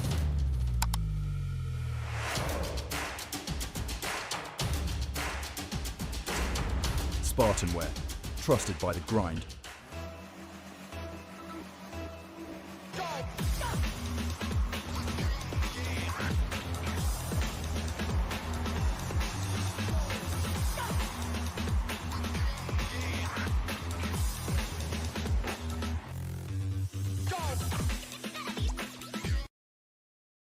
And welcome back, everybody. RSC Academy 18 Grand Finals. We've got Team Serene Unito and Chrome Husky. I'm joined with Hodge once again. How you doing now? I'm doing amazing. An Academy Grand Final is always special. It's always entertainment. It's always amazing. And well, we have a look at the bracket quickly. You'll see the road has not been easy for either of these teams. They've had to go through quite a few formidable opponents here, Tez. But we have a look at this bracket quickly. Walk me through some of the games and the struggles that these teams have gone through across the day. Well, we've seen earlier on as well, this is a rematch of the upper finals where Unito had ended up winning 4-2, so they had to fall down to the lower bracket. It was a very close tie with Brave Arconics then. Ended up having to go all the way to game 7, and Unito, they haven't had too bad of a run. They got it 4-2 against Livens. They were happy out. They got to stay in that upper bracket, and they've done very well to be here right now. And we could see if Husky can get revenge, bring us to a bracket reset, and take it away from the grasps of Team Serene. Yeah, well, it is a grand final, and it's time to have a look at which of these teams are playing in it here. Team Serene and Chrome. And I mean, let's have a look at these stats. They're so wonderful, these two teams in the Glacies Conference, first and second. Chrome Husky had the first spot locked. Everyone thought it was just going to be them walking away, and that is that first seed, Tez. And then in the final match of league play, Team Serene played up against them on the final day of league play on that Sunday. 3-0 swept Chrome Husky and took that first seed from them. Since then, Team Serene have sort of been that top dog running the upper bracket. Chrome not able to get the win in that upper final, bouncing back in the lower final against Arconics, and now look for not just revenge against Serene here in this grand final, but also revenge for last season. Yes, they do, and it all starts here. We need to see whether or not one of these sides who will be to get the £20 from the Academy tier. And I'm very much looking forward to see what the story will be. I'm wondering, what do you think your prediction will be? Do you think we're going to a bracket reset, or do you think you are just going to take it first? I don't know. I think this is going to be 4-2 to Team Serene. I think they're winning this one, and I think it's going to be done in the first series. I don't think we're going to a bracket reset. And yeah, I mean, someone in chat said wave if you think Team Serene are winning. So there we go. That's a little wave. But yeah, Tez, I don't know. That's my prediction. What have you got going for this one? Do see, this is a big thing that happens at RLCS, and I know this isn't the same standard of play, but you never know what could happen. There's a big thing with the rematch curses, so I do think this will end up going to a bracket reset, but I do think Unito take it in the bracket reset. I think it will end up being a 4-2 after that, but I do think Chrome can take it in the in the first one anyway. I think it will be it'll be game 7, so 4-3 Chrome for this one. 4-3 Chrome. Okay, so you think we're going at that bracket reset? You think we're going for another series? Well, it's time to find out here, because the teams, they're ready to go. The players Well, I hope they're ready because, yeah, this is a grand final and this is about to get started. Team Serenity, the top dogs of the Glacies Conference that left Chrome Husky in their shadow. But Chrome Husky, they want to come out of last season's shadow and take back what was once rightfully theirs in their minds. Game number 1 of your grand finals is underway. It's go, go, go on Manfield night for all the marbles, for all the trophies, for all the bragging rights. An Academy Grand Final deserves a grand stage. Yes, it does, and we'll see which one of these sides can find a way to get an early lead, as Jazz gonna have to take it slow. Plays it from the corner, there's a big whiff coming through, and Cairo gets the first goal of our grand finals. He wants to make himself King Cairo by the end of the night. And it's a long way to doing that in a best of 7, but what a way to kick it off. Team Serenity, 2 of these players, I harped on about it all playoff bracket long. Cairo and Jazz on their respective teams. Jazz on Gadalians Anubis, Cairo on Nexus Origin last season, finishing top 6, bowing out, not really how they would have wanted to. This is their redemption story, and they're doing it together. Chrome Husky, they're a team who sort of stuck together. You look at that core of Rugi and Just Tawny. They made it all the way to that grand final together alongside Kaji Hikori last season. And lost it out to Mistaken Purpose in a bracket reset. They're going to want to come back. They're going to want to take the trophy that escaped them last season in RSC 17. But Team Serena not going to make it easy for them. And Jazz is there for the second. And Team Serene Unito are looking like the better so far. Just over a minute gone, 2-goal lead, and it's exactly the start they were looking for. They're hoping and praying that they can indeed take this as quickly as possible. So now Banja having to try find Torney on the other side of the mid, but not able to come through. Jazz trying to find the what has just happened there? Jazz trying to find a goal, and it was unconventional, but like, oh, that's not even a word. What? It's whatever that word is. But Roruki's tapped it into the back of the net for him. My brain's gone, my voice is gone. Team Serene with the brace, the pace, trying to win the race. And what a way to start that race off. Chrome just not able to look like themselves right now. Own goal coming out, so that's never good signs, especially at the start of a series. But hey, it's better to get those nerves out first game rather than it showing up later on. But they will want to make sure that that is the only mishap that they have to deal with, as Cairo finds a bump on Roruji, but he is able to get it away as he does stay with this one. Jazz does well to keep it forward, trying to just keep the pressure alive. Vice able to stick it in that orange half. They are not letting Chrome out. The pass goes down to Cairo. One touch into the corner. Jazz trying to bang it off of the side, trying to get some sort of pass midfield, but it's not working out just yet. But that's a big miss from Ruji, and Vice gets credit for the fourth. Unito, it's wonderful from this Team Serene side in game 1 of the grand finals. Chrome Husky, how do you respond from this? And it's not looking good. It could be 5. Banja just about getting back in time. Jazz puts that one on target as well, but Torney will be able to get it away this time as the touch goes back midfield. The bang comes out from Roruji, but Jazz is in his corner waiting. Does well to get around Torney, trying to get a 50. Ubanja nearly goes all the way, but Cairo did get back in time for it. So Roruji trying to find a pass midfield. Jazz just clears it out, letting Chrome come to them. They have 4 goals up. They don't need to worry. They don't need to press on too far, and they know they can hold on defense. So for now, we'll have to see. Roruji trying to get something. Finds Torney as well, but Banja not able to get there in time for the follow-up. But the touch goes forward once again. Vice has control, but does get caught up by Torny. Banja is there, has to play it to the side where Vise is already waiting. It goes forward into this orange half. Once again, the final third for the Chrome side, and Jazz able to make a very needed stop. Certainly so. Minute and a half left here.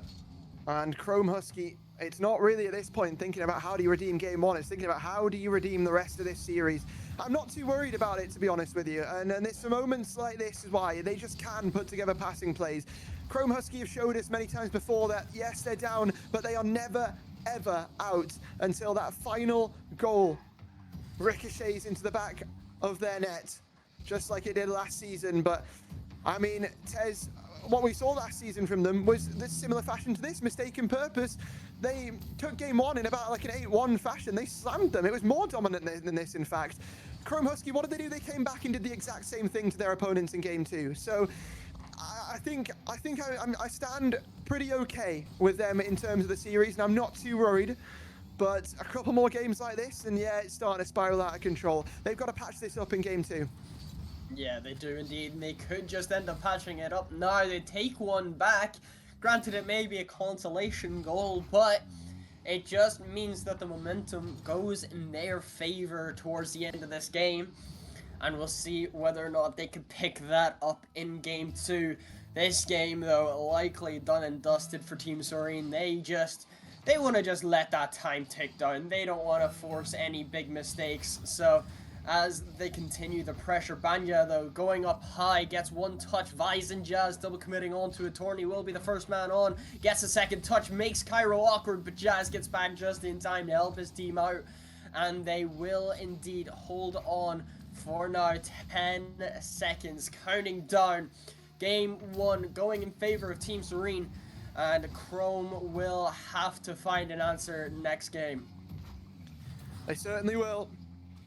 And that ball feels like it's just going to hit the ground. And we go again here. Game number one, Team Serene Unito. They strike first in this grand final. And it's on Chrome Husky to turn this around and make this a grand final after the beatdown that has just ensued here on the pitch. Tez, I mean, it feels like this, you know, this one could just be a sweep, and it could be, an incredibly long series. And I think that all depends on how game number two goes for me. Yeah, definitely. I think if Chrome can't find any way to counteract the way that Unito just played in that game, I think it could be dangerous for them, especially after trying to get revenge from the upper finals and also from league play where Unito did sweep. But I do see some hope. The only issue I see is Banja having all the shots for Husky and still not only getting half of Unito's shots. It was 5-10. So I think Husky just need to kind of get some team plays going, maybe grab some bumps and demos, and maybe let other people shoot as well, because right now it's just not looking too great. Well, let other people shoot is exactly what Rugi and Tawny will do when they hear that. I mean, I don't know how much of the playoffs you've tuned into tonight, Tez, but some of these connections that you see from Tawny and Rugi are just disgusting. And I've got no doubt they'll bounce back and show us why that is the case at some point during this grand final. Here we go, game number two underway on the Temple. Banja, shot blocked there by Jazz. Tawny with the follow, Vice with the save. Already under duress here, our Team Serene, but they're dealing with the pressure well. Yeah, Husky immediately putting on that extra aggressiveness needed, and Torny trying to go himself. Jazz will be able to pop it up high, but Rugi is up immediately, can't get the touch Jazz thought he would, so it does work out as a fake. That pass goes all the way to the other side. Torny ends up pinching it backwards. That's not what he would have wanted. Cairo gets the beat, so the pressure now in favor of Unito, but Banja will go himself. Tries to just drop it down, but no one's there yet. The pass midfield, Torny will meet it, pushes it up to the backboard. Can anyone be there for a shot? No, not this time. As Banja trying to do it himself. Torny gets one, but it's not the most effective touch. It works out to bring Cairo out of the play, but It won't be enough to keep the pressure on for now. Jazz having to play the 50. Ruji is there as well, gets a 50 with Cairo. But it seems as though the pressure is mounting to nothing right now with double commit coming through. So Banja is the last man back. Will have to do anything he can to get that ball away. Ruji gets the clear out. Banja is already on it, but Jazz does well to keep it away from him. Vice, it's a big whiff, so Ruji has a free chance of the ball. Gets the flick, it's off the bar, and finds a second touch to drop it in. And now Husky take the lead. When you need somebody to stay composed, it's Rugi who's always the player to do it. Finds the first here for Husky over the top of those defenders. And Chrome have their first goal of the Academy Grand Finals, but Cairo has a shot as well. Vice with the follow, blocked out. Chrome Husky standing strong on the defense now as the pressure looks to cycle back the other way. Yeah, and hopefully we'll see whether or not Husky can hold on to this, maybe even get another, because we know how dangerous Unito are. Vice with the shot, speaking of which, finds a way to bounce that one just under the bar in time. And it is now a tied game in this game number 2. Well, Team Sereni Nito able to tie things up here on the Temple. But are they going to be able to add another to the tally? Because Jazz is reaching new heights. And will be Rugi to pop things up. Tawny just faking that one, allowing Rugi to come barreling through. And Jazz, the pop up there, just getting another touch as well. You can see this Team Serene team have no problem outspeeding their opponents. As Jazz will take this all the way back here, Tez. Collect this corner boost. Take his time with the play. Allow Cairo to come into the swing of things as well. And this team really rotates and plays around each other like a team. There's the infield pass. There's the shot from Cairo. Team Sereni Nito with the second. A massive double commit coming out from Roruji and Torney. And the touch from Torney ends up going backwards. Vice finding the pass midfield and Cairo getting whatever he can onto it. And is able to give Team Serene the lead within this game. Vi's gonna try and look to double it, but it does get cleared away. Jazz takes the catch, does very well to just stay with it, but Ruji able to get a 50 out as that goes to the sidewall once again. Banja is there. Jazz, another 50 coming through, so Turney just gonna try and find the back pass, but 2 players on Team Serene diving onto it, not gonna let him have any space on with the ball. As Cairo pops it back up to the backboard. Ruji no touch, but Torney will be able to get it to the side. And that 50 finding its way out to Vice. The shot is on, but a good save from Banja keeps it out for now. And so far, Team Serene holding on. Get to keep a 1-goal lead, and Chrome need to do something quick and get out of their own half. Rugi touch off the back wall. Cairo going to be up for that. Drops it down. Jazz trying to get the pop over the top of his car, but won't be able to find it. Vice collecting there. Hard touch away, though, and it gives Tawny the ability to take that into his own hands. Maybe Vice has found a redirect over. Looking to put it on target. Tawny on that sidewall, beat out by Cairo. Looking for the second touch. That's a massive whiff, though, from that second man in Rugi, and last man in Banja had to bail him out. Minute left of this one, Tez. Could still see this going either way, but Chrome have got to find something soon.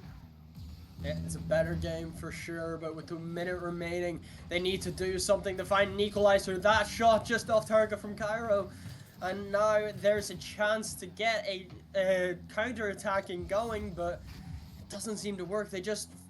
They went too slowly to get out of their own half. They couldn't do anything about it.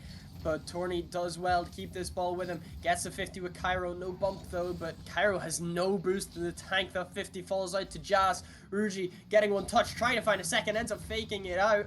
But no one able to follow it up just yet. That ball goes long. Turney finds a touch, a double commit coming through from Ruji as well. So it's just looking like a bit of confusion from this Chrome Husky side. Vice will get the touch out as just about 10 seconds remaining. The last seconds counting down for Husky in this game too. They need to find something last second hope maybe as that ball goes up. Tourney trying to do something, but the 50 from Jazz is just going to drop it down. And Team Serene Unito take game 2. It was looking promising early on there for Chrome Husky, but Team Serenito were able to bring Husky back down to reality. Now, this series is starting to take the similar sort of path that the upper final did here, Tez. And, it continued with Chrome Husky winning the next 2 games. So will they be able to sort of do that very, very soon? Who knows? But Chrome Husky, it's just not enough. It's not good enough. And I want to be seeing more from Tawny in general here, because we know what this guy can do at this sort of level, but he's been really quiet this series. And a lot of what the work that's being done has been Banjo on the defense and Rugi in some of these setup plays. It feels like Tawny as a player has been a little bit not quite as present here in this grand final, and as a team they've not been quite as present among each other. That's also partially because Team Serenito have done such a great job at breaking up some of these plays that Husky like to bring out, but at the same time you've got to perform it. You've got to play your own game here, and that's what Husky have to do moving forward in this series. No timeout taken here, Tez. I wonder if, that's going to come back to bite them here, but Chrome Husky seem very happy to continue moving throughout this series. Yeah, they're going to need to find some sort of answer because it's just not working out the way they wanted to. And it's just looking like a case of they need these next 2, at least this next one anyway, in DFH. In DFH Stadium, but it's gonna be a big one. If Serene can win this one, they will be on a quadruple match point in the grand finals, and that's never a place you want to be in. That's never something you want to see, and Jazz will be able to turn that one in, and Team Serene just going the same way they have all series long. Team Serene starting to gradually turn this grand final into a graveyard, and well, Chrome Husky have nothing to show for themselves, but still a long time left of game number 3. But you've got to find something soon. You can't be giving players like Jazz this much space to work with, because they will take full advantage, and we've seen that so many times already in these first 2 and a bit games. Yes, we have, and Husky just need to find a way to put some pressure on of their own, because it just hasn't happened so far. Jazz was able to pick up that corner boost as well and make things awkward for Chrome, but that ball goes up to the backboard. Both players committing. Jazz not able to find the target this time, and that is not something we've said much in this series, and we'll have to see whether or not they can indeed keep it together, hold on for this game 3, as Jazz trying to go alone. Can't do too much this time. Banja has the control of the ball, trying to find a pass out. Rugi was there. Can he follow it up? No. Jazz gets back in time and is able to cut out any chance. But that redirect from Rugi is able to tie the game up. That's wonderful there from Rugi. Banja over to his teammate, and Rugi just gets the touch needed. Just gets the touch required. The immediate recognition there from Jazz with a nice shot in the chat. Lovely to see here between both of these teams, but Chrome Husky, that's what they needed. They needed to get the passion flowing again here. And it feels like often, Tez, this team can be such a momentum team, right? They find a moment of magic and they build from it. Yeah, they do 100%. They're gonna have to build off of it big time. Is that off the post, but it sets up Jazz perfectly. And Team Serene aren't letting the Wolves come out to play in any way. They absolutely aren't. They got them backed into a corner and backed against the wall. That's the exact situation that Chrome Husky will be faced with if things don't start to change in the next 3 minutes. Tawny taken out by Vice there. Banja with a pop-up, but it's a careless touch, and Team Serene capitalize. Cairo maybe even going to land on this, but Banja will pick it up there. Vice getting it in field here. And Rugi touched that one to his own back wall. Team Serene looking to continue the press, and Tawny's going to take that one up to himself. Banjo waiting, but maybe overshot that other one a little bit. It just feels so lost from Chrome Husky. It feels so, you know, careless and a lot of the times, and it feels like it's just another opportunity that they're just going to let go to waste. Yeah, they aren't able to find any sort of like long-standing pressure, and it's been such an issue for them so far in this series. Team Serene have just shut them out no matter what, and it's looking like more of the same. They just can't keep it together for long enough to get that pressure, to get a mistake forced upon, but it's just not been enough from Chrome. Team Serene have looked so much better so far. Banja trying to get a 50 out, it doesn't work out. Raruji is there trying to just get something, as Husky are desperate now, and Cairo will be able to make things awkward. Tourney goes up for this ball, it goes to the corner. Can anyone be there? No, Jazz is the first one, and the counter attack could be on if he can get another touch. No, he ends up leaving it then for Cairo, as Banja trying to just give some sort of relief for Chrome Husky right now. I spoke to Vice earlier on in the day after Team Serene took down DSQ in their upper semi-final, as Jazz finds another one to make it 3. And Vice said very confidently, if we make it to grand finals, it doesn't matter who we're going to face, they have no chance. And this is the performance that backs up those words perfectly. Yeah, it's just not been good enough, and Serene have looked incredible so far, I'm not even gonna lie. Vise can't get that one away for now, but he will get the clear at this time. Banja finding one to the sidewall. Raruji was there waiting, can't find a second touch, so ends up leaving it, and Cairo immediately pouncing on that opportunity for the 50. Vise going as well, trying to get a pinch midfield, but does get cleared away. Jazz not letting it escape the orange half though, so Tourney having to go himself. A demo though isn't going to help out. The clear comes out from Banja. Tourney is there waiting, finds an extra touch to send it further, but Vise plays it into the corner. Tourney not able to make a touch to the midfield. Jazz stays with it, trying to get around Raruji, not able to this time, but Banja stays with it. Trying, can he find a second touch? Couldn't get a dunk there, and Vice is clear out. But Tourney, the attack is still attempting. There are still chances and glimmers of hope, but it's not going to be enough if they can't find the target. Well, to put into perspective as well, how as a whole, as Rugi slams in a second and gives Husky some life. But in terms of the context of this series, Tez, you know, Chrome Husky, they're normally no pushover. I mean, Team Serene is the only team out of any team in RSC 18 who has been able to beat them. They've been flawless otherwise, but this has just not been their moment. This has not been their day here in the grand finals. And well, as that timer ticks down, it looks like it could be 3. It looks like it could be match point here for Team Serene Nito. 5 minutes away from 3 trophies next to Cairo, Jazz, Vice, and Remco's names. Yeah, and now Make it 4, sorry, not 3. Husky Sorry, Remco. are looking down the barrel of a reverse sweep, and they do call the timeout. A very needed timeout at that as well. I think that was too late. Honestly, it could have been, because it's just been absolute domination from Team Serene right now, and my prediction's looking like it's gone out the water, let's be honest. Well, the lights have certainly turned out. Okay, all right. But that's what happens when it's grand finals time, isn't it? That's the sacrifices that have to be made here, Tez. And I mean, 3-0 up in the series. Team Serene putting on a performance. Chrome, nothing really to show for it.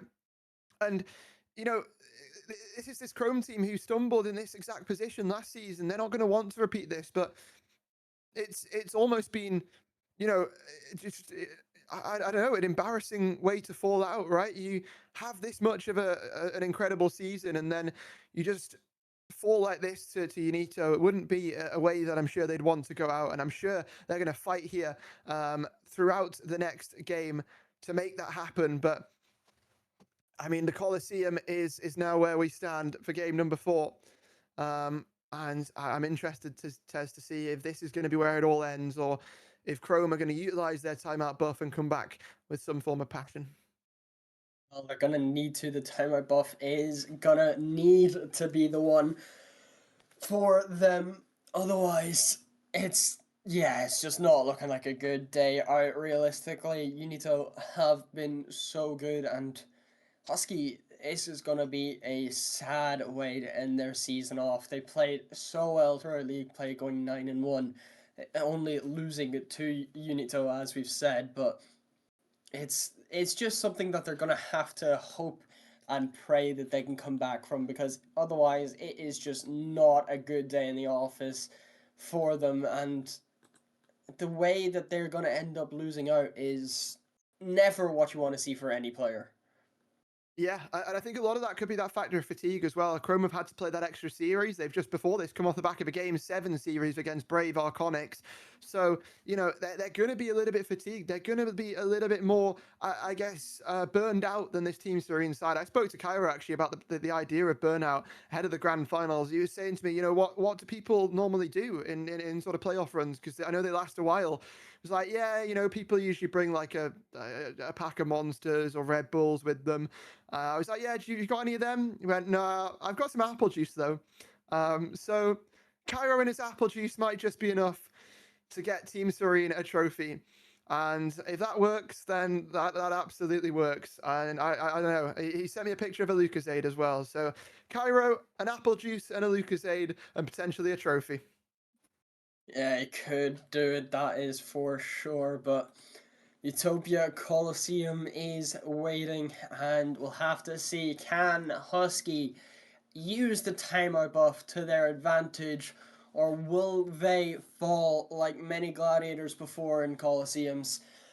Because it is time for Game 4. They need to find an answer, and they need to do it now for their own sake. Well, could this be the crowning moment for Team Serene Unito? Or is Chrome Husky gonna make this a grand final? Jazz already looking to get going with the offense and roll this one low. But this can also be a bit of pressure as well for Team Serene. You know, that you've come this far. Now it's on you to close this one out, and it's up them to live up to that pressure. It's up them to excel under that pressure. But Chrome Husky under some pressure as well. And that's from them. It's going to be, from this point forward, have some fun. You got nothing to lose except, you know, 5 weeks of league play and a whole playoff bracket. But don't think of that. But a minute into this one, we've seen the pressure shift back and forth a little bit. Team Serene have had a bit of a shot, and it's time that Chrome get that done as well. It'll be Raw Rugi with a free ball.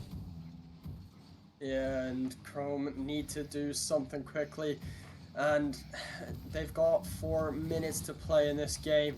They've got to figure something out. Banja will be the first one onto this ball. Gonna try and get a clear away, but Vise is first on. There's a demo on Tourney as well, so it's 2v3 right now on the defense. He's able to keep it away. Jazz ends up taking it from Cairo. That could have been the chance for Unito to take the lead in this game 4, but for now, we stay tied up. Tourney trying to get a 50, does well to meet it, but Banja not able to get good enough, but it falls in the hands of Raw Rugi just about. Vice takes control then in his own corner. Gonna try go himself, get a 50. Jazz is there trying to follow it up. Tries to get a second touch, gets a 50 with Banja, but goes the other way. Tourney stays with it. Can he do something here for Husky? Rugi is there, but no shot on. And that means we stay at a tie game after 2 minutes. We do. Been a while since Chrome Husky have really, you know, had anything threatening in this grand final. It's on them to turn it around. And well, who's going to be the person to make that move, if at all? Jazz going to turn back into the play, look to reaggress onto Raw Rugi. It'll be Cairo who picks that one up, gets it over to the back wall. And Banja who gets the pinch out there. Vice with a collection, takes to the skies, looks to go backboard and down, but Raw Rugi takes it away. Now it's Tourney on the chase, looking to get it over the last 2 defenders. Chrome Husky needed somebody to step up, and of course that person is just Tawny. It's finally some glimmer of hope for Chrome Husky. They're finally able to get a lead, and they just need to hold on. They likely will want a second to make sure they have a cushion, make sure that no matter what happens, there is some sort of way they hold on to a lead. Cairo, a big miss coming through. Vise will take it all the way back. Gonna keep pushing forward though. Can he find any way to make them hurt? Jazz gonna push it forward once again. Nearly lands on it, and Vise gets to pick it up. Gets a touch out forward. Ruji was there waiting. Gets one more. Banya is waiting, but Jazz does make the interception. There's a bump there, and Tourney makes it too. Well, just hold that thought for a second. We've seen a lot of crazy things in the RSC universe. Has there ever been a best of 7 reverse sweep in an RSC grand final? Surely not. Surely not. Yeah, watch. I know we're talking about this a little bit early as well, but you've got to put the thought out there. It looks like Chrome starting to find their footing, albeit a bit late. And that's the thing. I cannot doubt this Chrome team with the chance, with the small chance that it's possible, given how icy this team has always been. Yeah, we have to always allow a chance for it to happen, but so far Husky are able to hold on. They have that cushion for if Unito do take one back. Jazz gonna try, make sure he can find a way to get one back. The pass tries to go midfield. Vice is there waiting, gets a 50, but Raw Ruji gets to collect. Cairo is the only person back, has to play the 50, and it just about sneaks away from the goal. And Vice not able to get a second touch, but will give some time for Cairo to recollect his thoughts. And Tourney just gonna play it back to the sidewall, gets a second touch. That shot is on target. It's off the post though. I think Cairo got one. As Raw Ruji gets the 50, 30 seconds or so remaining. Banja plays it to the midfield. Jazz has to get there. No touch, but the 50 from Vise keeps it out. And for now, there is technically a still chance for Unito to come back from this. That one drops down. It's off the post about 3 times. Cairo getting the save away. And just about keeps it out. But it seems Chrome Husky do take their first game in what they need for a reverse sweep. It's a long journey back, but the first of many has been claimed. Chrome Husky. What a tale it would be if you were able to do it like this. As a reminder, they'd still also need the bracket reset as well. So this is only to have a chance at a second series. This isn't even for the trophy. So I don't know, but I do feel like a grand final best of 7 bracket reset, Tez, is actually probably more possible than any other best of 7 reverse sweep, due to the fact that Team Serene essentially have that added pressure on themselves to, you know, to win it. They have that pressure to come out as champions. And well, as the games start to gradually fall away, that can get to you. You know, you can start to feel like, why are we not winning? Why are we not closing this out? It's only a matter of time, but still a little bit more going to have to be done here by Chrome before we can start thinking about that. So we will do just that. But first of all, we'll get a quick server reset going. Lovely. Yeah. Well, it's the first of many needed, but that does not mean it is all game over just yet. They have time, but it will be a very, very difficult one to get done, and we're just going to have to see whether or not they can find a way to bring it all the way to Champions Field, just for a chance at that trophy, because otherwise this could get very dangerous. Unito are wanting to close this one out as soon as they can, but it is looking like a very, very scary time. We're just trying to get the server set up again. And then we'll be able to get the game back going again.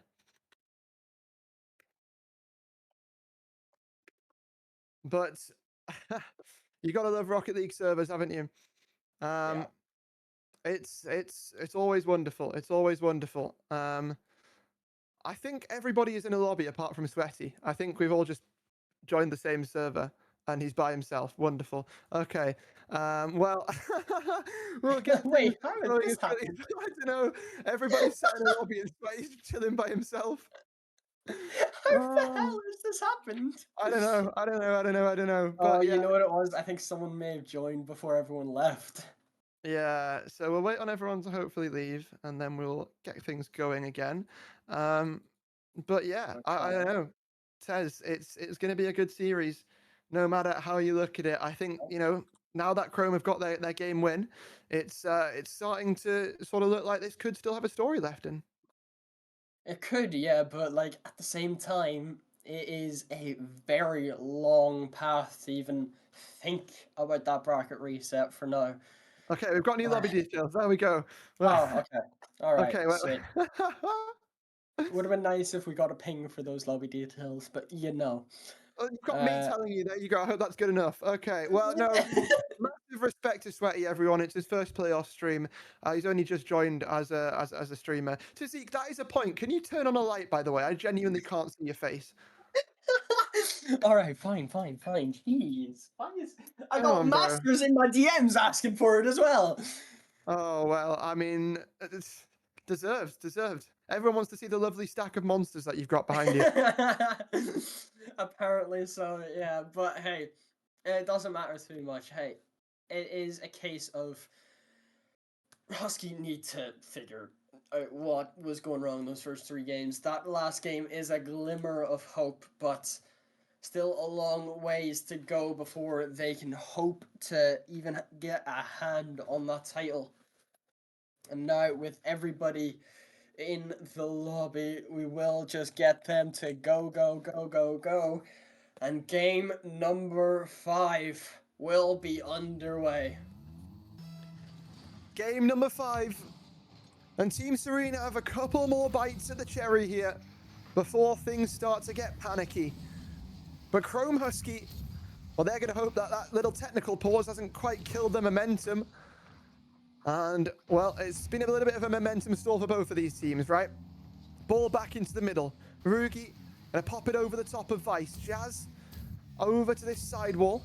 Tawny will be waiting. And, well, you can see Raw Rugi hunting for that bump onto Vice. Cairo, the midfield there. It's going to drop down. Jazz already rising for this one. He's going to get it. That's going to put all these players in such an awkward spot. Cairo fast to it as well. But Rugi picks it up and eliminates the danger. Yeah, they're staying alive for now, but it doesn't mean it's over just yet. That one coming off the backboard. No one able to read it. Cairo's there, though, for the 50. And Team Serene get the lead in this Game 5 early on. The savior of Serene. That's such a risky commit there as third man. If you get beat, that's in your net down the other side. But Cairo, he used to say he fumbled in big moments. Well, this is a big moment that surely you can't fumble it. Surely not, right? But Tez, I know you teamed with Cairo last season. Do you want to talk a little bit for a second about what this guy adds to the team and you know, how it is to play around him? He's honestly a great third man. He does so well. I'm pretty sure he had the most saves for our team last season as well. So he was incredible as a third man, and he does so well to bring some sort of added pressure, especially as that last, if you try to go for a 3-man attack. He does so well to bring it back, and we'll have to see whether or not he can help his team do it once again. And so far, he has been looking so good to do so, and we'll have to see whether or not he can keep that up. Jazz off the post, not able to find the target this time. But Cairo, speaking of, will try to find the double. It's off the bar, and Raw Rouge able to get it away for now. Well, could Cairo's goal beforehand be the firework, the spark, the final goal that Team Serenito put away, and the one that gives them a championship here over to Team Serene at the perfect time as well, right when, you know, they're going to have a bit of a management shift here. What a way to end on a high note before going into RSC19 and having to do a little bit of a rejumble. But Tawny sticking around on that ball. Banja re-intervening as well. Rugi up for that, but gets beat to it by Jazz. Banja over into the corner. Chrome chasing after this one. They want more. They want Rugi. Tawny a little bit too far back. Chrome playing reserved. Yeah, and this is not the time you can play reserved, as both players committing to that ball. It does end up going downfield, so it's worked out. The fake comes through, but they're not able to find any way to the target. And I don't know what's going on with this Chrome side. It's open. But somehow it may work. The double, oh my god, it goes across the face of the net. And somehow this is still a 1-0 game. Well, down the other side, Cairo off the back wall, Jazz to the backboard as well. Where's Vice with that follow? Nowhere, because it's beat out by Raw Rugi. He's looking for that double, but Cairo will give them some salvation. Minute 45 now for Chrome to respond, for Cairo to grab a second. So much on the line for both of these teams. So much. Chrome have to fight to stay alive. Serene have to fight for that trophy. The fake comes through. Cairo was expecting Jazz to hit it, I think. And so it stays 1-0 again, but Vice keeping the pressure alive. That ball goes up. Jazz was there waiting. Cairo now at the midfield line. Has to play the 50, but it goes the other way. Vice will be last man back. Ends up putting it nearly into the midfield, but Jazz is able to pick up the pieces. Will continue with it. Gets a flick, but gets demoed as well. So Tony has a free touch. Will try get a pinch, does well to beat out Cairo. It comes off the backboard. Jazz able to get it away, so Banja pushes it up high. Raw Rugi trying to fake out the touch, but Jazz is not falling for it this time. And Tony not able to get one, but that drops down and Banja is there, and we have a tied game. Chrome Husky, never gone, never forgotten, never out. There's the shot from Banja. That makes us all hold for a second. But this could still all come down to one moment, one goal, one shot. Banja in such a tough spot. Able to stay poised on the goal line there. But could be under a little bit more pressure. Because Team Serene are going to want a little bit more. Where that came from. Cairo and the back lines over the top of Rugi perhaps. No, surely not. That's not the mistake that's going to eliminate them. And Tawny makes sure of it. And they're able to stay alive for now. Cairo able to bring it off of his own corner. Will continue to take it with him. But Jazz is there. Can he find the shot? No, Rugi able to get it away, but the demo isn't going to help. 10 seconds ticking down. Can there be a last second heroics for either one of these teams? Or will we be seeing overtime in Game 5? The first overtime of this grand finals. We shall. Well, Jazz threatened the late shot. Threatened Team Serene's dominance over to the side of Chrome. Chrome said no, and now Banja might have the opportunity to do the same. But that's going to drop there.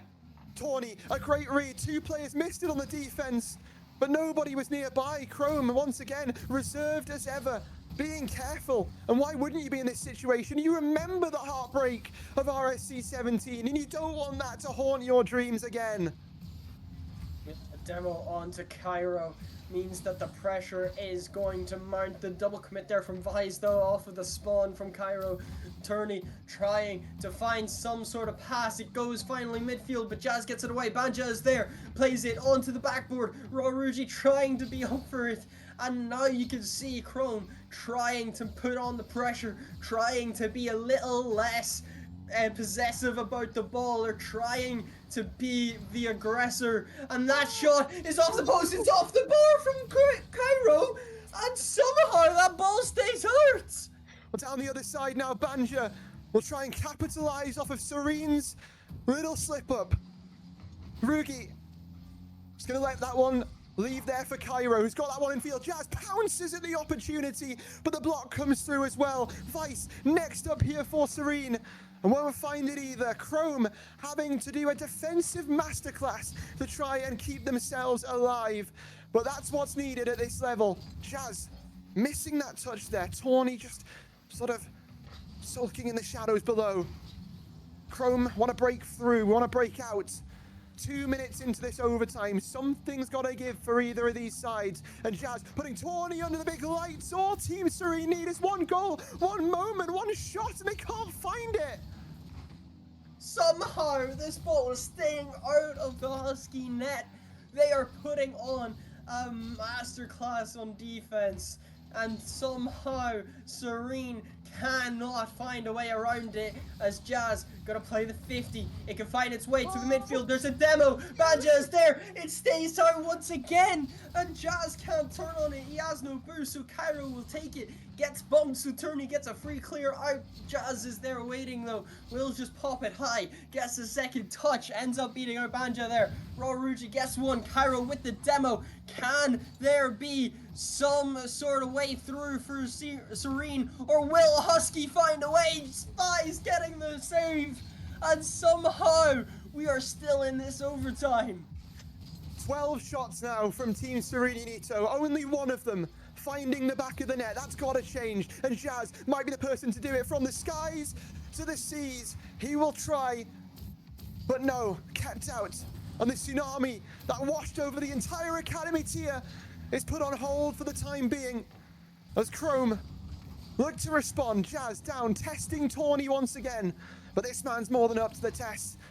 He's proved it so many times before throughout his 2-season tenure in RSC. Cairo down to Rugi, back out. Jazz cutting that one out immediately, but still, that is not enough. Nothing is enough to separate these two in Game 5 overtime. Somehow, we are still here 3.5 minutes later, and we cannot find the answer just yet. The fake comes through and buys! Gives Team Serene Unito the Academy Tier Championship. There it is! And it's the so-called sub of Vice who had to fill in on the day when their main roster player Remco couldn't quite make it. Unito still show they are a force to be reckoned with no matter the roster, and are your Academy RSC 18 champions. My word, Chrome Husky gave it their all throughout that entire playoff run, but Team Serene Unito triumph here in the Academy tier. They find their way through. They are able to finally put Chrome away. And finally, in grand finals, they take the series 4-1. And they are your Academy tier RSC 18 champions. And it was a bit of a scary one, a nearly 5-minute overtime. But they finally get it away. Wow, wow, wow. Certainly a special moment there for Team Serene, for Unito, for these three players. And let's take a look at these post-series stats. I mean, the first two games were a bit of a whitewash, and as Chrome picked things up, it, gradually started to come back in their favor, but it wasn't quite enough for them. And Team Serene come out as champions. Let's have a look at your series MVP of the grand finals, though. See who it is. And there's a couple of different candidates, and it's Jazz for Team Serene. He came into the league last season in the draft. People sort of instantly snuffed this guy out. Everybody knew he was going to be one of the top players. He didn't have the season he wanted, finishing 6th in the playoffs alongside that Godalians roster. But this season, a team months in the making, as soon as that season was finished, the idea was set in motion by Vice, Jazz, and Cairo, and they made it work here in the greatest fashion possible.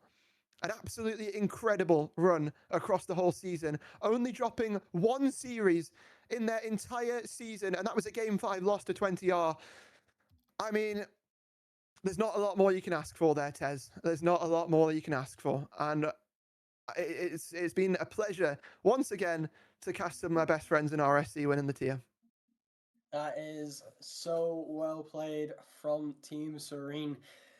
And a well-deserved champions. They all just absolutely decimated the tier. And they did not let anybody have any hope in their moments.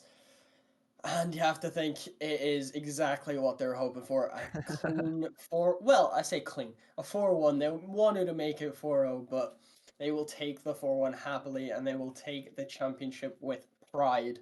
And a well-deserved pridefulness they do get to take. They absolutely do. Well, we're going to get a chance to talk to your champions, and that will be in the next few minutes. We're going to go get an interview set up, so don't go anywhere, and we'll be right back with Team Serenito, your Academy RSC18 champions.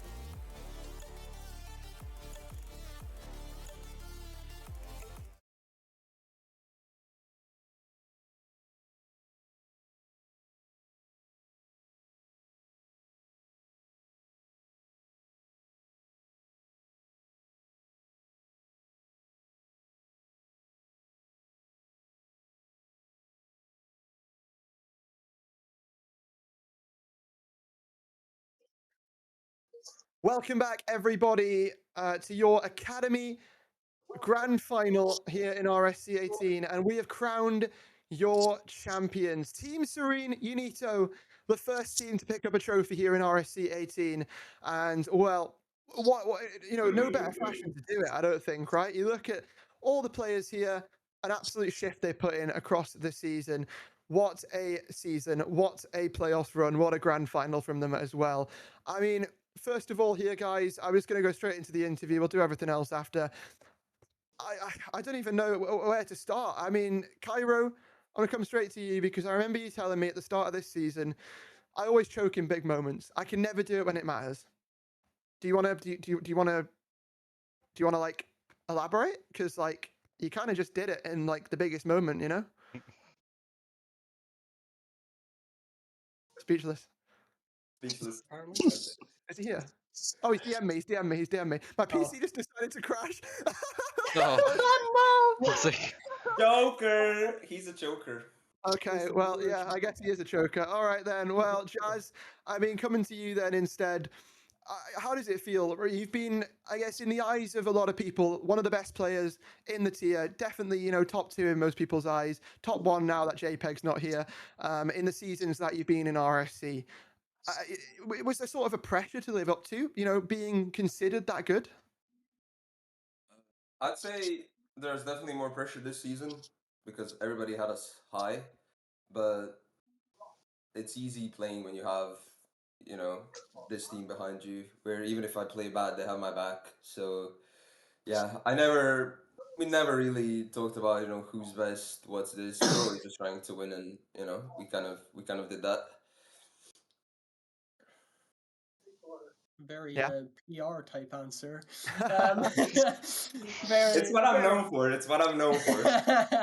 It's understandable though. I mean, whenever you are backed up by these guys, it must just be so extremely easy to come into it all. And Vise, I want to actually come to you because Hodge was mentioning before you were feeling very nervous before this, obviously having to sub in for Remco, but I mean, clearly it worked out fine. You did very well. You were able to get a good few goals of your own, get a few saves, a few outstanding moments as well. So how did it feel whenever you came into the finals and were able to actually, put that stuff into practice? Honestly, I wasn't expecting to play. Obviously, we signed Remco, I think, was it week 4? And yeah, I mean, even now I'll still say he's probably a better player than me. But I think this team's been in the making for like, God knows, like 2 months. We've been playing together since like a month before this season even started. So like, I think even if I came in, I hadn't played in like a week, but I fit in so easily with these two. Like it's so easy to play when you've got 2 people like Cairo and Jazz on your team.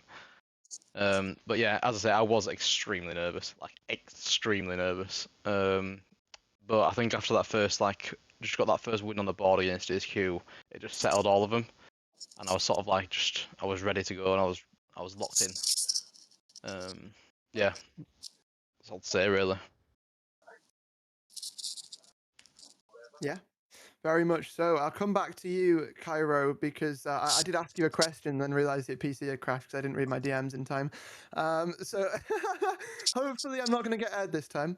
But yeah, Cairo, congratulations. I know we spoke at the start of the season, and you said that you felt like you were never able to do it in big moments, right? You would always choke. You would always, you'd have things get the better of you. You've just done it at the biggest stage possible here in the academy tier. You've ran the whole lower bracket. You only dropped 1 game across the season. It was a game 5 loss to 20R, just doing some charity for reverse. So I mean, what's it like to sort of change around that whole mentality of never being able to do it to now just doing it in the best fashion possible?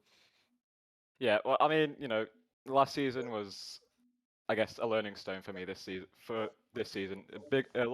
can't even speak. A lot of improvement went into this season, and it pays off ultimately. Just sitting here with the trophy to my name, to our name, of course. But I couldn't do it without these guys next to me. And Meatyfig as well.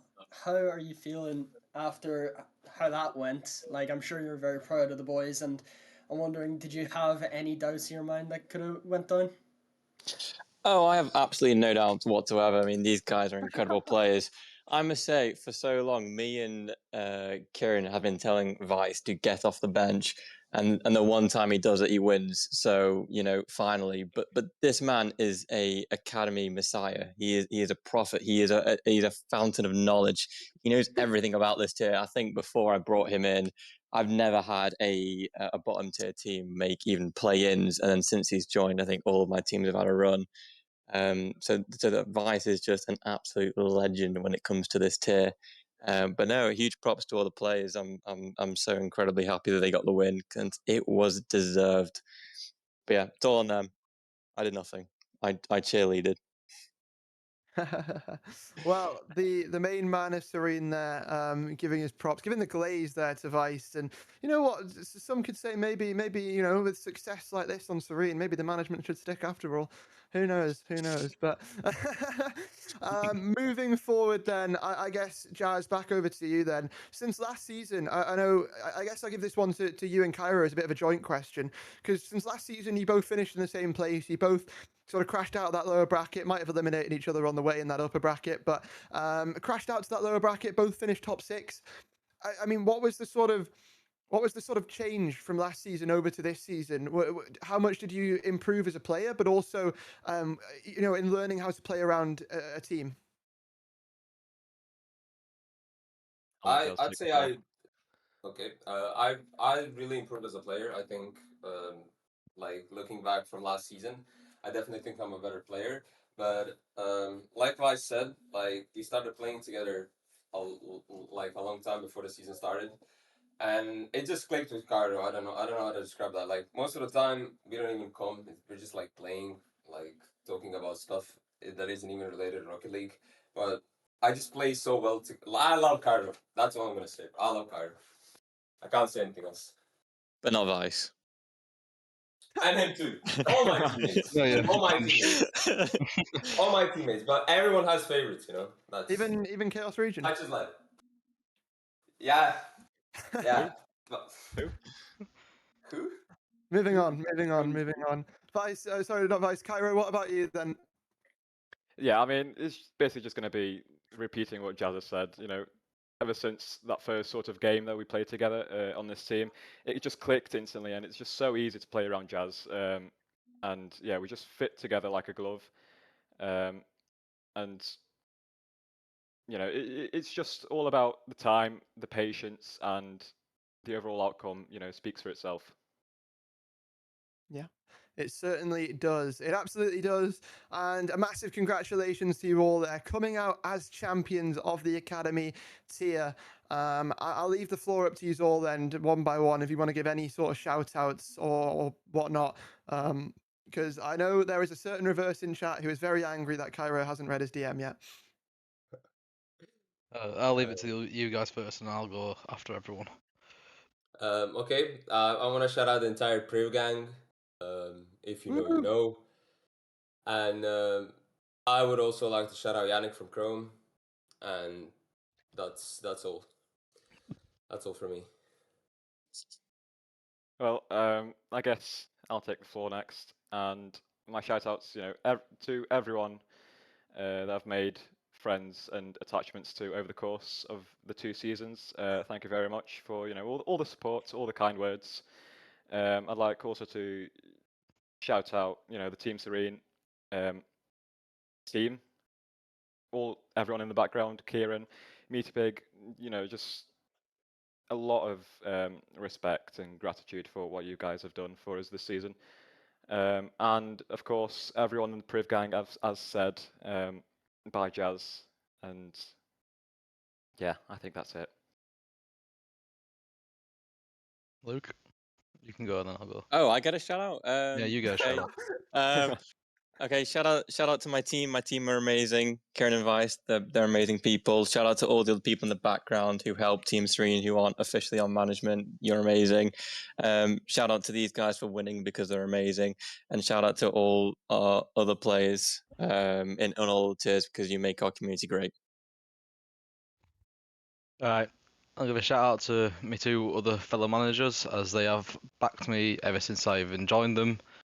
And they've given us training sessions over the season, helped us a load over the season with training sessions, and I couldn't do it without them. Obviously, thank you to my 2 very much hard carries in Jazz and Cairo, carrying me through many a games this season.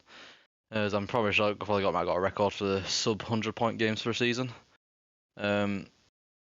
Thank you to everyone else who has ever played with me, ever helped me in any way in RSC. And a big shout out to Remco, as I know he can't be here, but we love him and we're so happy that we did it for him. And yeah, just thank you to everyone, basically. Everyone who's ever had confidence in me. Wonderful to see. It really is. Congratulations, guys. And yeah, feel free to stick around. Feel free to head off and join the Priv Gang party if you want. I know there's a lot of people in there as well. But yeah, I mean, what a run in general. First off, before you leave, actually, I want you to see this ball knowledge. Get the caster predictions up on the screen, Sweaty, for across the whole tournament, because there was 2 people who had the perfect top 3, and Tazik actually. Wait, Tez, did you have perfect prediction? No, you didn't. You predicted reverse. I'm so annoyed. I'm close. so annoyed. We were both one Mistaken prediction off. 20R decided to. Mistaken and 20R were the only 2 I got wrong, and it's only because 20R beat Mistaken, obviously, because I'm so annoyed by it. And the thing is, I'm pretty sure if I remember right, it was 1 goal in game 5 that was the difference maker. So that is slightly annoying for me, but hey, apart from I'm that, sure you'll live. yeah, exactly. Got everyone else right, so I'm happy out. I'm sure you'll live. I'm sure you'll live. Okay, well, yeah, I mean, you and me just have superior ball knowledge, I guess. Everyone else sucks. But yeah, it has been a great day here in the Academy playoffs, and we can't wait to do it all again tomorrow. Prospect kicks off at the same time, same place, 6 p.m. CEST on the RSC main stream and the B stream. We're going to be kicking things off. I'm putting myself on the spot here. On the main stream with Sanctuary Shrine versus Volps Rupelli. I think I got that right. So yeah, make sure to stay tuned on the A stream for that one. And yeah, that's all going to be happening tomorrow. So 1 champion crowned, but 1 still to go for this weekend. We'll see you all tomorrow. Have a great rest of your evening. And once again, congratulations on Team Serenity Nito for crowning themselves champions. Good night, everyone.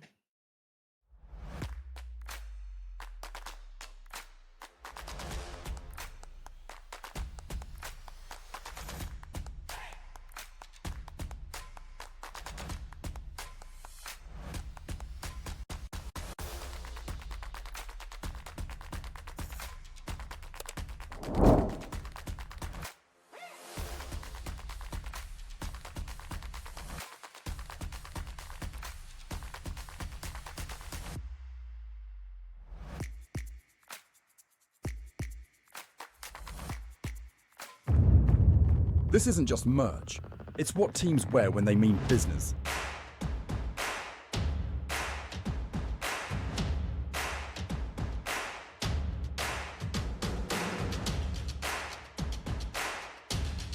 Every stitch, every print, every detail,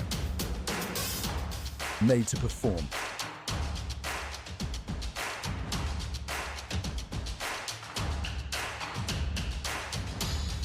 Trusted by the grind, from grassroots to championship halls.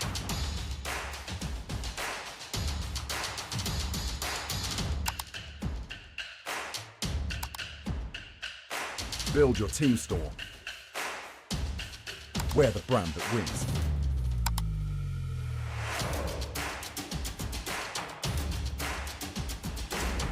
SpartanWare, trusted by the grind.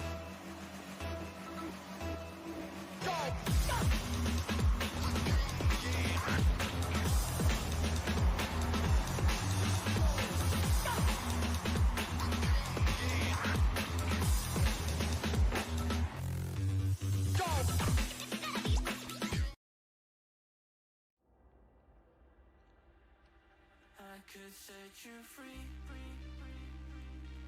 show you what